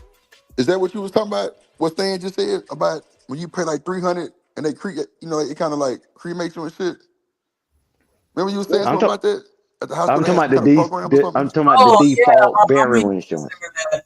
My mama, my mama used to tell me like if anything ever happened to her, just go and well no, I'm sorry, wrong thing. The because I'm gonna say my mom used to tell me to John Doe her. Just go look at her, say my goodbyes in my head and be like, I don't know who that is. Exactly. That's what my mom. Nah, I'm talking about when you're old. Yeah, You know that's what I'm different saying? from what you was talking about. There is a program where they let you pay like where you can pay like $200 or something like that for a cremation, but you got to let the body sit at the hospital for like 6 weeks or something. Like, you know what I'm saying? In the period of time though. No, what I'm talking about, everybody by default, right? That works, right? You get that automatic $250, $300 burial thing, right? Automatically, right? You get that, right? But if somebody claims you, that cremation goes through the roof. That's why your mom said, just act like you don't know me. No, that's not my mom. Do it in your head. Because they still got to get rid of you. They're not gonna let you be there forever.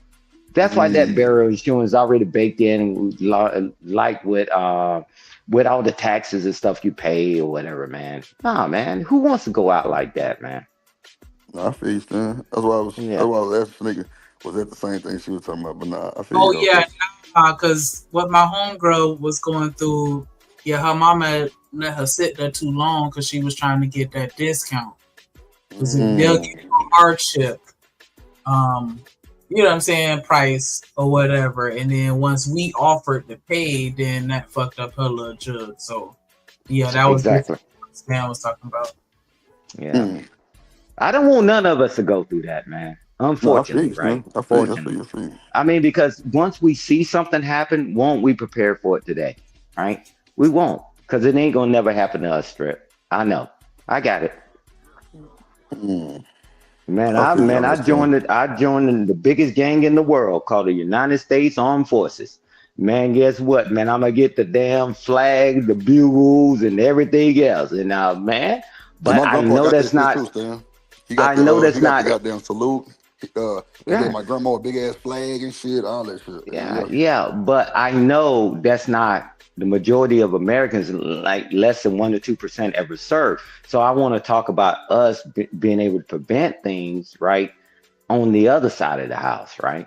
So that's why I talk like that, man. But I know that some people, they did certain things in their life, they got certain rights, but certain people don't. So Coach Ferg, right now, when whatever happens to him, he getting that flag, and his wife get the flag, or the children get the flag. It doesn't matter, and they gonna take him, give him his respect and all that. But people don't get that, man. So how can people get to be buried with honor, right? Other than somebody just throwing you in a grave with a bunch of ashes with about 100 bodies in there, and they just dig a hole and throw all y'all in there, man. Come on, man. That's cold-blooded, man. I think everybody's life is worth more than that. That shit sound over the top, but that shit is for real, Stan. For real. They do it all the time, Drip. Trust me. That shit crazy, brother. That's wild, bro. I ain't gonna hold you. That shit hit different when y'all hear Stan talk about this shit, and then when a nigga fucked up and have to go through some shit like that, they be like, man, Stan told me about this bullshit. Now your ass lonely. Goddamn, you're crying. Your ass paranoid. You got a whole bunch of shit going on. Nah, you ain't bullshit. Hey, Drip, what the hell, my dumb ass, with all the things I've accomplished in my life, I came back and I got my life license. I don't give a damn about gun on insurance. I got tired because my late father, my hero, he used to bury everybody in the damn family. I said, you got it twisted. I said, what I do, I can set you up with this program while you halfway healthy or whatever, man. I got the life license for them. I'm like, man, hey, man, do this and do that. Man, y'all crazy. How in the hell? Well, and this is the normal thing I get, Drip. Well, if I die, I ain't worrying about it. I'm like, wait a minute. You got children, you got family members. We talk like that. But the other people, a lot of these people, man, back in the day, man, that's how a lot of people got rich too, because they had life insurance and they kept it in the family, they kept the properties and all that, right? But we the ones talking about, man, I'm gonna be dead anyway. I don't care. That's why. Yeah, but it's all good, man. But when I say all good, I don't mean all good. But the bottom line is, we just got to do better, Drip. We just got to do better. Let's figure out how to move the needle just a little bit. Right. Every damn panel is an argument. Everybody cussing each other out. It's your fault. Your fault. Cool. And guess what? That means we both losing. Mm-hmm. We're gonna get it together or not? Because at the end of the day, nobody cares about your feelings. They'll watch you perish. Don't worry about it, Drip. The cavalry's coming to save you. Don't worry about watch you perish. I'd be damn shit. Yeah, man. Come on, man. The cavalry ain't coming to save you. So why don't we act like we got good sense for a second and say, hey, man, we need to do things better. It's going to be slow and, taking off because you got different thoughts, different age ranges and all that. But, so, I mean, and I'm going to tell you this by being an older gentleman, and I'll just sit back and I'll just watch, right? Because I know that the generation before us, we didn't teach them to be tough. We didn't teach them to go through all this stuff that we went through. And now they out here ass out with no protection. Although they think they protected. Although they think they're protected. So I mean, we gotta figure out a way to get it right, man, and reel it back in, brother. That's the only thing I'm saying. We gotta figure it out. I know I hear on this YouTube streets, everybody's tough. I'll pull up on you and all that. Well, pull up on a job. How about pull up on your child's surprise birthday party? How about pull up on that? Nah, I'm gonna pull up on a nigga that's already half dead. Both of you got 1 foot in the grave and 1 foot on a banana peel. If you cool, man, nobody's gonna cry about that. But leave your children hanging. And that's one thing we learned to do. Yeah, hey man. But I just tell you, man. We got to care about our children, man. If we don't, man, they're going to grow up one day. They're going to grow one day as bitter and resentful as you are. Right. That's a fact. And they got technology on their side. Now, what do you have? Well, when that shit flipped the script, boy, it's a whole different ballgame then, boy. Your ass is done. Don't worry about it. They know how to rewire your electric chair, your dang electric wheelchair, and make your ass go like a skyrocket through the window. You better leave them jokers alone. You'll make that shit a rocket? That's insane work. God damn, boy, I tell you, shit. Nah, you ain't bullshit there. It just, some people don't understand that type of talk because, they ain't never went through no shit like that or had to. But I feel you. Family first and family always, Trip. Y'all got it. Y'all go ahead and talk. Coach Ferg ain't shit. Yeah, he ain't never been shit. Coach Ferg ain't shit. Coach Ferg laughing his ass off early. He over there playing frisbee and shit with his damn goddamn K9 pit bull / Frenchie bulldog. Goddamn, that motherfucker beastie. It's over listening, tripping off y'all, just laughing. Yeah, I mean. But, we really don't have no excuses as far as being able to navigate differently from those before us because the information is there at our fingertips. Mm-hmm. And again, who's willing to be different? Because you're going to get pushback. Jesus got pushback. People turned away from him and his message. So not everybody's going to listen. Whoever decides to move better will get better results. So I welcome the pushback, Coach Ferg, and Coach Ferg does too. We don't mind having a conversation. I Yeah. mean, cool. Blame, cool, whatever. Now, can we get to the solution after all the blame? Because everybody say they smarter than the generation ahead of them. hmm Well, why you losing? Losing. Why did now all these drugs, right? I'm talking about pharmaceutical, right? Anxiety, antidepressant medicine, and all this stuff, weight gain, weight loss, and all this stuff. The children are on medicine. Everybody's on medicine. Cool. Man, okay, cool. And me and Coach Ferguson don't even touch that. Okay, give us pushback. Y'all let us down and all that. Cool. All right, now can we talk about this? Nah, y'all old heads ain't shit. F you, F your mother and all that. Well, you went a bridge too far. S2 on the phone. I'll watch your damn house blow up. Damn. You don't talk about my goddamn parents. Yeah. I don't give a shit. Y'all can play these little play games with all these other guys because I know what my parents are to me, right? Right. My late father, my hero. My late mother, the matriarch of the family. Nah, man, y'all can play that mama and daddy stuff all y'all want because that's what everybody think is cute and pleasurable. Whatever, man. Can you imagine getting your car repoed and you paid the bill? Come on now, Stan. Hey, F around and find out. Come on, man. And that's why me and Coach Ferg, no matter the egregious thing that people say to us, we never go after people, family. Never. Man, because we know where it's coming from. So like, cool, you done? Okay. And let's get back on the topic so we can get to a solution. Right. Because me and Coach Ferg can't be on the earth forever or the likes thereof.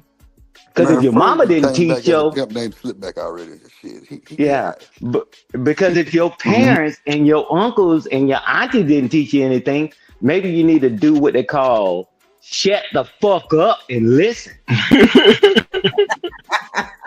Damn.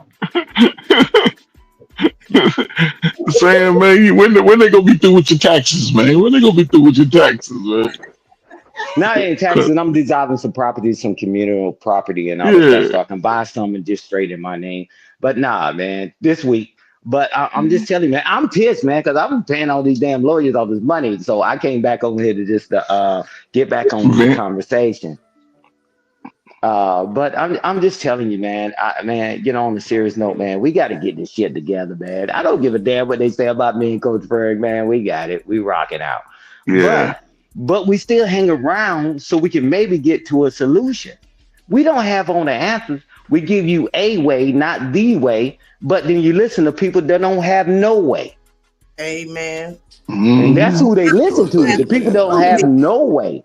We give you a way, not the way, but you listen to people that have no way. Make that make sense. Conversation. With all you smartphone people, I wish they would have called the smartphone the dumb phone. Because maybe most of y'all bastards wouldn't even got it. This Stan cooking. he with all the shit today. Oh man, because I want us to win. I want us to win, man. Sometimes, man, I got to just, I just got to just get out of my body, man, and not be this docile and, hey, let's hold hands, kumbaya. But I'm seeing now in the world, man, that kumbaya ain't going to be enough to help us, man. The clock is ticking on us now. Playtime is over. I had a conversation last night, Stan, with my son. I'm like, look, it may be in less than a year, the world may look different. We need to figure something out. Yes, ma'am. I tell you, 6-7 months, we ain't gonna recognize the United States. Mark my words. I feel it. I feel it. I'm trying to find me a corner somewhere. Hey, Miss Joy, watch this. I'm gonna just say this one thing, Drip, and get everybody back to bike. Tell me this. They told you to be an entrepreneur, right? And they told you to go buy products, right? And a lot of people buy their products from overseas, and then they bring it back here, repurpose it, and then they sell it, right? Entrepreneur, doing great, right? They're doing the business, family doing good, got the children in college and whatever. And then when the tariff happened, That's why they suing in the Supreme Court right now. And just for y'all know, China and the US did come up with a deal. So y'all be able to go back and buy your fake Lucci and Fucci and your eyelashes. They did cut a deal, trade deal. So, you know, Well, we knew Hey, get that Coach back to it. agreement. Hey, Coach Bird, watch the hustle though. Yeah. Just like, Mm-hmm. Yeah. just like, just like the stock market, right? When Mm-hmm. he said he's going to impose all these tariffs, and it's amazing how all the congressmen, the senators, and the wealthy, they your stock that you got for $25 was worth $300. They brought it down to 175, 175, and then you sold it. And then all of them purchased all your stock for pennies on the dollar. He said, nah, we're going to do a 90-day moratorium on it. Mm-hmm. You can't get that stock back. Go try to buy that $25 stock you had. Now that shit, you're going to cost you $350 to get it. Watch the hustle. Now watch those companies that was in trouble, that when them tariffs was implemented, they had to sell their companies to the big boys. And now they said, hey, we're going to cut a deal with them. Now you don't even own your company anymore. Watch the hustle, man. Mm-hmm. They take your shit. That was the It's play a- from the beginning. Yep. Yes, ma'am. Yes, ma'am. Yes, ma'am. Yes, ma'am. And now you done sold your damn company to this guy because you knew you couldn't afford it, but you didn't want to lose all your stuff. And then they say, hey, I could have deal with China now, but somebody else own your shit. Yep. What? 6-7 months you're gonna see the United States totally change. Rich and poor, that's all we gonna know. Yeah. Say that one more time, Miss Joy. Say that for the people that's deaf. Hey, if you ain't got it, you ain't gonna get it because it's too late. Yeah. But that's why.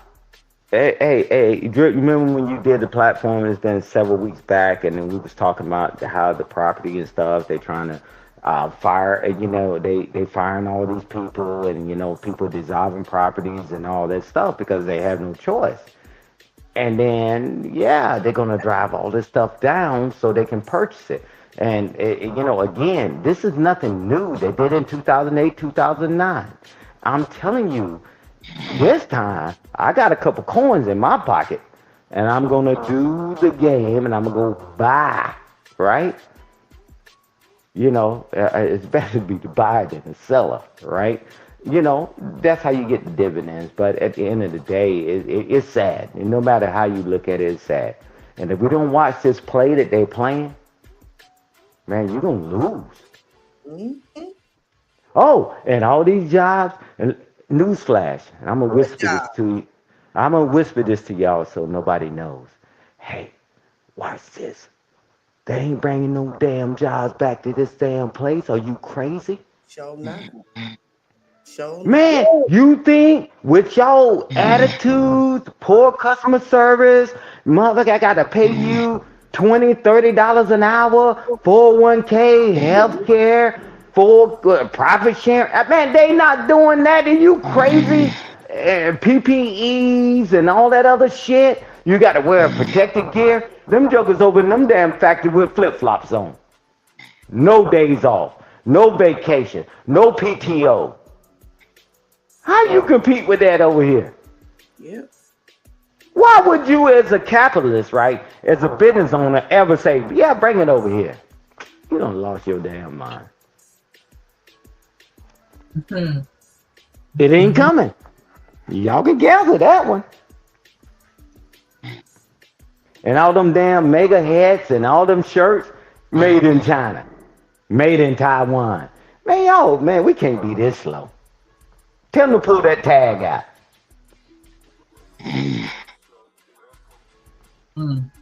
But they for Americans. Yeah, sure. Come on, man. We can't be this slow, man. One thing about us, man, I've just been indoctrinated with knowing the hustle. We know how to do the 3-car Molly and all this other stuff. We know the hustle. Why are we getting hustled? And we like, yeah, the job's coming back. The jobs you ass ain't gonna work anyway. Right. But you gotta look at it from the business side, Miss Joy.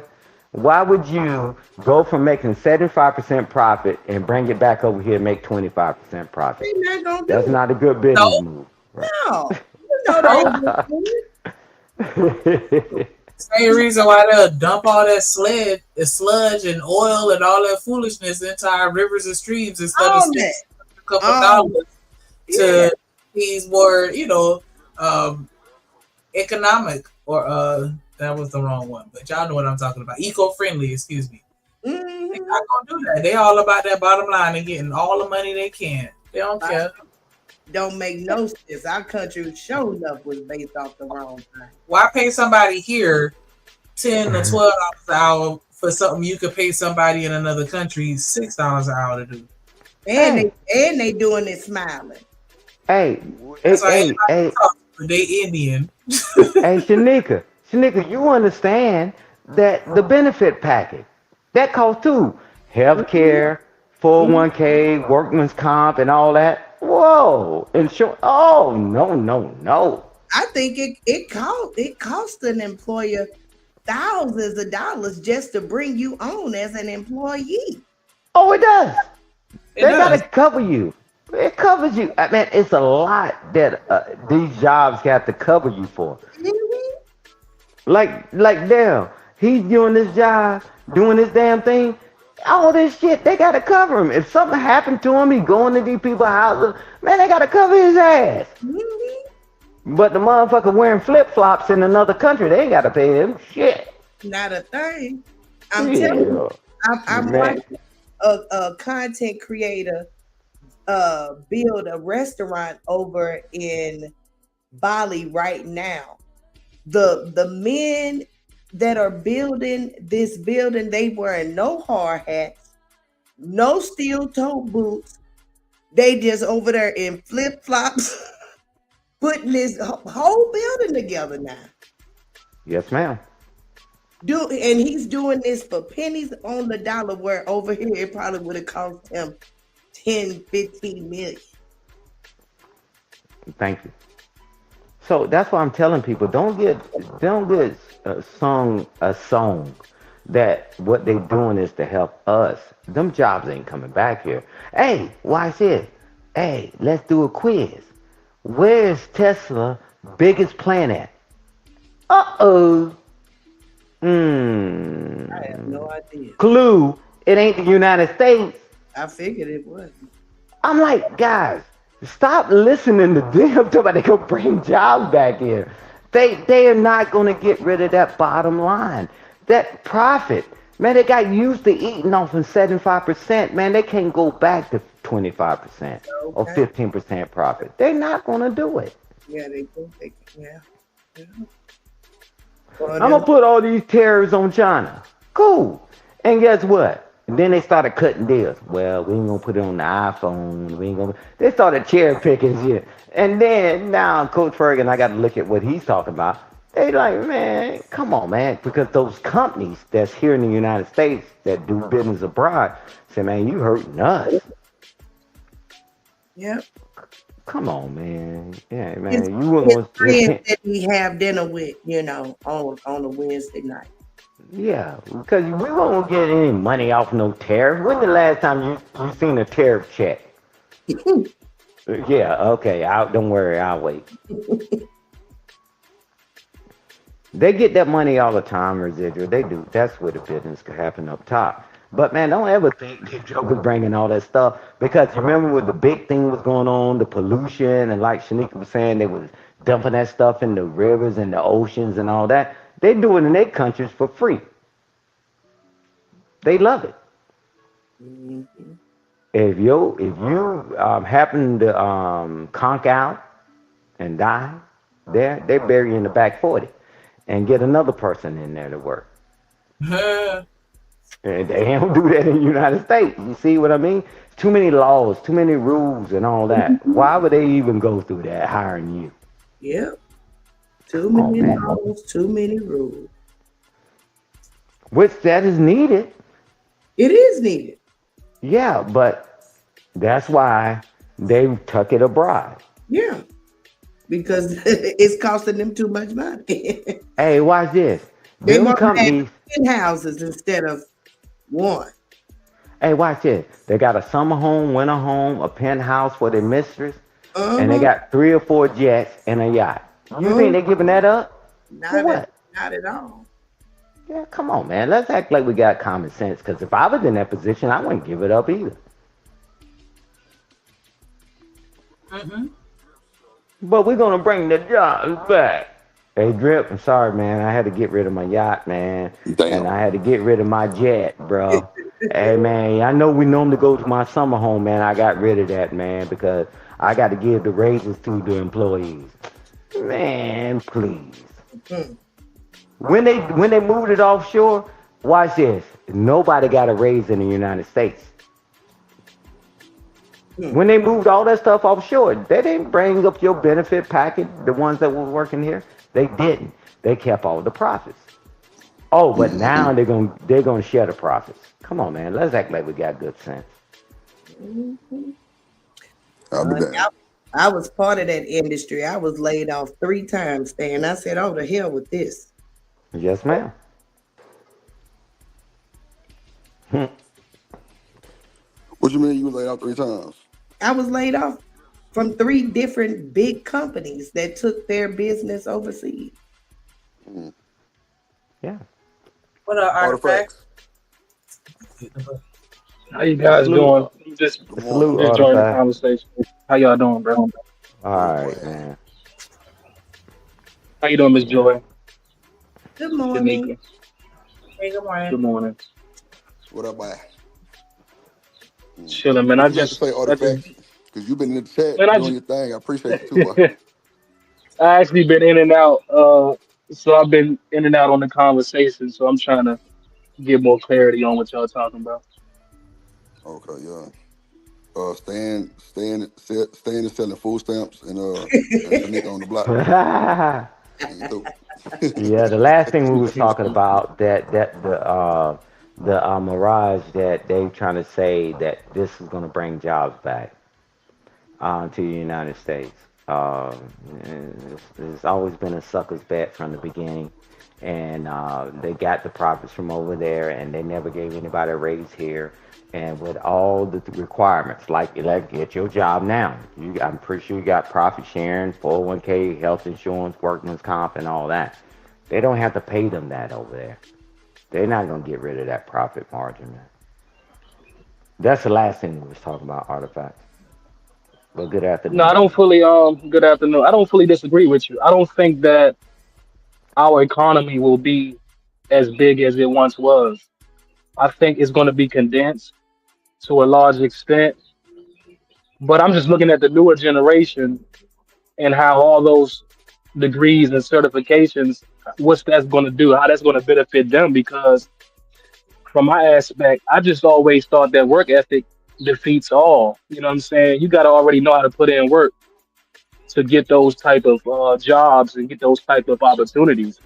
So for me, I don't look at it as a negative because I got work ethic. I'm gonna be good regardless. But for the newer generation that's with all these degrees and certifications and like how will they apply their skills to the new work, force, and can it relate to them, and do they have a work ethic to, get to the bag? That's my only concern.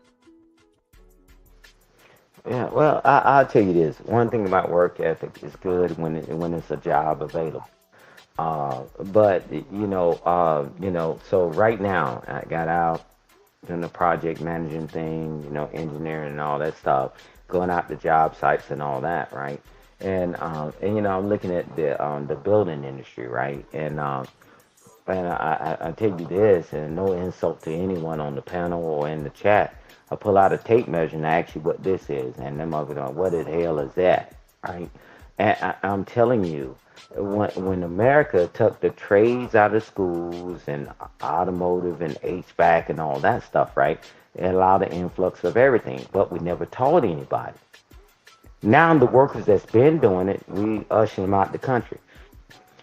So it's a net positive for the ones that's selling it because now you're gonna pay twice as much for the house, and you're gonna wait because we like our licky chewy stuff. We need to get back to teaching Americans how to be able to take care of Americans, and you can't change that overnight. You tell me, Joke would say HVAC. What is that? And you say they call it a water heater, right? And all this other stuff. They don't know nothing about that. You pull out a tape measure. What? What is that? What do these marks in the middle mean? Man, all those things, man, that I knew in high school. And of course, I had advanced stuff later. But now all these things, man, is gone. So how do we motivate the next generation? I'm with you, Artifact. How do we train them? Because this is what happens. The child, you tell your children, and anybody understands this, right? Because my children grown now, because I ain't played that ever PS. But you tell them, hey, you need to take the trash to the road. It's hot outside. I take it out when the sun go down. What? Now you think they're going to be out there on top of roofs and building and doing all this land, doing plumbing, HVAC and all that? No. Hey, man, you can't even get them out the house. Joe cannot. My son fussed about less than a 40-hour work week, talking about how tired he is, when my husband is 50 years old, put in at least 60, 70 hours in a week. I said, boy, if you don't shut your butt up until you work 90 hours in a week, I don't want to hear nothing about you being no tired. Yeah, so that's what I'm saying. How do you change the mindset of people that got used to doing so little and the parents gave them more? And now they're out of your You're absolutely they're right. out of your home. They're out of your home, right? Or they still in your home, but when they go to a job, they expect not to do anything. Oh, I talk back to my parents and I tell them, nah, I do it when I get ready. Yeah, man, take out the trash. I'll take it care. And I'll do this. Man, out in this workforce, bro, ain't nobody giving a damn about your damn snotty nose child. How do you get them conditioned that, man, you got to be productive, right? Like you said, work ethic, right? You That's know, what it I boiled mean, down to. yeah, man, but now they complaining. Hey, man, hey guys, we need to work later on Thursday so we can complete this project. Oh man, F this. Yeah, you can say that because typically you stand with your parents. That's what happened. That's what happened when everybody become winners. When they pass everybody, when really they fail. That's what happened. I mean, what you expect to happen? Participation trophies. I Yep. was about to say, and then you gotta think about it, right?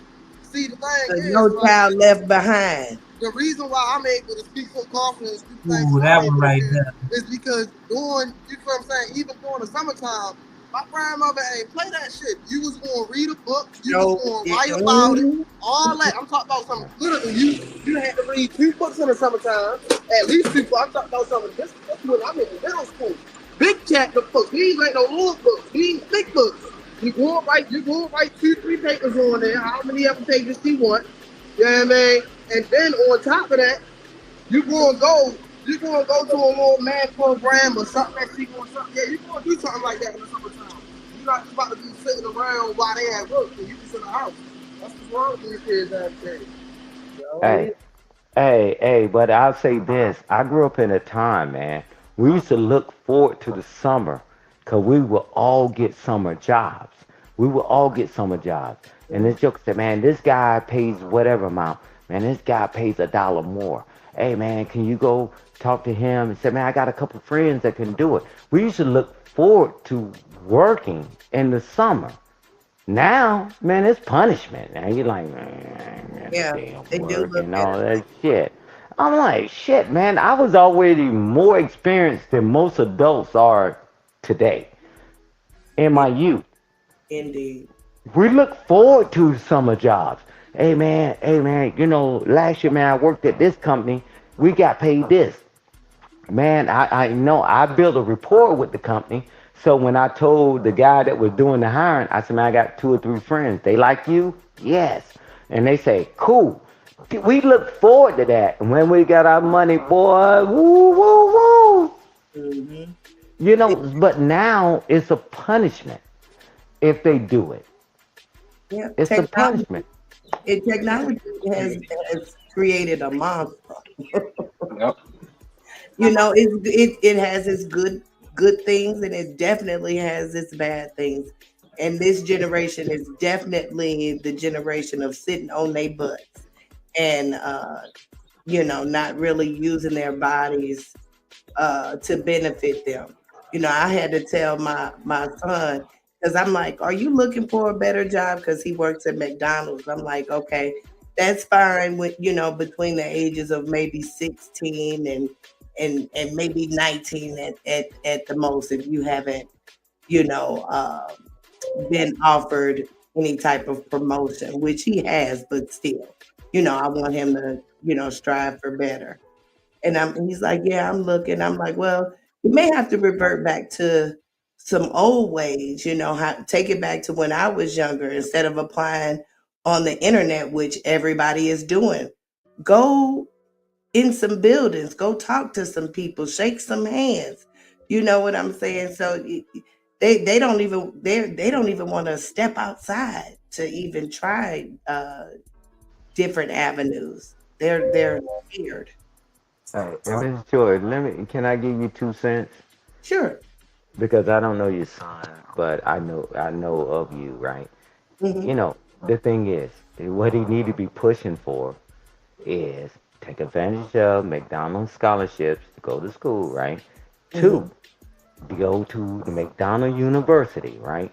Because that's the only way you can ever own a franchise, right? Because if you He ain't get gonna go those, to school and Mr. Stan. no, no, no. What I'm saying, that schooling, that's easy work at McDonald's because they just walk you through, right? Oh, And so he can end up being the general manager because them guys make money, and when you over multiple ones, that's it. Because one thing that I don't like about us, right, as a people, we go to a job to do a job, right? That's it, right? And they like day in and day out, right? Day in and day out. 10, 15 years, never move up the ladder, 10 or 15 years. And it's amazing when that pimple face kid, right? They call them kids, right? Come in and they call them boss. And they're like, I got kids your age. That guy don't give a damn. We go to a job, we just think we're supposed to sit there. No. Watch this. When I was out there doing all this stuff, man, I would stay behind and I'd say, man, can you show me the P&L? Can you show me how you order the inventory, logistically and all that? Man, I already had all the damn skills. So who's next in the shoe? We need to get back to doing that, right? Forget hanging out with your buddies and your girlfriend and all. Man, phooey. People don't know what a P&L is. They don't know what a POS is. They don't know. They think POS mean piece of shit. That means point of sale. Them managers, they will teach you that stuff because flattery gets you everywhere because they want to share their knowledge. But guess what? Everybody runs out of the door. They come in late. They leave early for their break. And they leave early for lunch and come back late and leave work early. No, when everybody's gone, sit down, learn that P&L, the profit and loss, and learn the POS system, the point of sale system, learn the logistics and the inventory. Man, you already light years ahead of everybody. That's why we always sit at jobs 15, 20 years and they give you that little give you that cake at the end of that 20 years and you know you're a diabetic and you screwed up and give you that your last check and maybe a $50 bonus. You gotta go. Just like Artifact said, work ethics. You got to learn the system. You got to learn what the company does. And I'm telling you, them managers will be tickled pink if you ever ask them, hey, how does this really work? And he said, I'll show you. On the clock or off the clock, I don't care. When you learn the P&L and the POS system, man, you can write your own ticket anywhere on the planet. Not even just in that industry. But do we do that? Excuse me. They don't pull us to the side and tell us that this shit is important. Because that's how the company makes sure that they are profitable. Right. Or losing. But you got it, Miss Jordan. No, I get you. I understand. I agree.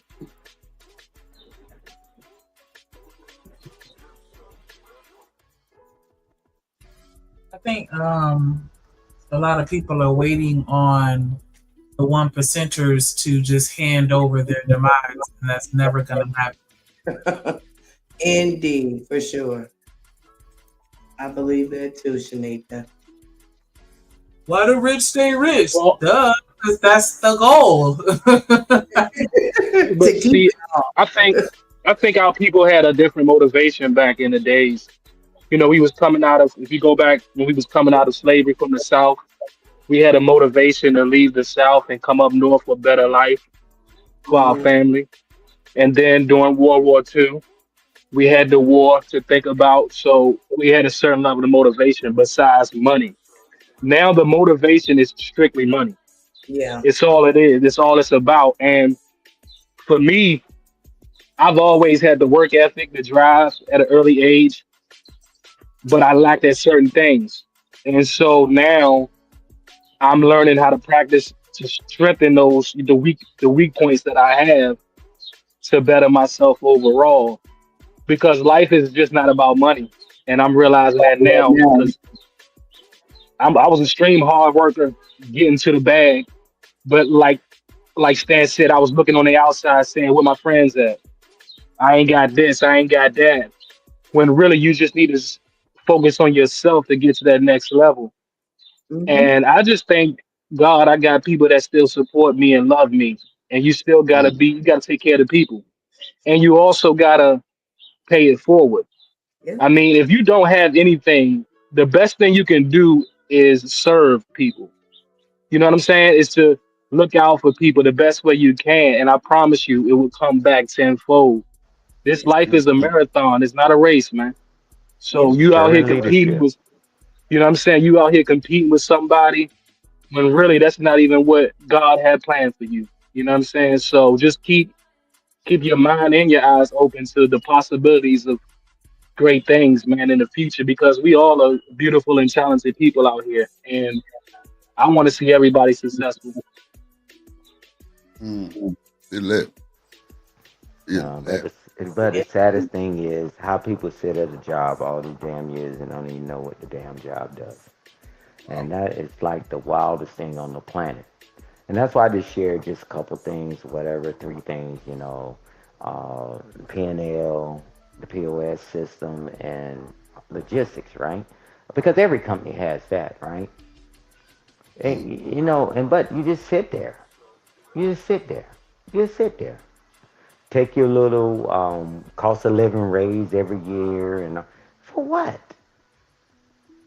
For what? Because one thing that I've always loved, not really loved, but I'm just using that being a smart ass, that I loved that people would say that when I show up, right, somewhere, and they be like, shit, who the hell is he? This, motherfucker. Everywhere I go, I take command and control, right? I'm like, man, you had opportunities for 10 to 15 years, and I show up, and now all of a sudden you want to squawk? See, because the reason why I always wanted to be in leadership, right? Because I have a servant leadership style, right? Because I serve the people, right? What's good for the good of the group. But my thing is, I'm like looking, I'm like, wow, you had these opportunities. I got tired of early on in my military career, listening to people to tell me the backward ass shit and got to follow orders, and then I follow it, and then I got to redo all this shit. Man, I couldn't wait to get ranked up the damn ladder. You out your damn mind that you gonna come tell me some bull crap, right? Because they never cared about the people. Just like Artifact said, they never cared about the people. So what if we told you to load this truck? No, wrong truck. We don't care. Load these sandbags. Not those. And all that. They never cared about the people because they was chilling. Not with me. Get the plan together, make sure it's good, and all that, the number of personnel and all that, right? Because I knew how it felt when I was that guy that was doing that too. But how soon we forget when we got the power, when we sitting on the throne. We start sitting high and looking low. I don't give a damn how high I went up. I never look low. You got to be kidding. That's why my leadership style is a servant leadership. I don't care if I show up someplace. I don't give a damn if I start a new job tomorrow. Motherfucker, it's me. I don't give a shit what your damn opinion is. You had 10, 15 years to do what the hell you want to do. You could have applied for it, and you didn't. Now you mad? Man. Yeah, because it's amazing. One thing I learned about privates in the military and employees in the civilian world, they got all the goddamn answers. Yep. Until you put them in charge. Let's go back to what you said, Stan. You said you were a servant leader, right? Yeah. And which I don't think people really understand what that means. If you go back and you look, if I go back and look at my life and how young brothers don't understand what service is, you ain't got to be in the military to understand what service is. And my thing is this, all I can do is help brothers because, I only get a certain level to help myself. And if you don't know how to serve somebody, that's on you. You get what I'm saying? I'm literally giving brothers the example of service. You know what I'm saying? Service too, but you want to compete with your brother instead of work with your brother. Nah, we serving each other. And when we get out of it, we get out of it. You get what I'm saying? But a lot of brothers, they didn't grow up understanding that this thing is a give and take thing. You know what I'm saying? True. Partnership, relationship, it's a give and take. You can't sit here and expect me to do more for you when you ain't pouring back into me. You want to compete like you do with your woman instead of trying to get on the same. I'm trying to be your partner in business, nigga. But you want to compete with me because I may got a certain gift that you don't got. But I'm sitting here acknowledging you for all your gifts and all your great ways. But you sitting here, you still insecure about yourself. You still don't understand that I've been holding you down since day one, nigga. I've been holding you down. But the life just gets us all fucked up. And that's like, look, I can't sit here and go back and forth with you, brother. Let's go ahead and move on with our lives, and then we'll see where we go from there. Like, I'm not going to sit here and go back and forth with nobody. I know what I've done for people. And your life shows that. You get what I'm saying? But niggas in the hood, or niggas in general, they want to compete. They don't understand that, nah, nigga, this never was a competition. There was me building you up, helping you get to a certain level, and you doing the same for me. Yeah, and I agree with you because the thing is that was what I got from my parents growing up, and it's supposed to servitude, right? And it comes back like you said, right? And it's just like. And in the military, that's why it was so easy for me to come up the ranks and do all that and have people and they get them promoted and all this stuff and know their families, and even to this day, is that, man, it ain't just about you. But if I'm pouring, right, because I edify you as I edify myself, right? But if I keep pouring out a pitcher and I keep pouring it in your glass, and you don't pour back into mine, shit. What do I have? You gonna move on? Or both of us die from thirst? It takes some wisdom to get that artifact, and like you got it. And you're like, come on, man, what the hell? We're trying to build this thing and all that, man. I take what you know and take what I know, man. Let's make it a reality. But they don't want it. Or in their head, somebody done tricked them and tell them they don't want it, right? But at the end of the day, man, I'm not gonna be weary and well doing just because this person say no. Just like it's amazing how people don't get that. Don't help people. Don't do this. People did you wrong and all that. But it's amazing how when a guy meets a woman, she say no, he say next and get with the next one. But we can figure that out. But we can't figure out how to survive in society. Damn. Everything ain't a guarantee, man. It doesn't matter. Only guarantee I ever had in my life is playing cards. If I had the big joker, I knew I had at least one book. I guarantee, right? That's why they call it the guarantee, right? The big joker. However, but we want to run our life that way. Crazy. Man, we're going to have some pitfalls, some ups and downs at the end of the day. But it's amazing how we recover and keep going right back to the toxic stuff that got us in the situation. Nobody says a word. Cool. I mean, What up, Dante? I mean, life is what it is, man. But at the end of the day, I'm not going to be weary and well doing. Shoot me down, cuss me out. Do whatever What's up, the hell you Drip? Sorry want. about that. No, you good.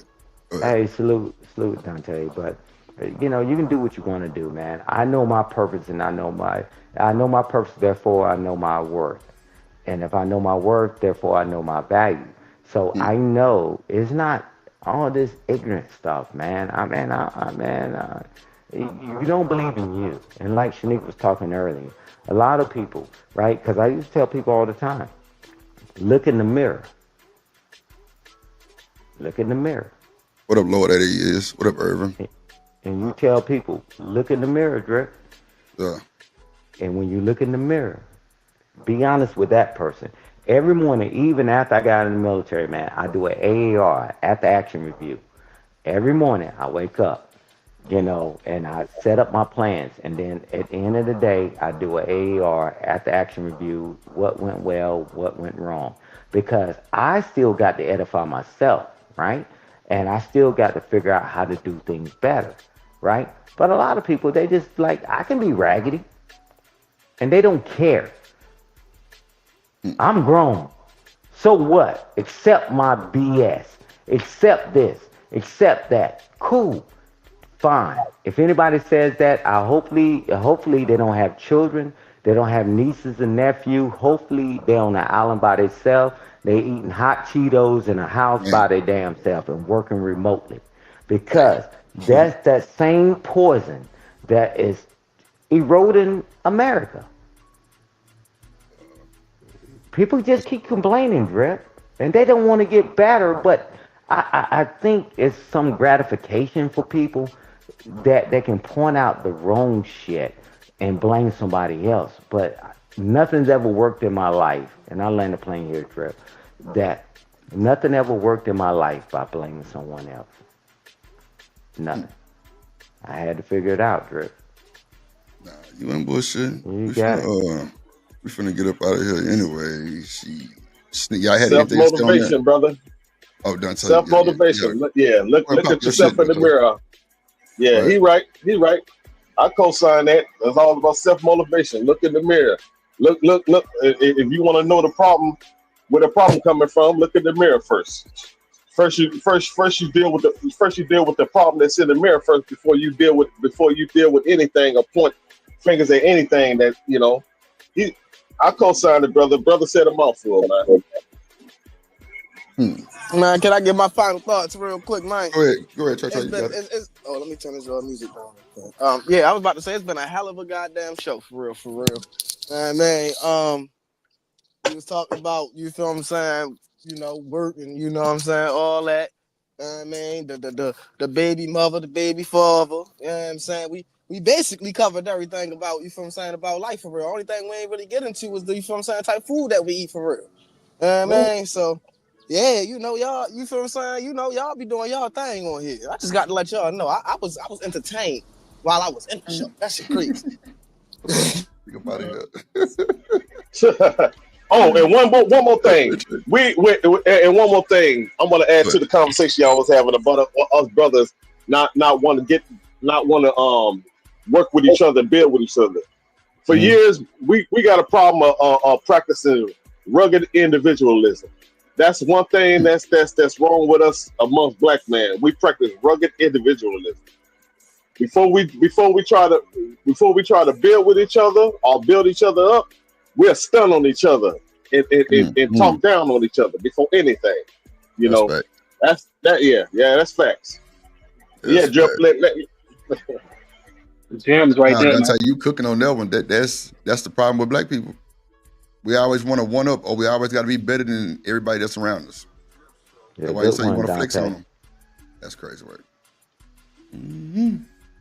Dante, you got me thinking like, damn, do I want you to keep the show going? Because Let's like another let's set go of for cooking. like at least 10, 15 minutes if you can, Drew. Go I ahead. know you Let's got to go. move What up, Chanel? around too, bro. No. Shit. I got something to do, but I still got time. Go ahead. No, let Dante What up, Chanel? continue to Go ahead. cook because he just Go ahead, came Dante. over with No. I'm good. I'm good, bro. I just had to, get that off my chest right there to add on to the conversation y'all was having. Right. I feel you. Yeah, but Dante, if I can, and not to challenge, because what you're saying is absolutely correct, but is that kind of assuming that they are capable of making that assessment accurately? Like, do you think that some people may need some outside advice, or maybe not advice, but you know what I'm saying? Like, do you trust that everyone can really self-assess properly? You mean like what do you mean about outside advice? You mean like some outside, like some motivation from some motivation from Like one of us or different race of people? What do you mean? I was thinking maybe like counseling or some type of professional that may be able to help guide you down that path. Yeah, but it's gonna start with us doing that with each other as individuals, and we don't do that, and it's not abundant amongst us black men. That's the problem there. We don't. It's just something. It's something that's just not in us. We don't before we can reach out. Before we can reach out and pass some knowledge or anything that can help another black man. We'll keep it to ourselves. We'll be like we'll be like, I got mine, you get yours. That type of attitude. That's why I was talking about. We practice individualism before anything.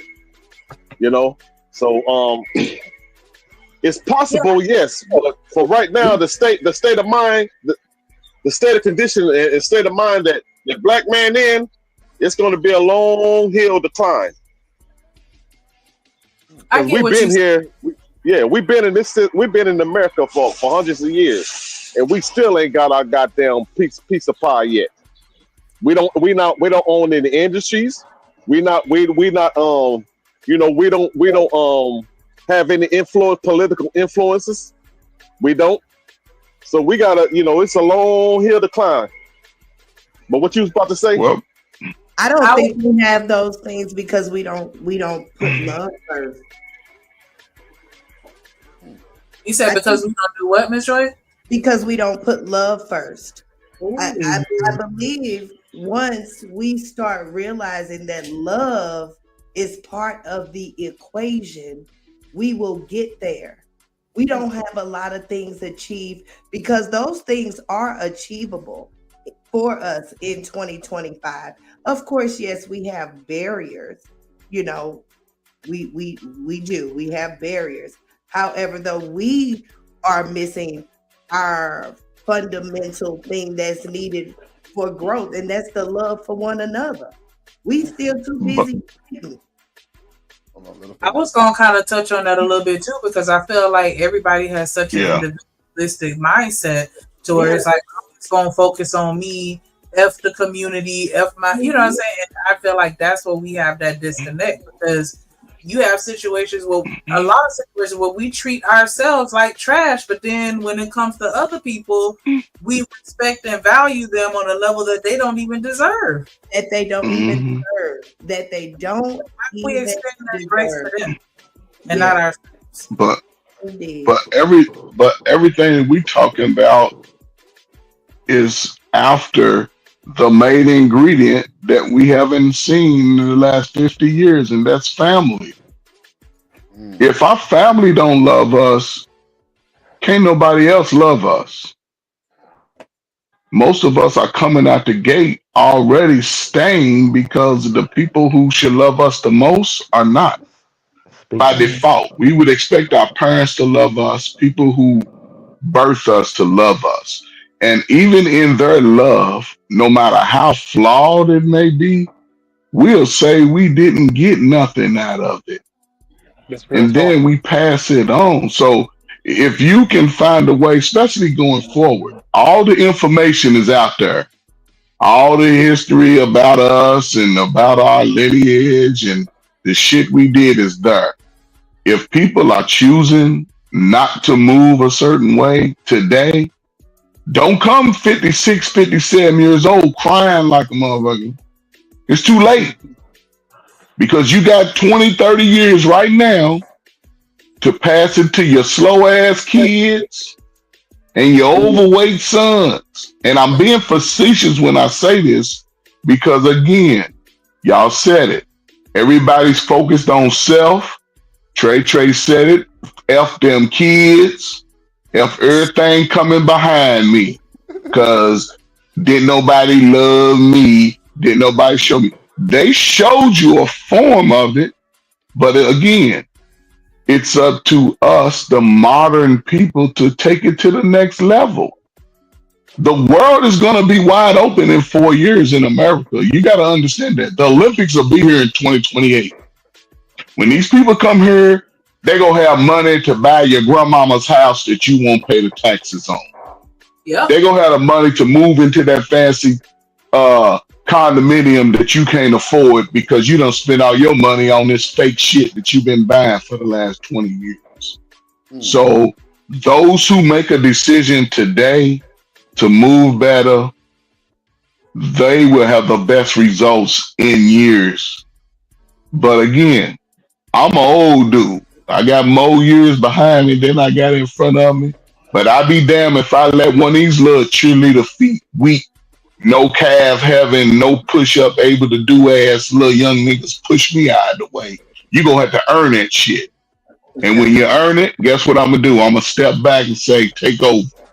But ain't nobody, but I could be wrong though. But No, you're right. so Listen, America's for sale. America's definitely for sale, but I think it go back to what Miss Joy said. But it actually starts with the men. We need to start celebrating each other and uplifting each other as men. If we show that example, the women will follow. I've seen that in my own life, and so it takes but time, brother, though. It takes time for all this. Go ahead. but brother, here's the thing. Me and you are men, right? Okay, we don't know each other, but we men, right? So by default, we should be able to respect each other. But Absolutely. we don't trust each other because we haven't seen men in our family trust each other. Yep. It's gonna start with the family. And the way we looking at life now, don't nobody want to get married. Everybody want to just live these old frivolous ass lives that do nothing to help the future. So you're right. The love will come once we can find a way that because you and this is what I love of people of old. They ain't give a damn what our differences was on the teams that we like. If we needed to show up for a cause greater than ourselves, we show up. We'll find out the details when we get there, but we just got to show up to show the rest of the world that regardless of how different we are, and I seen them fighting on a panel, but when it came to the greater good of them niggas showed up. Let me ask you a So question, Coach Burt. Let me ask you a question. What's the difference between the child that initiate meeting with you than the child that you got to go and find? What's the true difference between those kids right there? to me, I see no difference. To me, because, and I say this because some of the children that came to me was the hardest to convince to be better. Some of the kids that I went to go find, they were waiting for someone to show them that they can be better. That So makes I sense. didn't, you know what I'm saying? So I didn't look at it like there's a difference. And you can find that because once they trust you, based off how you move, based off how consistent you are, and being real with them, those same people that you thought were the worst, not saying you, but people, those will be the biggest fighters. Those will be the ones that will come out bronze on the other end. Just like in the military, some of the worst dudes in the street be the best dudes in the military because somebody's giving them structure, somebody's giving them discipline, somebody's giving them. And this is why the military is this way. We all are degenerates out here, right? The military will take all of that shit and channel that shit to our strengths. And then once we understand our strengths, everything else is secondary because we'll turn our weaknesses into strengths. And that's the approach that it does. So again, if they trust you, then you can give them the information that they need. But most of us, even as adults, don't trust nobody. Ain't nobody shit. Well, if you put that in your psyche, then ain't nobody gonna be shit. And you gonna pass that down to your children, and they gonna treat you like shit later. So, brother, when a young brother asks you, when a young brother was explaining, it's going to start with the man. He asked you the question. It starts with the man, and you say it starts with the family. But that's gonna go right back to the man because the man is the head of the family. It's what because if it's gonna start with us because we set the pace for culture, we set the pace for everything, culture, life, you name it. Life begins with the man. They think no, it don't begin with the woman because the man released the seed. We create the culture, we create the environment for everything, for everything. Yes. That's what the young brother was getting at. We gotta start with the man. We gotta set the example. The woman, it's in the woman nature to follow the man, regardless what anyone think. It's in the woman's nature to follow, to fall suit whatever the man create. Whatever the man create, they fall suit to it. But brother, here's the thing. Everything y'all saying is true. However, it starts with the man, right? However, men have to be trained by other men. Boys cannot transition into manhood without the training of other men. So men need to have access to the boys. Fathers need to have unlimited access. That's what we were talking about, brother. So if they don't get that access, then we're going to continue to go down around this hamster wheel. So ladies, get out the way of the young boys. Let the righteous man get to them because it's going to take some time to change their mindset. They need at least 3 to 4 years to change it. So, Coach Fern, yes, ma'am. Babies come here being 50% the man, 50% the woman. The woman really can't get in no way. I know that we can take you out of court to get child support or what have you, and this, that, and the other. But if a man really want to be in their child's life, they can be in their child's life. And Miss Joy, most men, yeah, most men try, but yeah, I understand. Yeah, but respectfully, right? I think it's deeper than all of this, right? Yeah. And Dante said something, and Coach Ferg. So I'm gonna tell you this, right?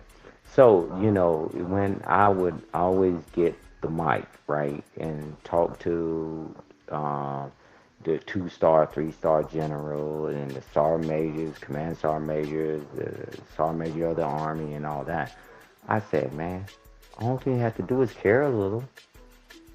You gotta care a lot, just care a little. Because that's what made it successful, because a lot of people, like even on this panel, that we just don't understand you think your child is okay, and trust me, they're not. Trust me. and don't care about you making them cookies and you arguing with the father and all that. Man, they bring that shit right in here, and now we got weapons and shit, right? However, I'm telling you, Coach Ferg says something monumental, right? And they say, oh, nah, everybody says that. It's family first, family always. And family is not necessarily the father. The family is the uncles, the male cousins, and it's the clergyman, and it's all those things. But some kind of way we tainted that, right? Because they said, oh, the uncles touch them, the granddaddies touch them, the pastor touching the kids. Man, we flipped that shit like a motherfucker. Does it happen? Yes. Not on the scale what everybody's saying, right? These children are lost. And when you can get somebody like Trey, he in his early 20s, fuck them kids. You see how this shit goes? And I keep telling people, man, we need to take a tactical pause. That means take a knee. And let's do our best to figure this thing out.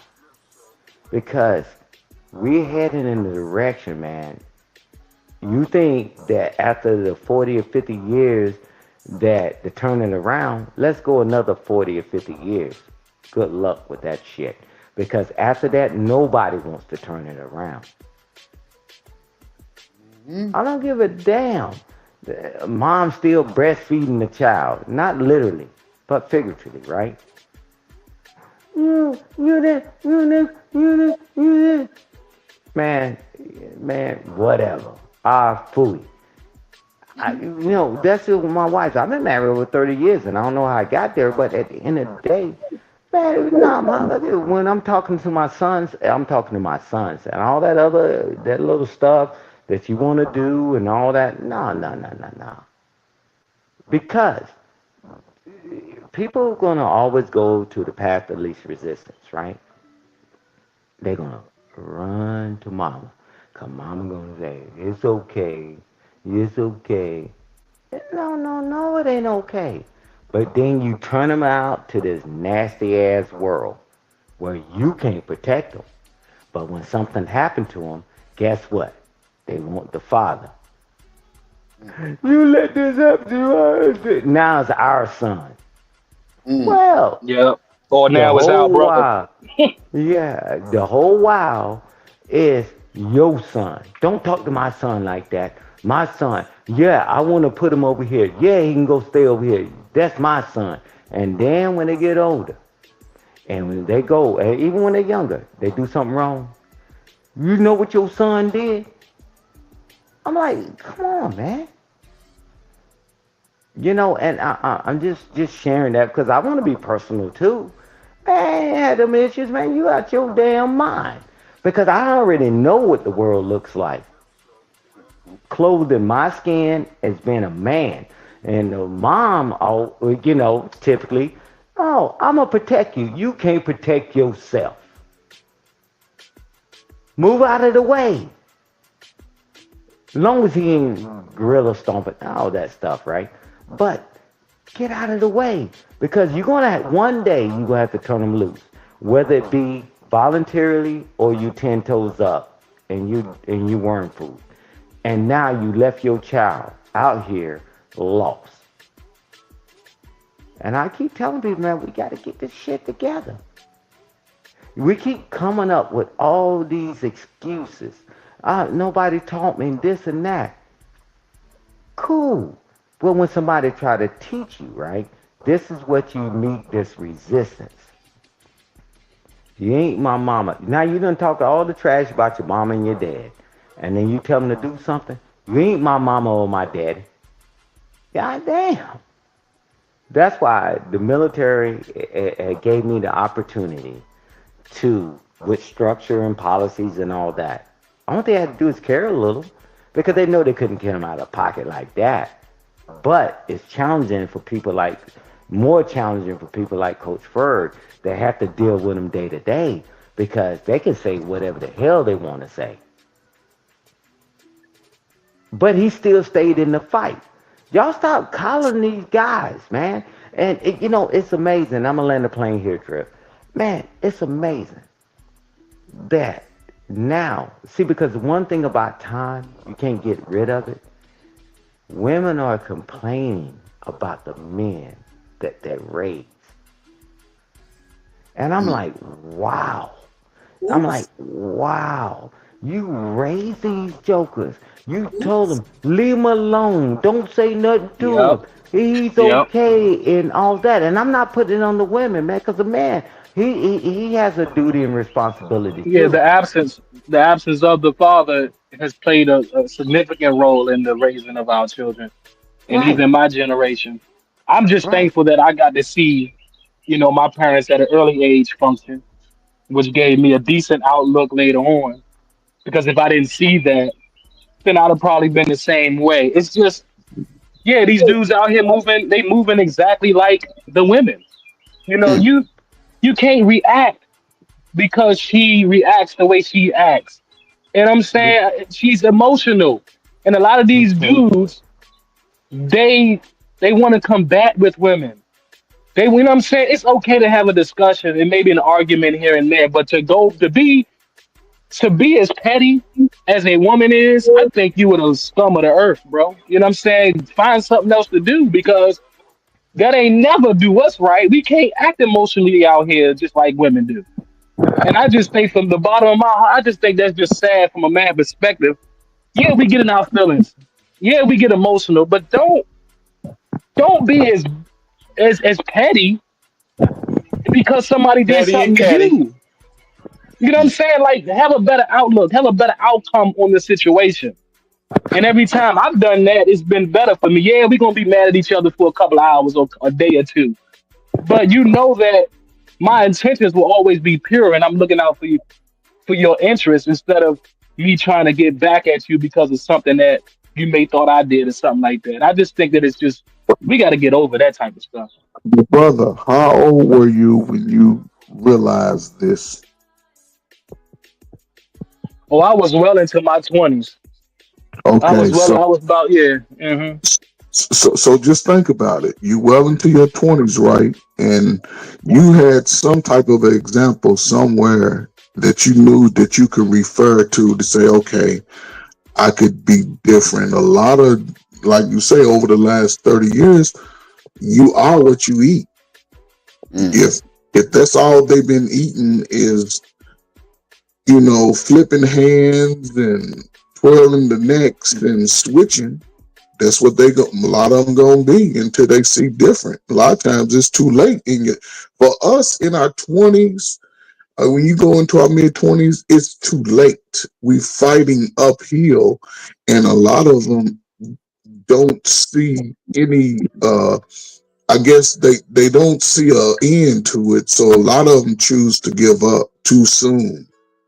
But they just have Yeah, to weather defeated. because being a young man, especially between 20 and 30, is probably the fastest time life go by, but it's the most dynamic time because there's so much that you can gain in that time. Because if you buck and you fight through that process, pretty much you'll be able to overcome a lot once you get to that age of wisdom. So encourage them not to give up and go through that, but don't coddle them, you know, let them know that they are man, they built for that. That's why we got strong shoulders. So, salute to the younger generation, man. Yeah, That's real. salute to him. You finna say But something, Sneaker, Miss Joy? No, Uh-uh. I agree. yeah, I agree. real But I real do quick. want to put out there, men, fight for them babies. Look, show these women that they mouth ain't the only mouth, and they say so ain't the only say so. Yeah. Damn, Hey, they mouth ain't the only mouth. Shit. No, yeah, no, but real. because you got some say so, and you got some mouth to take. You got a hand on that child too. If That's you a trigger guys are word. not in the same house, you That's a know. trigger word, Miss Joy. Mouth. Oh, I'm sorry. I Yes. ain't trying to trigger nobody. Sneaker get to cutting up. You Oh, I'm sorry. You want to Hey, read your Drip, cash app first, my nigga? Yeah, Oh, sorry about that. that's what I'm go gonna ahead and do. read Just your say my cash bad. app. Personal Go ahead and read experience. your cash app. My male figures were godparents, great grandparents, great grandparents, cousins, uncles, and father. My best friends are my cousins. Food for thoughts. That's a blessing. Yeah, I grew up Mm-hmm. around that same value for sure. Iron sharpens iron. He got information from a man.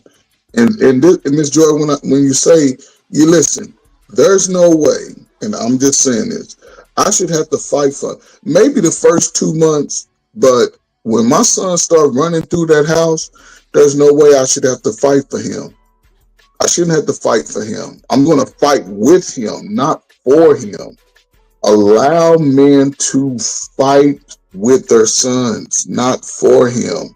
Yeah, I Because get it. he sees that. I'm just saying, you talking young men. A lot of our children are born, our first child is born when most of us are 17, 18, 16. Right. So So, the women are that age too, and they're immature as well. So but that's what I'm saying.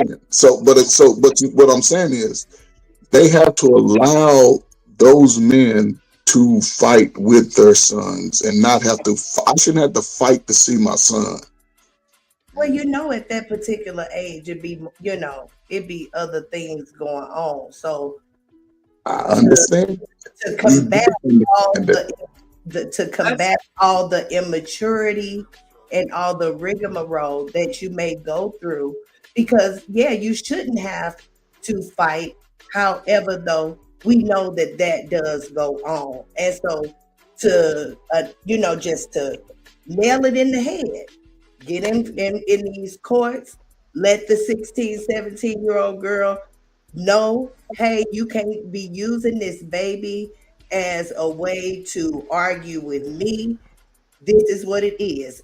A, B, and C, and we gonna follow it, and it's to the betterment of the child and grow with life.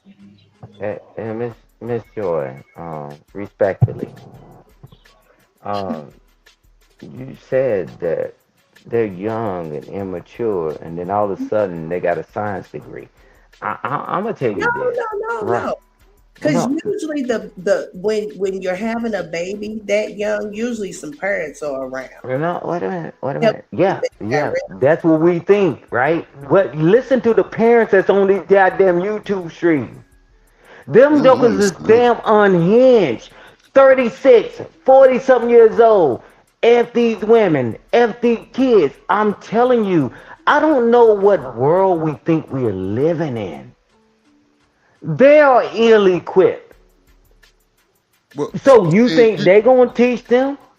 But you know these folks be lying, right? What folks? Just for These You clout want me to YouTube name? parents. These No, goddamn no. YouTube You parents. want me to name some names that it ain't fucking line? Well, I don't want you to name no names, but I'm just saying, Yeah. No, I'm talking about the people that are unhinged. That's homeless and show homeless and doing all this and talking about all this stupid stuff on the planet, bro. Men and women. Yep, men and women. Yeah, men and women. We can see it real time. Walk out your damn door sometime. Mm-hmm. Go check your mail. Hey, watch this. Drive your ass to the parking lot at Walmart. It closes at 10, depending on where you are, and see how many people are sleeping in that goddamn cars. I'm telling you, this is an epidemic that nobody wants to talk about because they don't want to pay for it. You didn't tell me you went to school with people that just barely graduated from high school. They graduated them, leave no child behind, and you all of a sudden they became a genius? They became a genius after they goddamn had children? Man, we need to stop this capping, man. This rapping and capping. Reality is reality. So you don't think they can get the science degree like Miss Joe was saying? Or you saying, No. oh, But okay, the okay. kids can get it. But look, here's the thing: the kids can get it. I'm gonna say this, and I'm gonna shut up. The one thing that I was see what was I say? Okay, so You one lost thing me. black people, but one thing I noticed that we can't hide, We can say that we're 100,000ers and we balling and shit. The one thing that we can lie about shit like that, but the one thing I know black people can't hide is their trauma. Whatever they feel is trauma in their life, they can't have that shit. They go express that shit and they gonna say it loud at the mountaintop. So if you one of those people who feel that you have had a lot of trauma, you should be feeling, because y'all moving feelings out there, world. You should be feeling that you need help beyond what you can handle, and you need to allow your children a better space to be better. You have to. If not, they're going to be poor just like you. And they're going to be on YouTube in 20 years looking at your videos, talking about how you traumatized their ass. And you don't be no idea. Well, I don't think I got to say the one-eyed man is king in a city where everybody's blind. Man, listen to what people are saying, and you listen to what they doing. You know, and these jokers like Coach Ferguson. Thank you for bringing it up. Man, no matter what happens, right? They can be cool, be debonair, and watch this. When they hit that trigger, that trauma kicks in. You can't do it. And one thing you can't hide, them wayward ass children. You can't hide them because they'll dox them and they see that joker in juvie and all that other stuff. So I'm telling you, that's what I'm saying to rapping and capping, man. It's like, man, we better get it together. How the hell you dropped out of school and had 4 or 5 babies and you're going to sit up there and you're going to act like, oh, no, I'm good. Giving a bunch of advice. Yeah, you know, that they can give advice if they get their shit together. But most of them, they just want to put on a mirage, man. When you good, you good. Tell people how you got through. And, you know, that's why they took away testimony service in the church, because people was test lying. But when somebody tell a true testimony, you know it and you feel it in your spirit. Everybody just want to lie. No, my children ain't overweight. No, my children ain't wayward. My children are good. And that joker just stole your car. That joker just stole your damn money out your wallet. But you keep telling like, nah, not my child. Crazy work. Yeah, I'm like, what are we doing? You lying. You are lying. And I'm telling you, tell the truth. And then tell people how you overcame it. That's why I'm glad to be at the age I am now, man, because I can tell you how I overcame.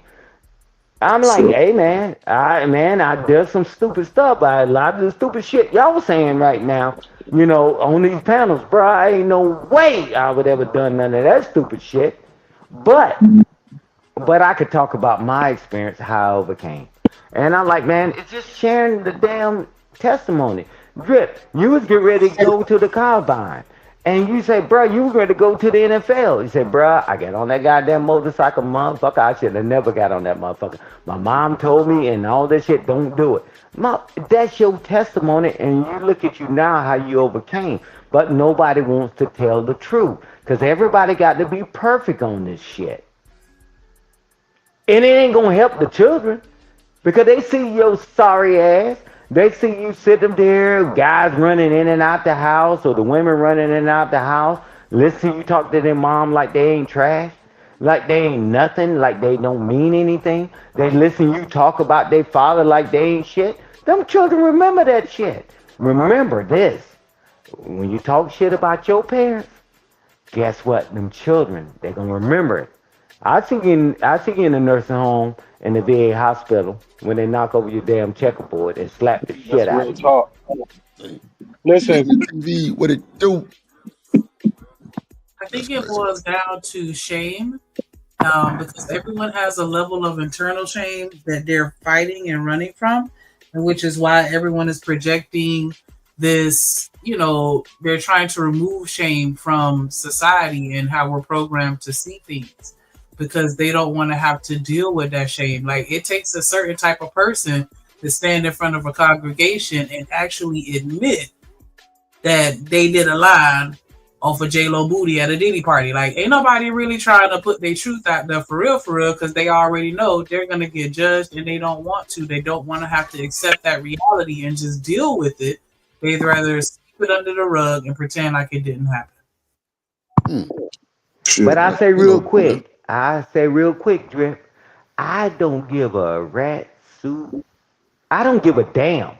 Once you have children, you have an obligation to the damn children. Forget your pride. Forget your ego. That's why when people have children and they talk about their pride and their ego, I don't want to look a certain way. Hell no. You shouldn't have children because your children are going to bear your bullshit. You teach them, you teach your children how to be dishonest. You teach your children not to have integrity.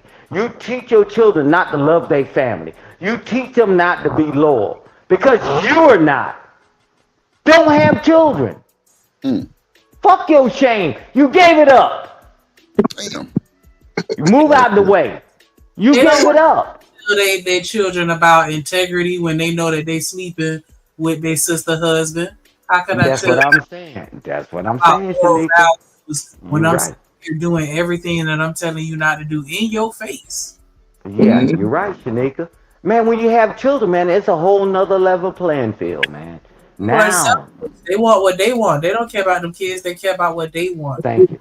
It's the only reason kids is there to begin with. For selfish reasons most of the time. There you go. Appreciate you, Shanika.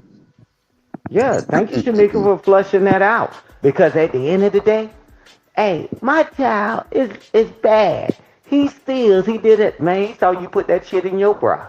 He saw you dead. I saw you slide it in your pocket. Hey, lie and tell them I'm not here.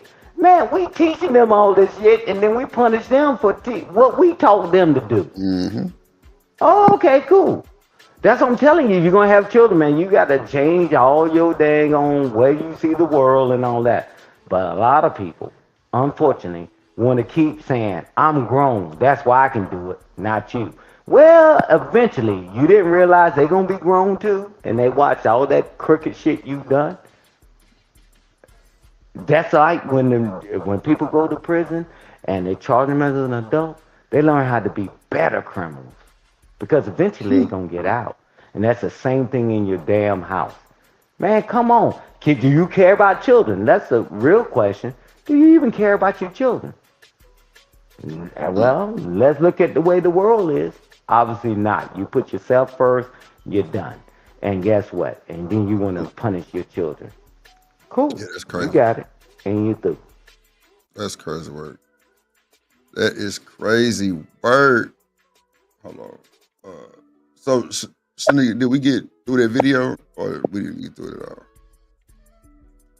I didn't play it. With the black guy? Yeah.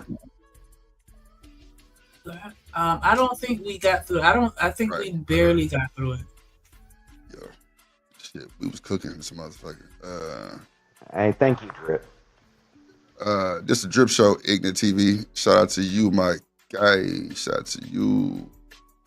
Shout out to TMKC for the simulcast too. Shout out to Miss Joy for the simulcast. Tierney for the simulcast. Appreciate y'all. Appreciate y'all for the simulcast, man. Ignite TV. I be seeing him on Izzy shit. Good dude. Good dude. Daryl say drop link. I dropped the link, Demon. Trey say that. What do you say? What do you say? Don't judge me, era. Don't judge me. Yeah, don't nobody want to have to deal with the consequences of their actions anymore. Right. Right. That's why it's difficult for people to accept it when we say we don't care. I got you. We don't care that you got that crazy girl pregnant. That's on you. Deal with it. Mama told you leave that motherfucker alone. You're deadbeat. That's on you. Deal with it. That's crazy. But you know what? All them sayings that mom and daddy used to say back in the day, that shit be different when it come through now. Oh yeah. You find yourself saying them. Oh Yeah, yeah. they tell you because they was telling you the truth. No, that's a fact. Come on. Think about my mama. I appreciated her judgment and her ass whoopings and blows and brooms and all that shit because if I didn't get some of that shit, who knows where I'd be. Amen. That's fact. I know I'm talking that about. I think that our generation is traumatized because of spankings and all that. But honey, if I didn't get some of them spankings, I know I'd probably be off the chain. Man, Miss Joy, my mama still to this day, she'll just be crying. I'm like, man, what you crying for?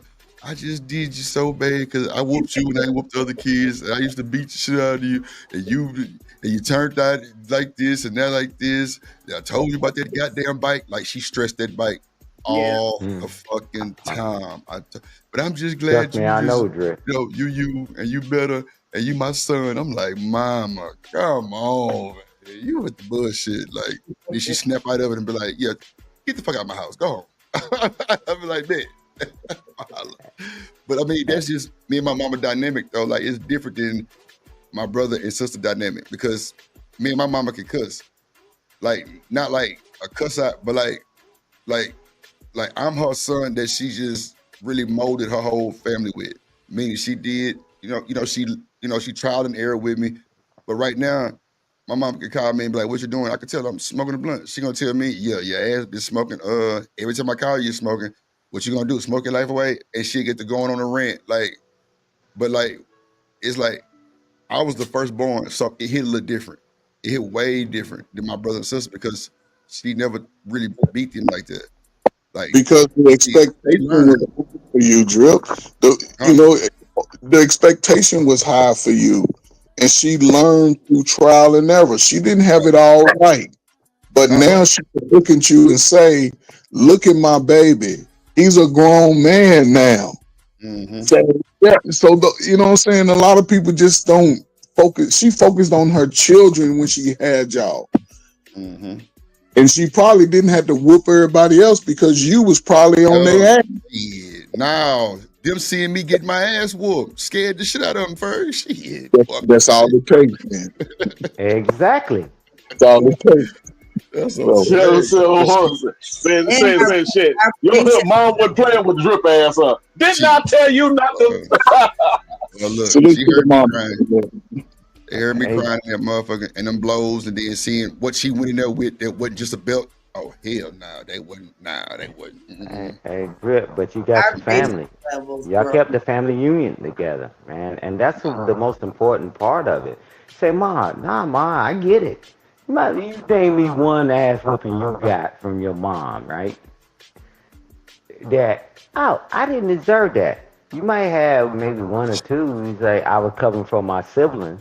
But other than that, Drip, you came on this panel several times. Me and you talk. Say, Stan, man, I earned every one of them motherfuckers. I took the car. I did this and I did that. You say, shit, and whatever. Man, I don't mind being transparent with that shit because all their lies, they gonna do nothing but tank the community. Yes, sir. Yes, sir. And but she kept the family together, man. And it's like now people are doing all this negative stuff, man, and the family's not together. See, because no matter what, your mom knew she needed to do what she needed to do, change her lifestyle and all that. Now, today, fast forward to 2025, guess what? I'm grown. That's what I'm doing. And all that. We went right back to don't do as I do what I say. Right? We right back to that now. And we saw that where it got everybody, man. But hey, and you got your family, man. And shout out to you, man. Your nephew and your family and all that. Man, you already starting this stuff back over again. And that's why I support you and I appreciate you, man. Because I'm telling you, man, you ain't getting through this life by yourself. And anybody that tell you that damn lie, they're a lie. Don't worry about it. Go to the VA hospital and nursing home. I ain't gonna tell you all the rest of that story. You already Shit, you got gotta it. tell me. All my uncles in the vet. I mean, they all veterans and shit, and been to the VA. I done took their ass and seen all kind of wild shit just pulling up. Thank You you. gotta tell me. That Yeah, shit but is he had crazy. you bringing them there, and Yeah. had you, and he or she, right? But at the end of the day, man, it's nothing like family, man. That's gonna look out for you because no longer can you fight for yourself, right? Physically, right, and all that, man. But if you destroy your family, man, you out there on the island by yourself. Who wants that? You know, so I tell you, man, everybody younger, man, y'all got it until your ass is laid up, and then next you know, it's not. God damn, I got this shit wrong. Can I get another pass? Hell no. When you're laid on your back, nobody gets another pass. Stan, what's the last year y'all family had a family reunion? Say again, Shanika. When is the last year that your family had a family reunion? Oh, family reunion. I'm talking about the last time was a funeral, cause I told you the family reunion turned into a funeral. Uh, I want to say, cause I had deployed prior to my late father, my hero, passing away. That was 2017. That was the family reunion. So I'm glad you brought that up because I've been talking to my nieces and my cousins and all that. We're going to kick something off in July because I'm trying to bring that back because the family reunion turned to the funerals. That's the only time we meet up, and we're passing around heads, collecting money like we're re-upping for drinks, and I don't like that. But I've been gone, so now I ain't got the government all on my back, and now I get the chance to stand in my rightful place. But good question, Shanika. Yeah, I'm curious of everyone's answer, even y'all in the chat. I see Romello said 2016. Mm-hmm. You said 2016, yeah. 22.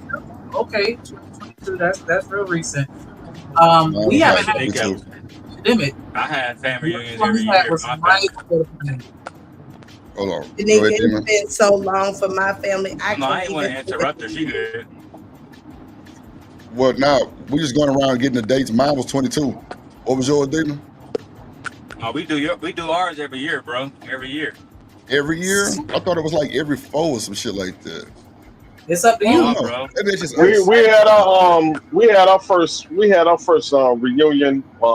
think it was in two. We had a 2 years straight, but that was the first time we ever had our first family reunion. It was 2 years straight. You know what I mean? Oh, that's So real. I think we started having our family reunion when family members started passing away and we got up in age. That's when we started Yeah. having family Yep. reunion. Yep. I You feel know you. what I mean? So yeah. The Bill say he never had a family reunion. I Wow. feel Taylor Bello on that one. See on my on my we father's used to have side. a lot when I was younger, but our matriarchs, have Right. passed away. And unfortunately, like my generation, we're all spread apart. Like, I'm here in Vegas. It's folks, we're just spread apart. So, yeah, it's not as common. We got a Facebook group where we stay connected with each other or whatever, and we try to have the family reunions where everybody lives at least once. Depending on how many people live out there and how convenient it is, because the elders is difficult for them to travel. But yeah, we were having them consistently. But then when 19 hit, it kind of dissipated. I'm not even gonna hold you. Yeah, can y'all hear me now? Yeah, we hear. All right, yeah, I was about to say no. I feel Taylor Bello on that one. See, on my father's side, I was about to say had a family reunion. I want to say last time I had a family reunion was probably about 11th grade. Yeah, probably about 2015 ish, about 2014, 2015 on my father's side. On my mother's side, never had a family reunion ever. So I understand where Taylor Bell coming from on that one because I was about to say as much family reunions as I went. I probably went to like 2, maybe 3 of them. I still don't know how them niggas. I think that would be a nice start, hyping up family reunions, trying to encourage everybody to get together with their people and just enjoy one another to, build that love for the family, and then hopefully that can spread out amongst the community. Yeah, that's a good idea because that is something that probably isn't, like on the forefront like it was back in the day. I'm glad y'all brought that up because I had a question for Rooster actually, but now that I have this question, actually all 3 of y'all can answer. You let me see, Miss Joy, yeah, Stan, Mr. Rooster and Coach Furry. I want all 3 of y'all to answer this question that I got real quick. So now knowing how today's society is and less family reunions, less cookouts and all that, what would y'all have done differently to actually keep it going?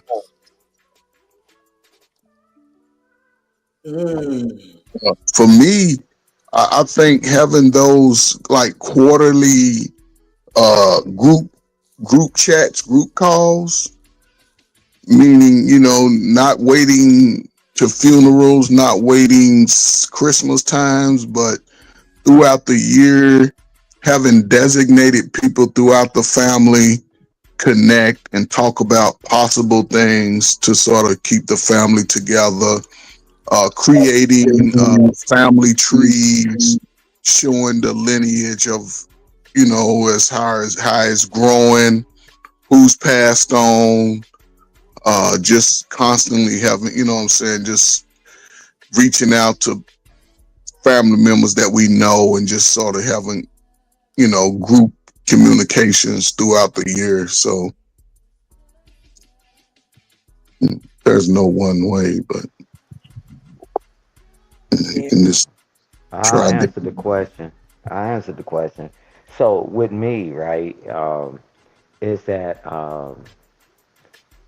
what I would have done differently to keep it going is that, man, I've been jet setting around the country. No excuse, right? Because the elders, some of them are still alive, right?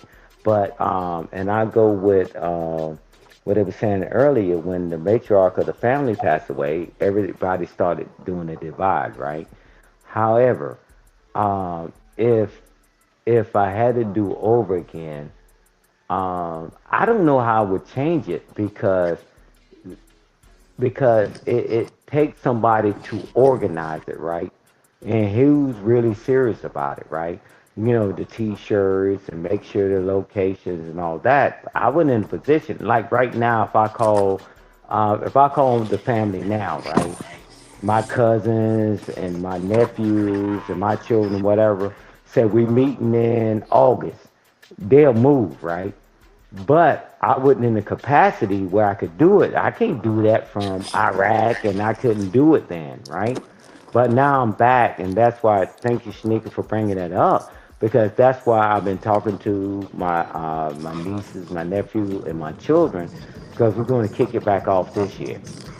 I was in the position, man, and I was my hand was tied behind my back. But looking back, I see the family splintered. So I can't go back and put the genie back in the bottle because I was doing the obligation, the contract I signed. But now moving forward, I know we need it more now than we ever needed it. And I land the plane there. Like a plane landing behind somebody else. Somebody got a lot of background noise. What up, Oh, Ignorant? I'm in the goddamn car, my bad.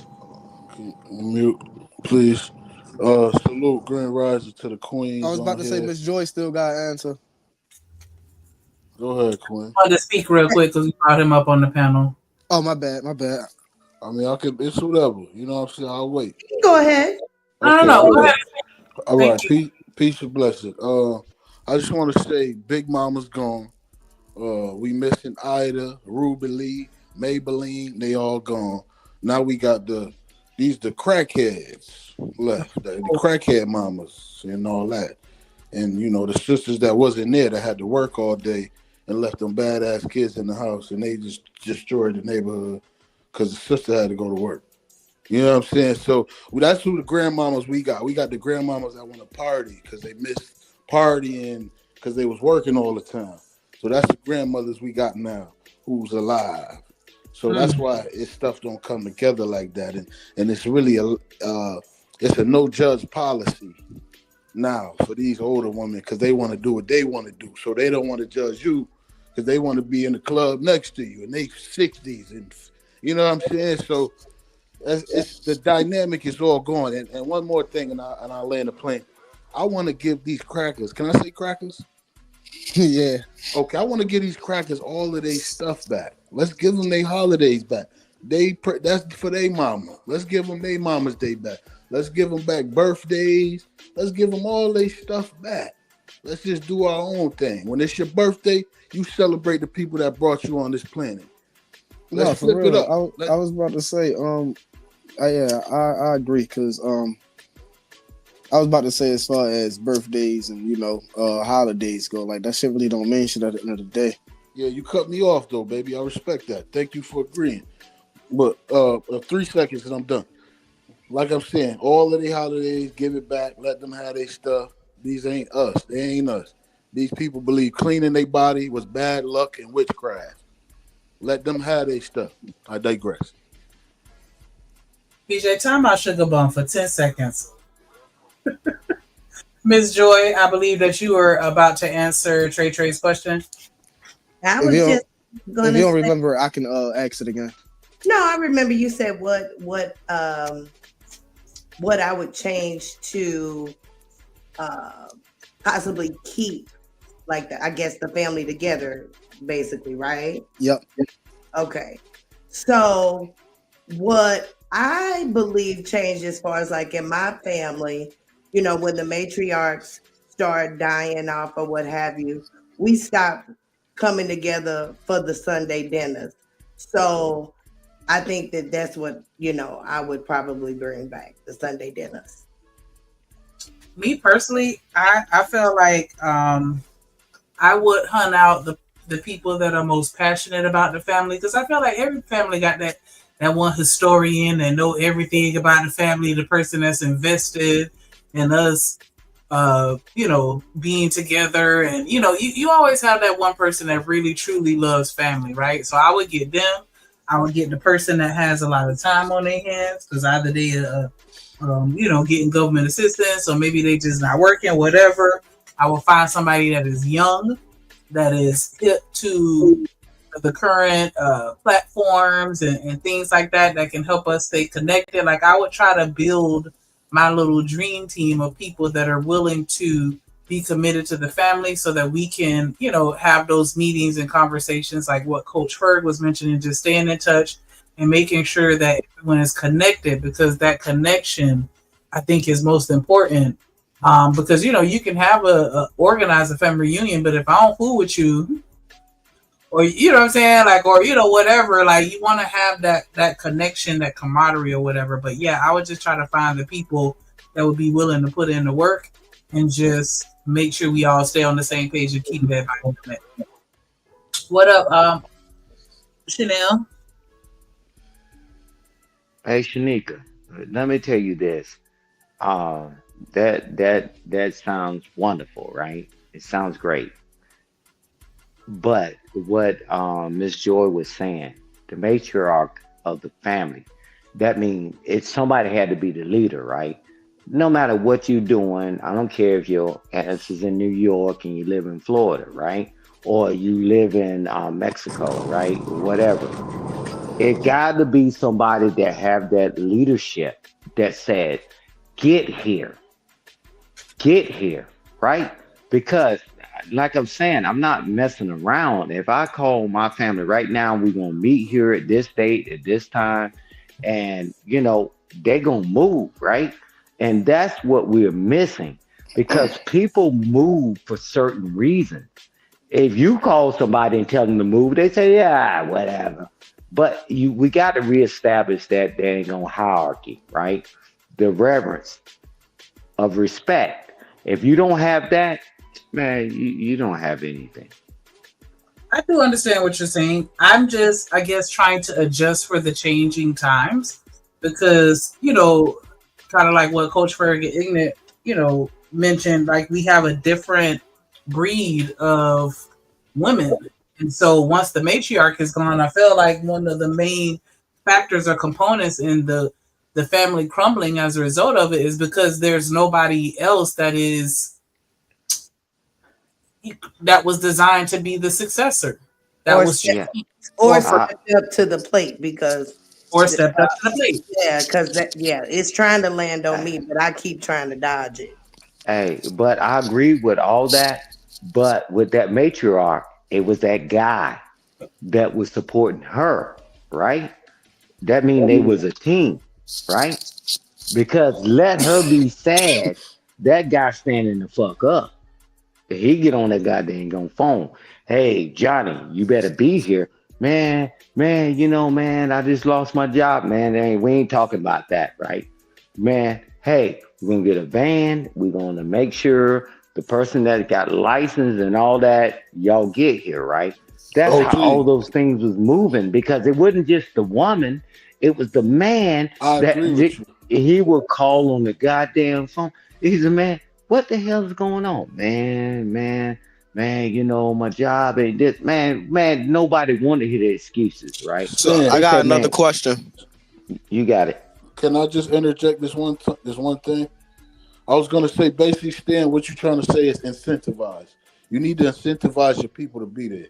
If you ain't got nothing for them to come there, they just gotta see you and nah, they ain't coming. No matter who say get here and all that. Nah. Incentivize. That's my advice. I I digress. I got another Well, question. let me say this. Let me respond to him. I am the star player. Because the way my family was set up, it was reverence.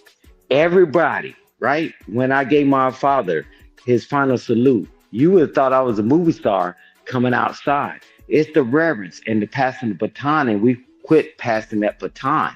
I'm telling you, and there ain't no ego and no cockiness shit. I don't care nothing about that. It's like, hey, so everybody just like, man, when he say move, you move because you moved when he was alive, you moved when she was alive, right? So now that I got that monkey off my back, that uniform, I can set things up. But we missed that. When somebody said move, you move. And now everybody say, I do what I want to do. I don't know what other people's family dynamics are, but if I say move, they move it because Can I I? showed myself to be approved. And then my father, my mother, and all that, right? They show themselves to be approved, right? They don't look at me as no loser, no bum, or whatever, man, because the family does so much for the family, right? As a collective. But we lost all that because everybody balling, right? But my family dynamic is totally different. So I land the plane there. I got Can another I add question. one thing? Can I Oh, go ask ahead. one or just make one comment? Go ahead, I Shirley. um I just would say what I would bring back is like the human connection. I think as humans as a whole, black, white, or otherwise, we're all so disconnected in general. Nobody speaks to anybody. You get on the elevator, nobody says hi. People almost want to just put on their headphones at all times. And they're forgetting that that disconnection trickles down.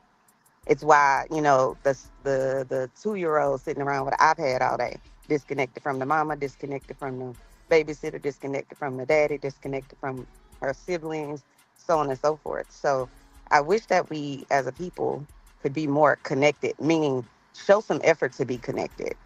I think a lot of times people are like, well, they didn't call me. Well, I ain't, I'm not reaching out, whatever the case may be. And it's like, if we could just let go of all of that, we could come together.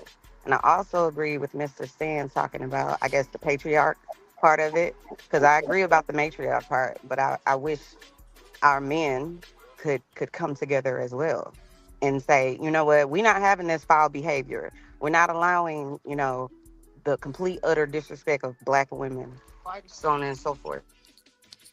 All right.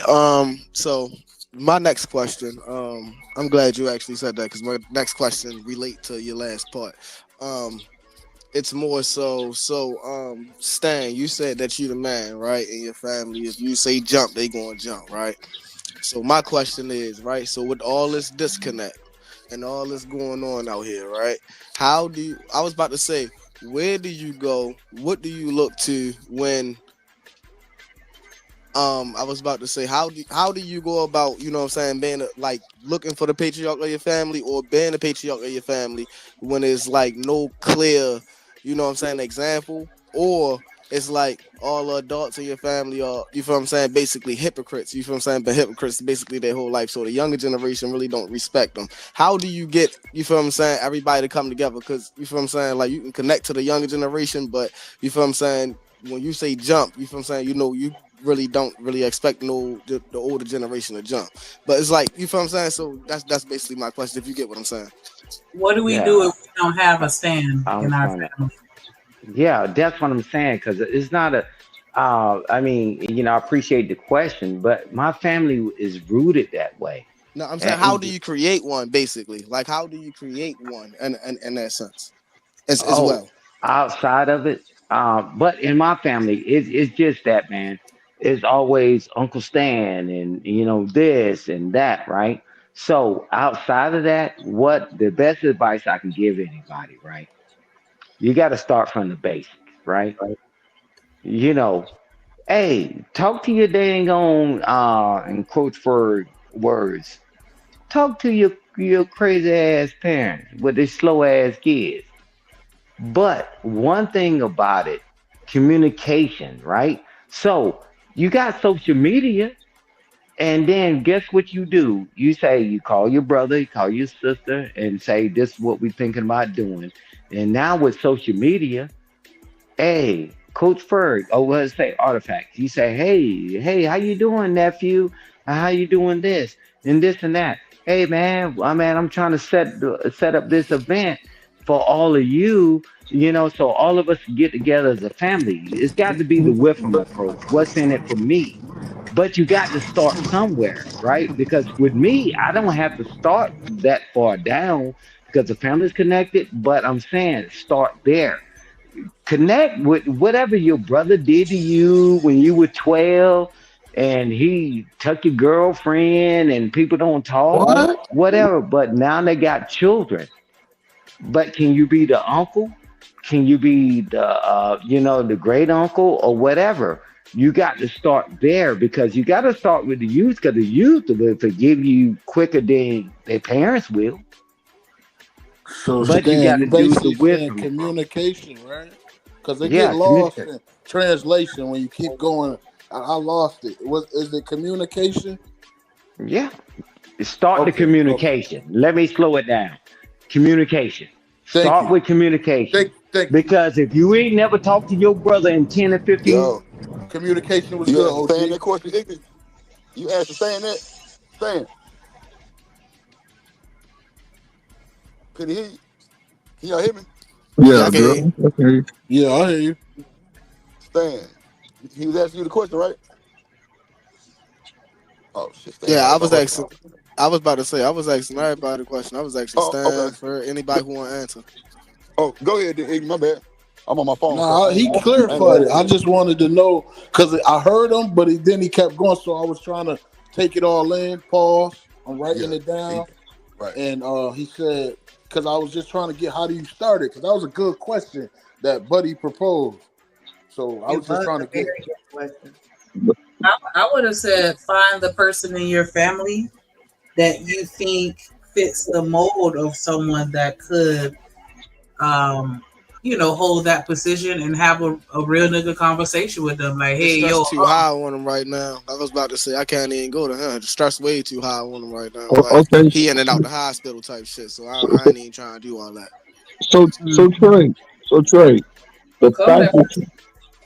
that you asked him that question, Hold on, Ferg. Hold oh, I'm on. Go sorry. ahead, Sneaky. Go ahead, finish this.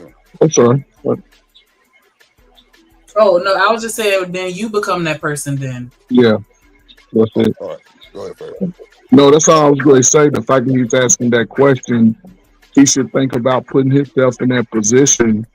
But just take, I'll say this: take how you feel about it out of it, because not everybody in your family or in a family may be thinking like you and may question your position and your authority in trying to be in that space. So take your feelings out of it. And if somebody do give you pushback, just be willing to have those conversations with more than just you and them. Maybe a family meeting, you know what I'm saying? And you just lay out your plan and what you're trying to do to move the family forward. But expect some pushback, uh, but be open to all the Can I add one last thing Mm. before I go? Go ahead. Sir. Yeah, I was just gonna say, it bothers me every time, someone in my family, my husband's family, whatever, we go to a funeral and it's like you see all the cousins and they significant others, they kids, so on and so forth. And then it's like we don't see them again for into the next funeral. You know what I mean? And it's all love when you get there. But I'm like, can we meet before the funeral? You know what I'm saying? Throughout the year to have this connection, everybody loving on each other and all that, and catching up. I just wish we could do that more. I hate that that's when we see the majority of our family a lot of times. So anyway, that's it. Yeah, I ain't gonna lie, that Yeah, family reunion come in handy though. funerals That family definitely turn reunion. into family reunions for sure. But see, the thing is with me, like, I don't understand. Nah, I wouldn't say it'd turn into funeral. I mean, it's a family reunion because at a funeral, niggas fighting. Niggas fighting over $1,000. If it's $1,000 left on the house, they finna try to get down to the nitty gritty to see who get the most. Niggas lying. All of a sudden, kids popping up. We never knew that we had cousins, baby mamas, mistresses and shit popping up. All kind of wild shit be on a funeral. I don't like. I've been shocked twice at funerals. I look, I wouldn't have thought in my craziest mind that would have happened. And like, it was funerals to me are like gotcha moments. Like the last two funerals was like horrible. I get what But you're saying because everyone is grieving. The emotions are very high. You have finances involved, so you're correct. I'm just saying it in the sense that that tends to be for most African American households. That tends to be the main time that you see the majority of your family all at once. Yeah. So okay, Chanel, yeah. For sure. Chanel, What's up? in okay, so let's just say you at a funeral. Not saying it's you, but you at a funeral, right? And if you know all of them, I would say just take some time to go one by one and talk to them and get transfer information and let them know you'll be reaching out to them at a later time and ask them when would be a good time. Because like Shanika said, emotions are high in that moment. You looking at your cousin you don't like, but hey, and sometimes you have to put those differences aside and say, hey, Yeah, that's perfect. I I think can't people hear should anybody. plan. Is somebody speaking? Yeah. Can you hear me? Just saying, use the funerals as an opportunity to build connection and establish open the lines of communication. That's when you should be transferring information, not to have those conversations right then, but to talk about it later. yeah, and set up a YouTube live. Shit, you can use YouTube as a gathering place for family members across the country. Just turn the comments off. Facebook. What happened to Facebook? Yeah, Facebook, all that. Yeah. Planning too. Planning is a big one because a lot of people got work, jobs, kids. Like if you want to plan something, I say give it a couple months out, or like Give it a year. Give it a year out. Even that too. A year, set it up and keep checking in with your folks. Hey, the other month, make sure we still good. I feel like a family reunion should be every 6 months, in my personal opinion. You should be able to get with your full family at least twice a year. Man, I gotta send my kids to school, man. I can't be going to Florida and shit, man. Yeah, that's what I'm saying. Incentivize, brother. I gotta get my taxes, man. No, but you gotta be able to look at the people in your family. If there's some single parents, then they might not have as much free time or money to sort of do that. But again, those lines of communication to where, hey sis, I'm doing a live. Hey cuz, I'm doing a little live, man. Let's jump on and let's just talk about. That's the way But you Ferg, can. Here's Yeah. the thing. You ain't just playing about that taxi shit. That's really what be going on, though. Let's keep it a buck. That's really what be going on, though. Motherfucker got more excuse than the goddamn law allows. Like, I'm talking about the dumbest excuse. Knowing we know your mom and them. Like, come on, man. Like, I don't know. I really think people be thinking that they got more shit to do than actually come to their family until they need their family. Straight up. But you got why I kids was these days growing up and they going to college and shit in the same town as your family and don't talk to none of them. And we don't even know that we cousins. See, that's why I believe in the youth. Y'all always keep the youth together. Like they gotta know each other. Fuck the old people. Fuck them. Right. 30 and up. Fuck them. Right. Yeah. They don't care what they doing. But the ones under 30, make sure they always come together at least once a year so they know each other. Yeah, man. I'm talking about And then even on top of that, bro, I done had people, family members go to the same school. I ain't said one word. I'm like, bro, how in the fuck? Back in our day, boy, we linked up. I'm talking about, what? Yeah, boy, we linking up causing trouble. Yeah, For that's sure, for weird. sure. That's weird. It's social media. It's Yeah, like social media, bro. You right. social media made them not social in real life. Yeah, bro, you ain't bullshit. That is a fact. Oh my God, that was a fact. That's a bar. Shit. Social media made them not social in real life. Oh yeah, that's a bar. I was like about to that say, no, you ain't lied though, cause niggas But they all be got in the over same. there. Everybody be in the same room playing fun run. They'll be having babies with each other if they don't know who each other are. Shit, that fur, that's wild. I'm telling you. That's scary shit.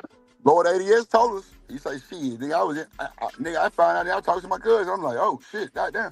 Because bro, they was in the same little town. Like, they didn't know each other.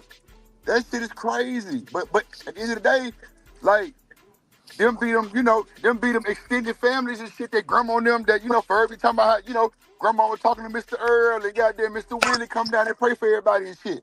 The fuck? Hell nah, Mr. Willie better stay his nasty ass on my goddamn way. But that's what's going on though, first. Like, a nigga No. joke all day. But that shit be real timing when that shit happen to your ass. That's a fact. Yeah. Yeah. Chanel wanted to come back up. She was in the back of Sleep. Hold on. I ain't know she back to my bed. Okay, I see it. My bad. What happened? Nothing. There you go, Chanel. My bad. Chanel, you down there? Yeah, I'm listening All right, now. good, I'm in it. My No, bad. I didn't need anything to say anything just yet. I just wanted to come back up. Nah, I got you though. I ain't even see you back there because I'm on my phone. My bad. Go ahead, Ferg, or No, I wasn't. I was. nah, but shit, hey, look, that shit for real though, man. I'm talking about same school, don't know each other until something happen, or either goddamn they need a ride. Come on, bro, that's boy, motherfuckers Not fucked they up. need a ride. I mean, I'm just saying, think about it. Niggas See, I'm not playing always with talk when they you. need a I'm not playing ride. with you. I can't Yo, come I play ain't on, gonna like lie. that I'm be the from main Brooklyn. thing. I'm from Can you Brooklyn, take your right? cousin to what's oh now you my goddamn cousin. right. No, that's how it be. It's like you don't know that's your cousin until you I beefing with him. cannot. You Man, feel me? look, nah, Until for y'all sure, beefing that with too. each other, that's when you find out that's your cousin. Come on, man, he ain't lying. That's how it is, at least in Brooklyn. Like I Man, ain't that's even know crazy. this was my cousin, but we fighting every day, and they start getting violent. Now the parents getting involved. They're like, "Nigga, this is Yep, your cousin." yep, it's your cousin. You ain't bullshitting, boy. You was not bullshitting on that. You ain't And that's bullshitting. exactly why y'all fighting so much, because y'all supposed to did that shit when y'all was younger. Come on, Trey. We supposed to No, My been you supposed locked in cousin, like Flynn. We supposed to you know each supposed other to before be we got them a introduced. mile away. Oh, there's kid folk them down there in bed. Let's go lock up. Man, shit, yeah, nigga, what? You don't even know y'all their name. remember? It's like if your cousin fight, we all fighting. There you go. I don't give a fuck That's what's how I was going raised. down. That's how I was No, you raised. supposed to We crack all up. fighting. Yup. Let's get off this bus right here, right now. You got the I'm gonna smoke whoop with your ass. Tweety. Well, you got the smoke with all of us. Let's just Shit, get it. I'm telling you, that's how it was me too. Anybody come on with ass whooping, I'm beating your ass. If y'all ain't jump in, shit, that's man. Look, and you know what's crazy? Y'all know what's crazy? Like that's how it was with me. But when my brother and sister came, that shit stopped. Cause with my little brother, my mama did not let that nigga move with me as far as like moving around with me because she knew the type of the type of shit that I'd been in as far as like fighting and shit. And she know my little brother not built like that. I wouldn't even let that nigga. Matter of fact, he would be more of like a distraction than me like having him with me for like a body type shit. Hell nah, nigga, because I know once they touch you, I'm going ignorant crazy. So let's just keep you out the situation, bro. Just you just stay at home, my boy, because I ain't got time. Like, but not. I mean, that's just what it is. But see, like I say, I'm an 80 baby, like type shit. Like this nigga here, 90s. Like, come on. And my sister damn near late 90s. So it's like, man, y'all niggas different for real, for real. Yeah. But here's the crazy part. All of this that we talking about comes down to communication. In the day when we would go out to the club, there would be a whole lot of talking. It can be a lot of, dating. People gotta ask the right questions. Hey, you know such and such? Yeah, that's my cousin. Oh, that's my cousin too. Oh, well, we can't date. but people don't ask questions no more. And then you find out after you done had two slow, retarded kids that we cousins. You right though. You right. Coach Ferg, I can't with you right now. No, he ain't lying. He right. Jesus. He ain't lying. He right But though. the kids suffer in our behavior because as adults, it's always beneficial to put our differences aside so the kids can have a better option. That's all. You know, Okay, Coach. can't move in feelings. You know, everybody in the world can't move in their feelings. Nobody give a damn about your feelings. Coach, No, what are you talking about? Have I said anything about a feeling? You just want the no. smoke this morning? Oh I I Lord. ain't know your said nothing, feelings, not but one I know thing your about a feelings. feeling. You can't Don't move come in the for world me. in feelings. Don't come for me this morning. Truth and Okay. logic and reasoning. No feelings. Tell your feelings to Coach, your we mamas and all your have daddy. emotions. Stop it. Emotions, listen, but your feelings, Listen, you but can't your remove emotions, emotions from a your feelings, person.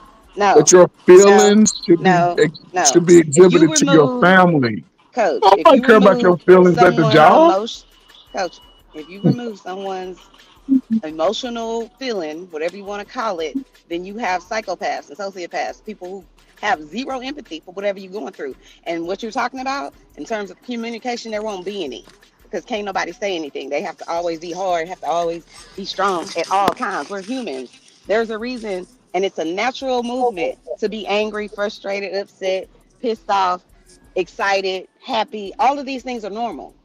So I can express my happiness, but I can't express anything else. Like, knock it off. Stop telling people that. How you feel about that, Ferg? Be back. We already know how Coach Ferg feels. Coach want everybody to man up, have no feelings whatsoever. And if you involve your feelings, then you weak Not and you to the slow. world. Go tell your feelings to the people that hurt you, your family members that Not no told you you Okay, feelings. wasn't shit. I'll You take can't that. come. I'll take that, Coach. I'll take You that. can't go, Okay, you Chanel. rest You your don't case, go to sir. work. Do you go to work talking about your feelings? I No. feel that y'all shouldn't be doing the job like this. Thank Oh you, my ma'am. God. Here's Here your we here's go. your pink slip. No, Okay. I'm not saying not have feelings, but I can't be in my feelings about why they always Coach, making me the staple these Coach, papers. That's let part me of your just say job this. description. I agree with you that people can't go into the world and that the world don't care about their feelings. The Somebody problem got that I it. have is it me? Do I have an echo? The only problem that I have with what you're saying is those people that you're saying go talk to your mama, your cousin, your sister, your daddy, your whoever the people are in your family. If they're like you, which is put all your feelings away, then they can't go talk to their mama, their sister, their cousin, their family about what they're going through because they know they gonna hear the world don't care about your feelings if they like you. People need to be able to feel safe to say, you know what, I'm having a hard time. And I'm not saying that, Coach, just to argue with you. I'm saying that because of the line of work that I'm in. That I have 10-year-olds coming in my office ready to off themselves. Legit, for real, for real. 6-year-olds coming in my office drawing pictures of, them no longer with their family. And it's not just kids, it's whole ass adults too, who have trauma that they were never able to deal with because they family members telling them, we don't have time for that. You need to just buckle down, do this, do that, or dismissing their feelings. That's why they end up with arrested development. They stuck wherever the trauma happens. I don't know if y'all can hear that. Something's very loud in the background. But I'm just saying that to say there's a balance. I obviously understand, Coach, that you can't go out into this world with your feelings on your shoulders at all times. What I'm saying is we can't prepare them for the world if they're not going to be prepared at home, right? So it's like if I had a child, of course, I'm going to tell my child about all kinds of things so that they can be prepared for adulthood, right? Because I want them to make the mistakes with me where I can care about them, where I can love on them, where I can, be their shoulder to cry on, where I could correct them, where I can make sure that they doing what the hell they supposed to do. But that's me, like you say. Not everybody's going to be like me. And I understand that because not everybody had a mom or a dad that would be like me, right? Some people have moms and dads that they straight cussing their child out. I'm like, how the hell you cussing out a 3-year-old? And this is a fact. So, They cussing them out like they 15 years old. That's crazy. And all I'm saying is those same people that we force as in this world to just be like, hide all their emotions, show up stoic everywhere they go, then they end up on my couch with their aggression because they could never talk to their daddy about it, or their daddy wasn't there. They could never talk to mama about it because, like y'all said, mama got 3 jobs or she at the club, or just disconnected in general. The parents are.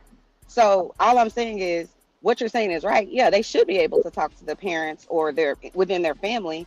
But if their family is toxic, who are they talking to?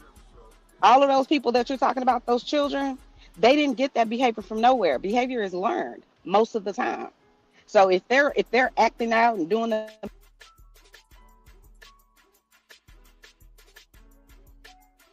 See, that's God. But anyway, but Chanel, what I'm saying is, from an adult point of view, listen, when people make it to adulthood, you have to find a way to release that negative energy out of you. I And know they released it at my desk in my office. but see But by again. that time, they ready to they're so aggressive they ready to unalive somebody or unalive themselves. That's what I'm So talking about. so how You long? don't want them to get to adulthood with that type of mindset. But they That's what I'm coming to saying. you.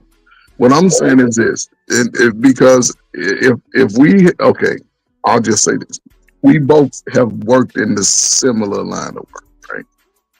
If they was to come to me, okay, it's two different. You had somebody come to you, and I had somebody come to you, same age, similar experiences. Our outcomes would probably be a lot different, and one would probably happen a lot sooner than the other. Because yes, they're going to come with those feelings about it. We're going to talk about how they feel in the moment, what are their triggers, what's going on.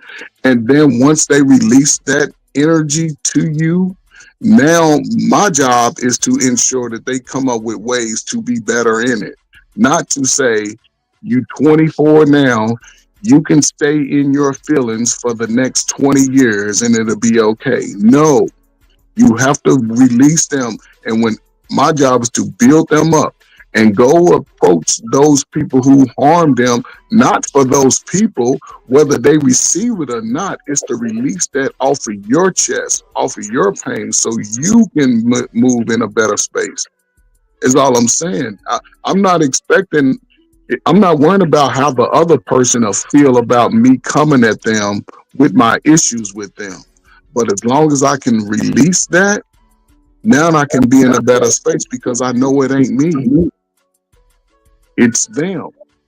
Is all I'm saying. Yeah, you can't just disregard feelings initially because they don't trust me. But once they trust me, yeah, now we got our feelings out of the way. This is what we need to do to be better. Most that do it have greater outcomes. Most that don't, we see how we crashing out.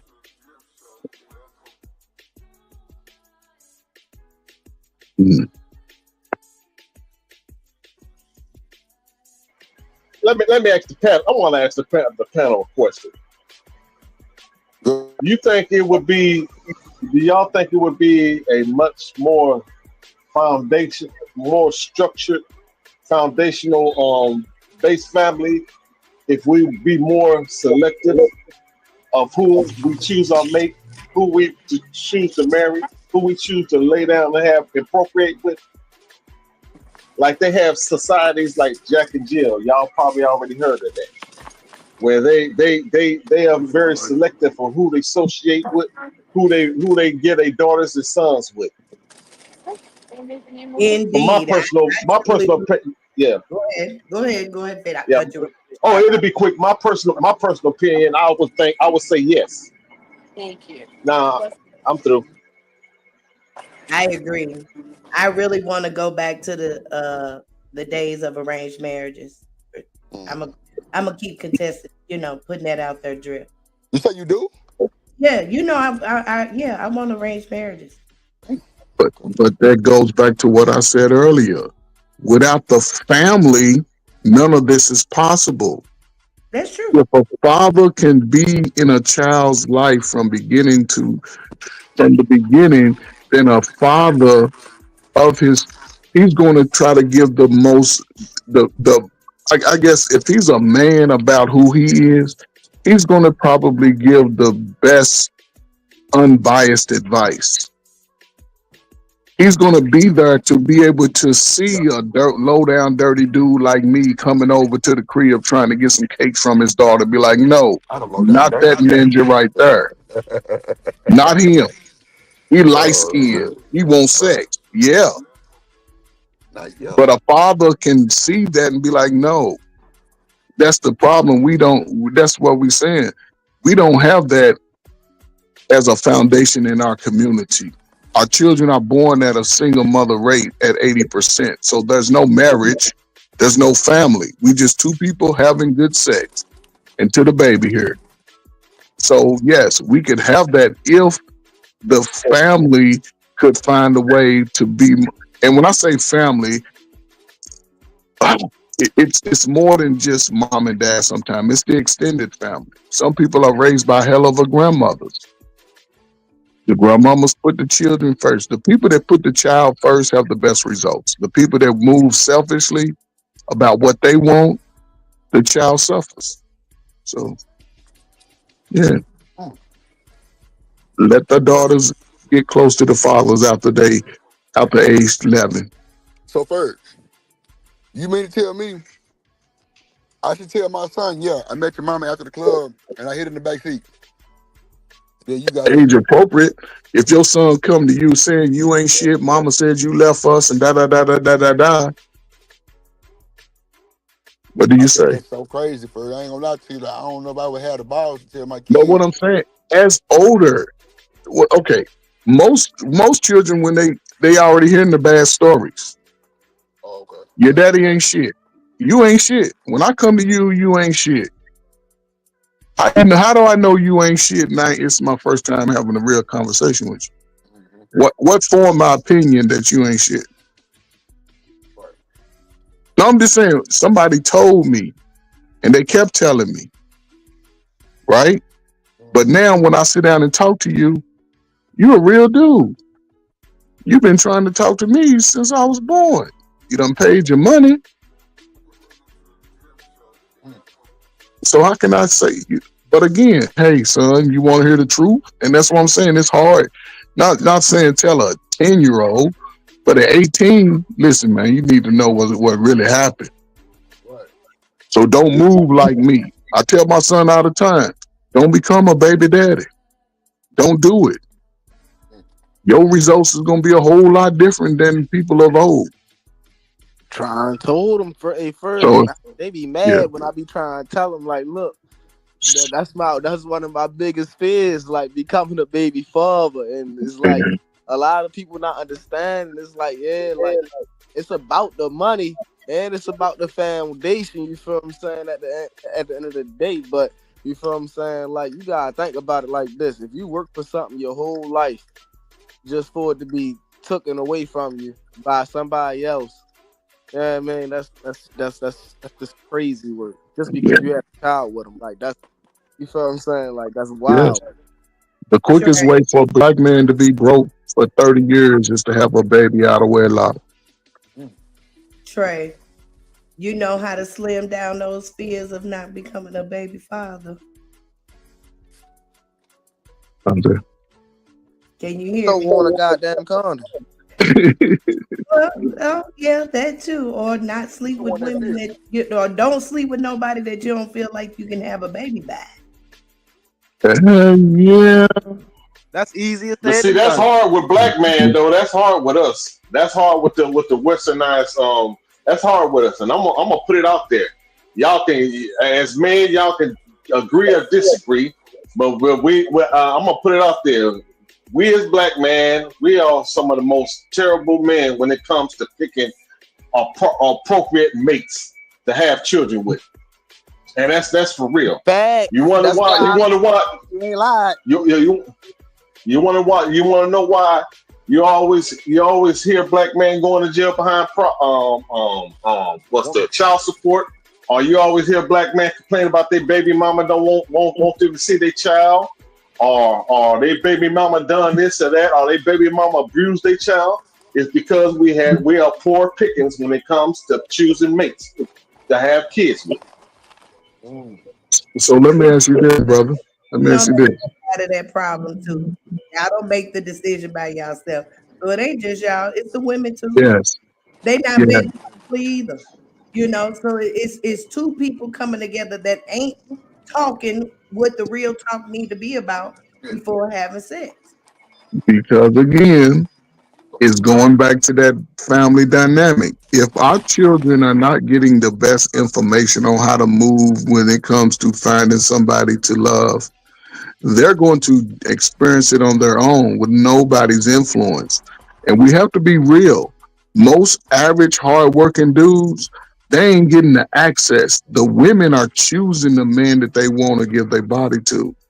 They're choosing the guy, and more than likely, they choose the guy that's hanging out, smelling like bug spray on the corner, who ain't really doing shit. The dude like Trey, and I'm just using him as an example, the truck driving dude, he ain't worthy of the box. He gotta go work for it. But little nug nug that smell like pee hanging on the block, he got all the access. So most brothers ain't even getting the access.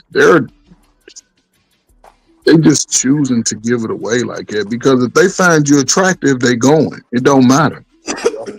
So I say to that, Coach first, too, is y'all choosing women that are not checking for y'all. Choose the women that are checking for y'all. There you go, Miss Joy. But this Joy, guys by nature, we'll find a woman attractive and he'll go up to her. Oh, you're Dusty. So move on and move to the one Okay. that don't think you a And dust. and they move on, right? But again, a lot of guys don't have Some of y'all keep barking up the same doggone tree. Keep because they don't have the confidence and they wasn't taught by men on how to choose a woman. If your father ain't teaching you how to choose a woman, you ain't gonna listen to nobody else when you start getting a piece of cake. And most dudes who ain't even invested in you, they gonna tell you, man, get that cake over. And it ain't hard to get no cake today. So everybody gotta be better, but who's having those tough conversations about sex? Because we think sex is taboo until it happens. So, mhm. That's real. Now, but for now, far as the woman choosing, the woman's not the she don't go up. We I'm gonna say this. We pursue the women. They don't pursue us. That's by nature. Period. It's been like that for eons. You already know that. But The who grants woman, the access? woman, the But who woman. grants Hold on, access? listen. Hold on. The woman falls suit to the man that she wants to be with, but she don't choose because we do the. To be honest with you, we do the choosing. We choose who we want to go and step to. We choose who we want to lay down with. They only fall suit. They only fall in suit under the man that they want to be with. That's how it is. If you know, hey, if the woman don't want to accept you, she don't want to accept you. She want to accept you. She want to accept you. She only going to fall suit to who she want to be with. But we do the choosing. Yeah, we the ones doing the choosing because we the ones that pursue. Right, brother. But what I'm saying is, I can choose 10 women, right? But not every woman is going to give me access, is what right. I'm saying. Yes, we You should be don't want choosing. every woman to give you No, access. no, no, no, no, no, no. That's Bro, not the Mello, point. everybody don't have no grandparents, bro. Yeah, but I'm not saying the point. What I'm saying is a man is attractive to the type of woman that he's attracted to. We all would be attracted to a different type of woman. However, she's only going to give access to a certain type that she likes. Every woman don't like light-skinned, bald-head, ugly dudes like me. But I had Okay, the let's say. I'm sorry for cutting Hey, you off. sir, Let's say but they give it let's be access. honest. Yes. I was about to Sorry say, for but cutting you let's off, be bro. honest, man. If a female like you, they gonna enjoy you, man. I was about to say they gonna get your attention one way or another. It's gonna be subliminal, but yeah, man, they gonna get it. You feel me? Yeah. But wait though, hold on, bro, because y'all niggas can't. Y'all niggas can't act like niggas can't get the box to talk themselves out the box. We've seen that several times trying to do too damn much.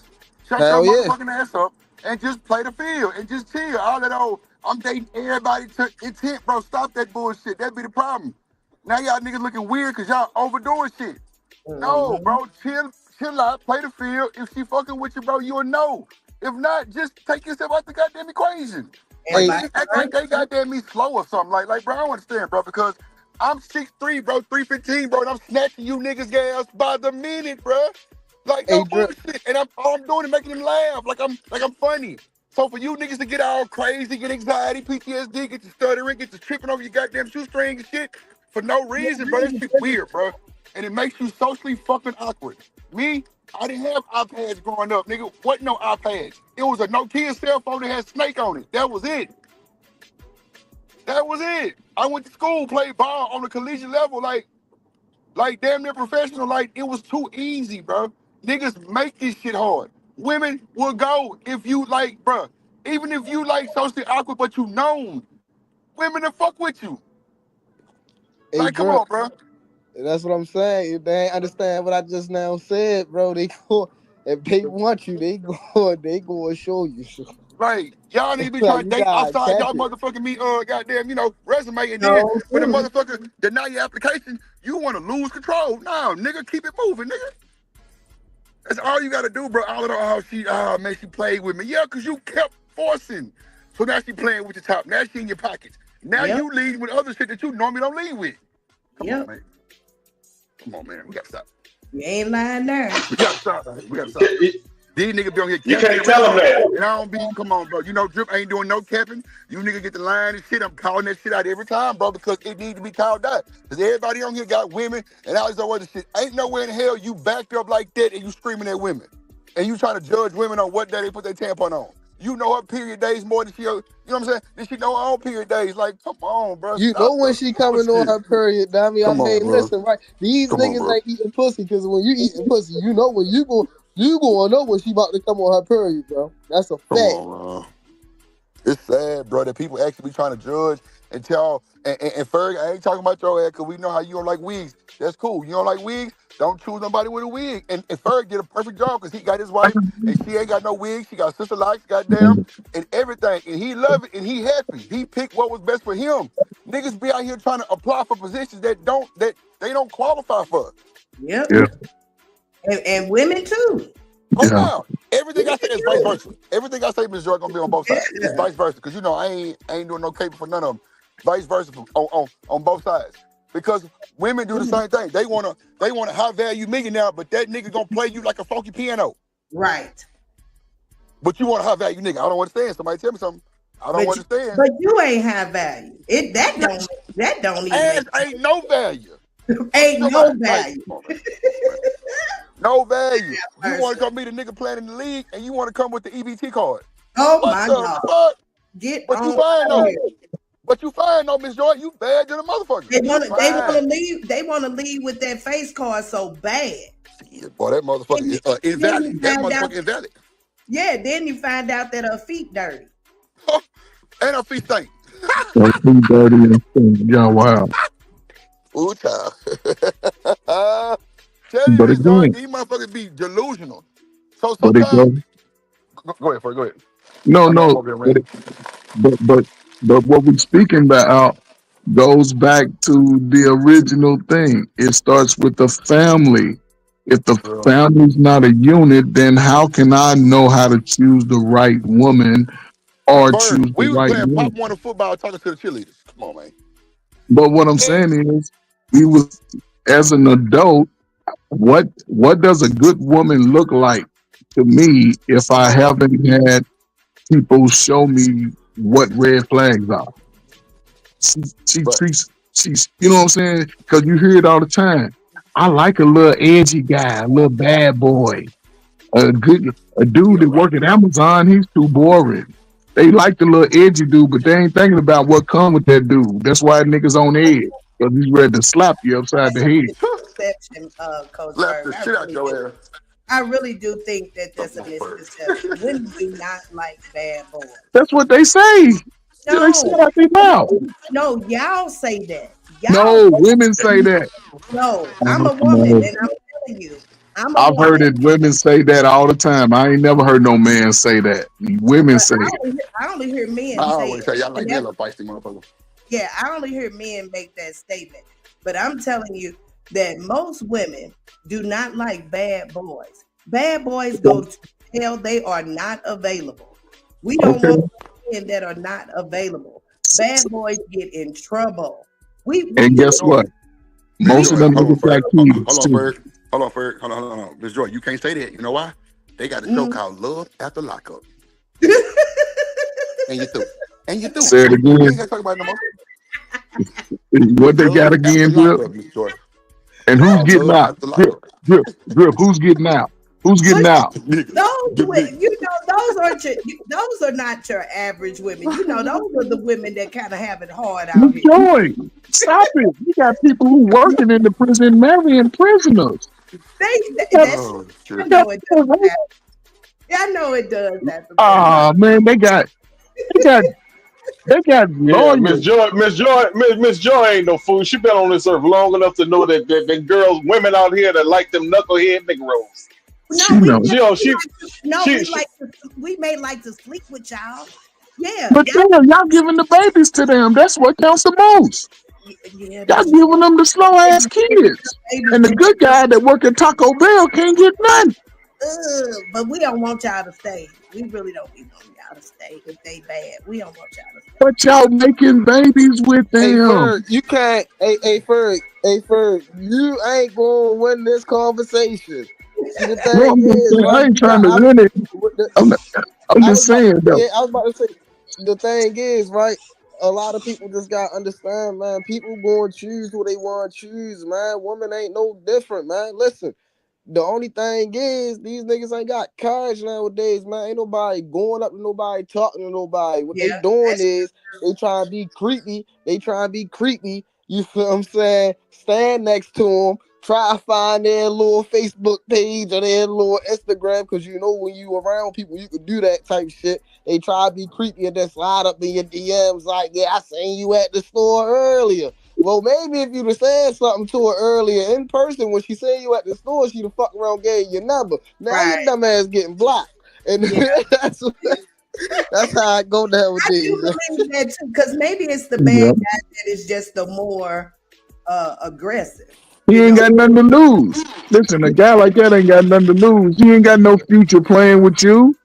Yeah, yeah. And I'm he gonna tell has. you. What's up? I'm gonna tell you something. The choosing of mates has no difference today than when I was coming up. I was coming up. Look at, I was coming up in the '80s and the '90s, and how Oh women, yeah. how man and women choose who they want to be with is no different. The same shit that was going on when I was coming up. You know what I mean? You got women that like knucklehead Negroes, and you had men that like messing with no good fast 304s. No difference.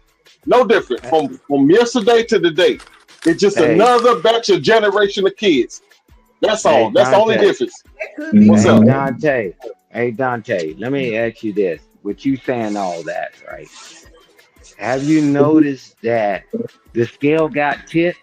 Because back then, the majority of people weren't moving that way. Now it became the social norm. That's how you move. I'm like, man, y'all can play this shit all y'all want to. Hey, this ain't nothing new. Cool. But back then, and Drip, I got to move around, guys. I just want to show y'all some respect, man. I had a call, man. I got to go get some other shit to Right. settle this property. But I'll tell you this: isn't it amazing how we shit on our ancestors? And the joker that dropped out of high school and all that. Isn't it amazing how they had the laundromats, the corner stores with no education or limit to no education? And look at all you smart motherfuckers walking on your knees, begging and like you're buying down and cow and you don't own a damn thing. Thank God for our ancestors. Thank God for the baby boomers. Thank God for all them, man. I mean, y'all are done lost your mind. Y'all the most educated, stupid people on the planet. Hey, who I'm you talking like, about? how do people have a third grade education that worked in the fields, and when all these things happen, Drip, watch this. They own all the laundromats. They own all the corner stores. They own all that stuff. And when they die, the like Coach Ferg said, your slow children gave it all away. How Boy, did y'all they ain't do shit. it? And now we smart. Now we got education. And why we the ones in credit card debt? Why are we the ones that's losing? And why are we the ones that can't even see your children? Why? Man, That's by shit on choice. their ancestors, man. You That's got a choices, fucking Sam. That's problem. choices. You That's choices. yeah. Yep. Now, if you ever want to shit on their ancestors, I would take them back in the day and replace all you knock knee sloop footed rat soup eating motherfuckers God damn, today Sam. because y'all are weak, you're cowards, you cry on YouTube all damn day. Them motherfuckers, they didn't get a chance to cry because they had to work. Ain't nobody got time for this goofy stuff, man. I'm Sam, telling your ass is you. crazy. No, I'm telling you the truth. How did they get all the land and all that and motherfucker can't even spell land today? You tell me how did they do it? I don't know, Sam. Yeah, Didn't have a yeah, credit card or nothing. yeah. That's something to ponder about. Yeah, I'm telling you, we need the old and the young. I'm like, come on. And yeah, I'm like, yeah, man, everybody when they were talking about old heads, and I'm like, cool, be old heads. But they had more than you, and I got more than most of them. But But cool. but Stan, watch this though, Stan. This the thing with me. Yes. Further tell you he was fucked up. You know what I'm saying? He was out here thotting and all kind of shit. But it took him a long time for him to get, to his destiny. So like I'm not downplaying none of the stories. It's just that some shit take time with people. You know what I'm saying? Because Ferg, you would think he goddamn holier than thou. That motherfucker, hell no. That nigga was hitting your mama and you ain't he? But at the end of the day, now he happily married man and all that old type of shit. But it took him some time for Let, that shit, right? let me help you out. The game we played back then, y'all asses can't play it today. Man, you crazy. You penalize immediately. Immediately. You Nah, don't get a hell no. breath. I mean, immediately when you do something, you automatically punish. Uh, That's the well, difference. Y'all say y'all old heads did this, and y'all losing trying to play that same game. Man, y'all are done. You through unless we hell figure nah. this shit out, man. I'm one band, one sound, goddamn. We gonna make it. Hey, Drip, watch this. The difference is all that child support, and you can't have a doctor's license, a nursing license, taking your driver's license. They didn't do that shit back then. Guess Right. what? Immediately they locking your black ass up. Right. hmm Oh, okay, keep playing. Keep playing. Yeah. Drip, you Oh, know what okay. was crazy though? What's that, One Ferg? thing, you know, I looked at my life based off what I did, right? My Right. parents gave me the information, right? And some shit they get, like I said, my father never talked to me about sex. And I asked him one time, I said, why you? He said, boy, once you stuck your shit in that little hole, boy, when everything I told you would be out the window. So then it hit me, right? But then one thing I noticed, one thing that I remember when me and my friends used to sit around and talk, we never blamed our parents for something that they didn't do or Right. didn't know. I took Right. on the responsibility for myself. You Right. know what I'm saying? So that's what I'm saying. Everybody, listen, nobody's parents has the blue book on how to be the best parent in the world. They're going to give you some good stuff. They're going to give you some bad stuff. You know what I'm saying? You just have to take it from whatever stance you take as a man to be better and do things differently. I can't blame my parents. They got me out of high school. They gave me everything I needed. You know, they came to my football games, basketball games. So when I got out here, there was things that I was doing based off what I wanted. Because again, The mamas and the aunties was going. They was Yeah. giving it up. When I realized that wasn't the best for me, so I had to step back. You know what I'm saying? And it wasn't about what my parents did or did not do because I was grown. I knew I needed better. And when I moved differently in a better space, things started to work out for me. I couldn't straddle the fence. We try to straddle the fence. We want a good woman, but we trying to fuck everything. So, Yeah, I see where you at with that. that's all. It just takes time, man. Like you I see said, where you at with that. but even in that time though, like let's just say I finally come to realization at 30 years old that I want better. If I step back at least 90 days, 6 months from what I was doing, then everything could speed itself up. You know what I'm saying? It doesn't have to be 20 years in the process, but I'm, you know what I'm saying? I can't keep doing the same shit for 20 years and say, why ain't I getting the results? Sometimes I just got to step back a few weeks, a few months, and then I can move accordingly. But Hey, Coach Ferg, you doing too much. You doing too much explaining. But I'm gonna tell you this. You tell me how all these educated, smart people with the smartphone with the dumbass, why they don't own shit?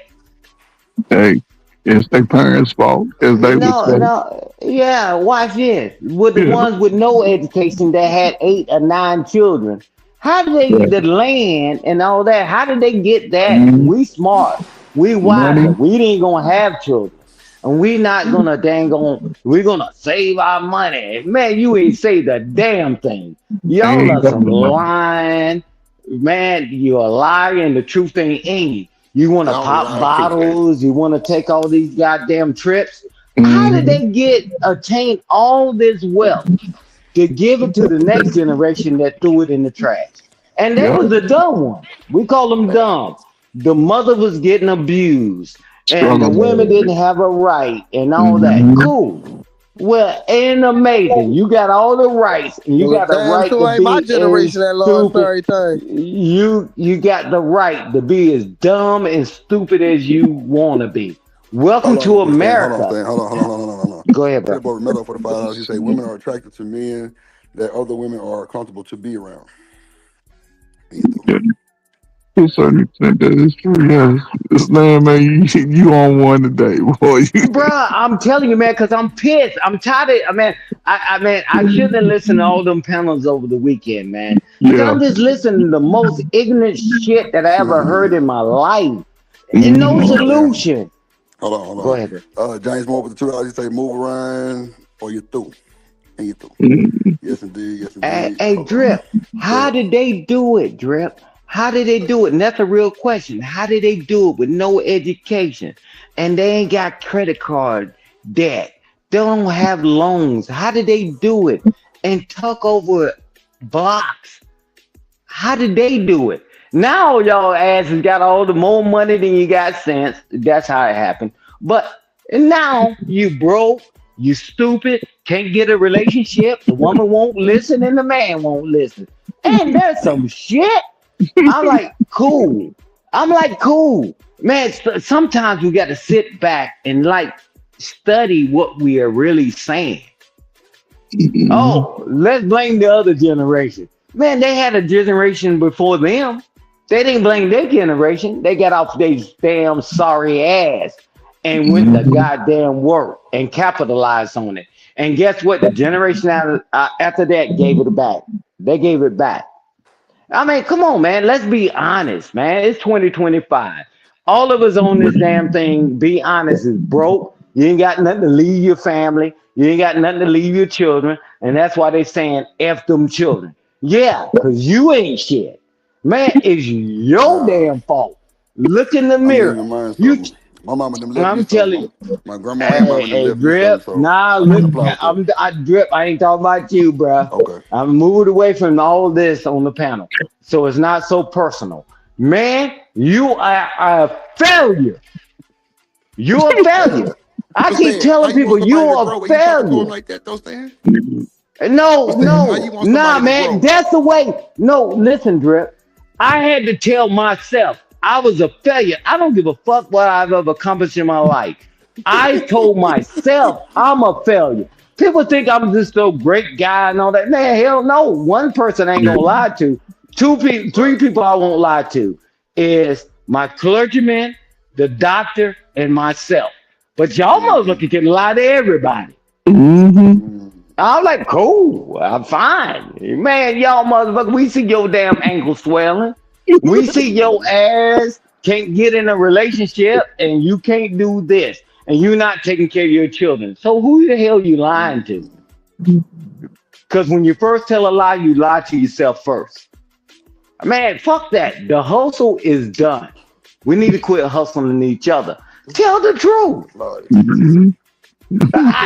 Really, at the end of the day, I'm over half a century old man. I don't give two fucks about it if I didn't have children and grandchildren, because they got to run into y'all crazy ass motherfucking children that y'all leave out here fucked up. You know that's right, That's man. why I'm still in the game. Oh I mean, shit. other than that, man, I I wouldn't feel give you. a fuck. Mm-hmm. Y'all just lie so much, man. That big I'm fan good. popping this shit. He cooking. Somebody can Yeah. stand the goddamn Yeah, Oh, door, Uncle put some Stan, sense. fuck them kids. yeah, Now exactly. fuck the kids. Nah, I can't say fuck the kids. I need the kids, man. Fuck You that. see what I'm saying, Drip? I See, need them. that is what it is. Because he don't Yeah. understand this, right? Because if they said fuck them kids, he wouldn't be on this panel. Hell nah. He Tay would have Tay been on the Tay. sheet. He would have been on the sheet and he wouldn't even be Damn. able to talk. Not the sheep. But Oh Yeah, my god. no. His daddy would have went outside and shot it on the tree. Oh my god. y'all niggas stupid. Boy, Damn. But y'all but ain't shit now, but, nigga. but Yeah, what man. Tay, Ah, but Hey, Trey, man, what, don't go listen, ahead, Kofor. no, what I'm saying is, see, Trey, what he's saying is what people are doing. He's actually trying to help them. He's putting his part in by at least coaching them. See, that's a big thing. That's coaching and mentoring, basically, y'all hand in hand in a sense. But he's seeing F them kids based off the parents of the children. Their actions say F the kids. And you know what I'm saying? And that's the thing. That's why when I say it, I be facetious, but you can look at the actions of the parents today and how they treat their children, because we see more young people hanging out in gangs, male and females crashing out, running downtown in major cities, just crashing out. They deleting each other at a high rate. They fight. And who's Yeah. videotaping the fights? The other Some black dude, people. you know what I'm saying? Other Some black they done people. guy turned Yeah. from videotaping. crack babies to perk babies. Yeah, Mm. see, so a lot of this shit, man, you right on, man, and that's and I understand your sentiment, because you had to work for everything that you did, and these motherfuckers coming behind us, calling themselves way better than me and you, they ain't trying to work for shit. They Keep want the lie everybody to give them alive. shit. Keep the lie alive. So yeah, I understand, man. So Yeah, salute to man. the But that's mothers and the fathers out there, everybody. Hey, yeah, but I don't think I got to say, hey, you say something loud enough, long enough, people will believe it, right? And that's the same propaganda, right? They spew all this F the kids and this and that and all that. Well, don't you know you weren't born as an adult? And now you an adult. I can do what the hell I want. Well, you gonna get the consequences. You get them silver bracelets around your damn wrist. And it's something that now you got Go Sing Go and GoFundMe to get your dumb ass out of it. When somebody Damn. told you don't You go know that they way. been saying fuck them kids ever since the Bernie Mac. That's all I'm Yeah, saying. nah, man, because he was joking, but guess what? And I'm gonna tell you one thing about Bernie Mac. When he said "fuck them kids," well, guess what? He was raising his own siblings, his damn sibling children. So you gotta watch what people say. Hey, like all these artists say, hey, man, to the left, to the left. Oh my Wow, god. they're married, and your ass ain't shit. Not the Yeah, left to the man, left. that propaganda shit worked, and everybody bought that out. To the left, to the left. And them Mm. motherfuckers married, bro. We love the fucking lie. Lord have The hell mercy. with the truth. Say I ain't that. watching what you're doing. That's crazy, man. I feel you, Stan. Propaganda works. Yep. Shit, music, sex, all that shit sells. I feel you. They just gotta, they gotta make it more raunchy to catch niggas' attention type shit. Hey, Shit. But can you imagine me coming on here, hell with marriage and all that shit, and I've been married for over 30 years? Man, would that sound crazy to somebody? No. Other people would take it as, yeah, you right, man. He done been through all. Man, you out your damn mind, man. Don't listen to me. Man, motherfucker, because if it was that bad, if it was that worse and all that, man, I just want you to lose. Because if I told everybody the key to success, man, I would actually have to work for a living. no. It's only the faithful few. Man, that's why. And one Stan, thing that, I learned to play. Go ahead, bro. Stan, because I gotta go. So that's why I got the final thoughts up there. I got some shit I gotta do. I stayed up here for Dante, and for you said 15, 20 minutes. We went 2 hours, and I appreciate y'all for hanging in there with us. But we're gonna start around the clock. We're gonna give our final thoughts. I'm gonna go live on the plug in probably about 2-3 hours, but I got something to do real quick. So if y'all want to get y'all final thoughts, because I know, Stan, if you keep going, I'll get to keep going with your ass. So thank you, Stan, for always definitely putting that narrative, like coming from your generation and Trey Ferg too, because some people need to know how it really was, because they wouldn't even believe y'all. And that's why the youngsters don't really fuck with the old heads, because they always think it's a bunch of bullshit. But that's neither here nor there. I ain't trying to crank you back up, but yeah.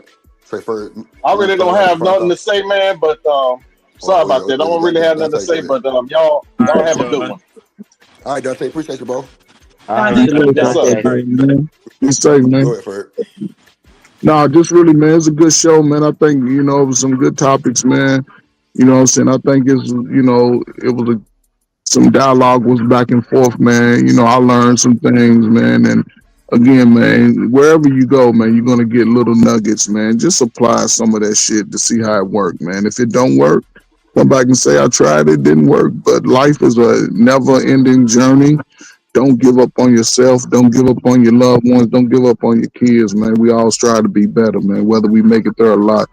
Do your duty, man, in this world, man. So blessings to everybody, man. Happy Monday.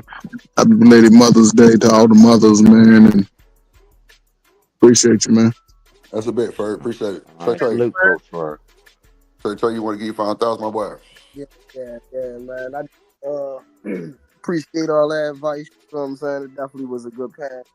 You feel what I'm saying? Stand the man with the plan. Yeah, man. With the plan.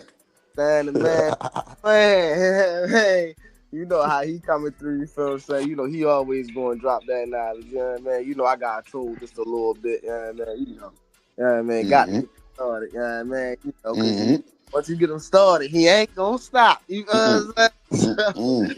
Can't stop, won't stop. I'm going to leave my man Stan the man, you know what I'm saying, with the last mic drop. You know what I mean? Real. That's a bet, Trey. I appreciate you, boy. Stan the man, you want to give you 5,000, GG? Yeah, just real quick, man. I appreciate you always giving a platform so we can have a real discussion to get to solutions. I mean, there's no generation better than the next generation and all that. We just got to learn to reason together. Man, I mean, everybody get the disappointment and letdown in generations, right? Because now what we've been hearing more often than not, nobody told me. Well, when somebody trying to tell you, just shut the fuck up and listen, man.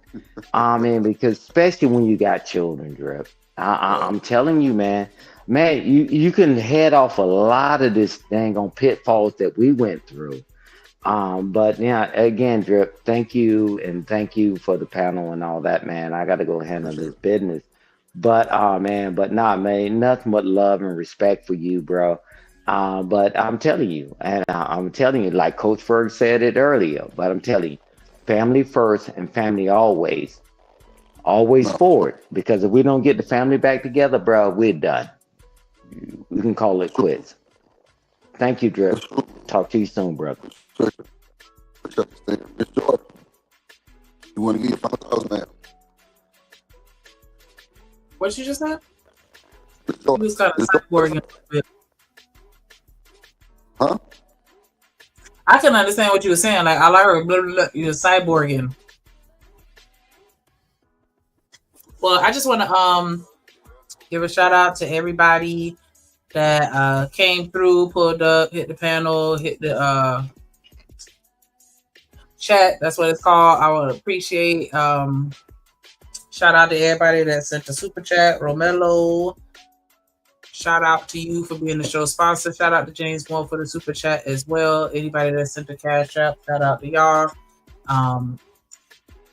Definitely appreciate the time spent. It was a very good conversation, and I think that, you know, as long as you can get through to one person, you did your job, and I feel like y'all have done that. So you good. Good with me. All right. So thank y'all for showing up, and I guess we through.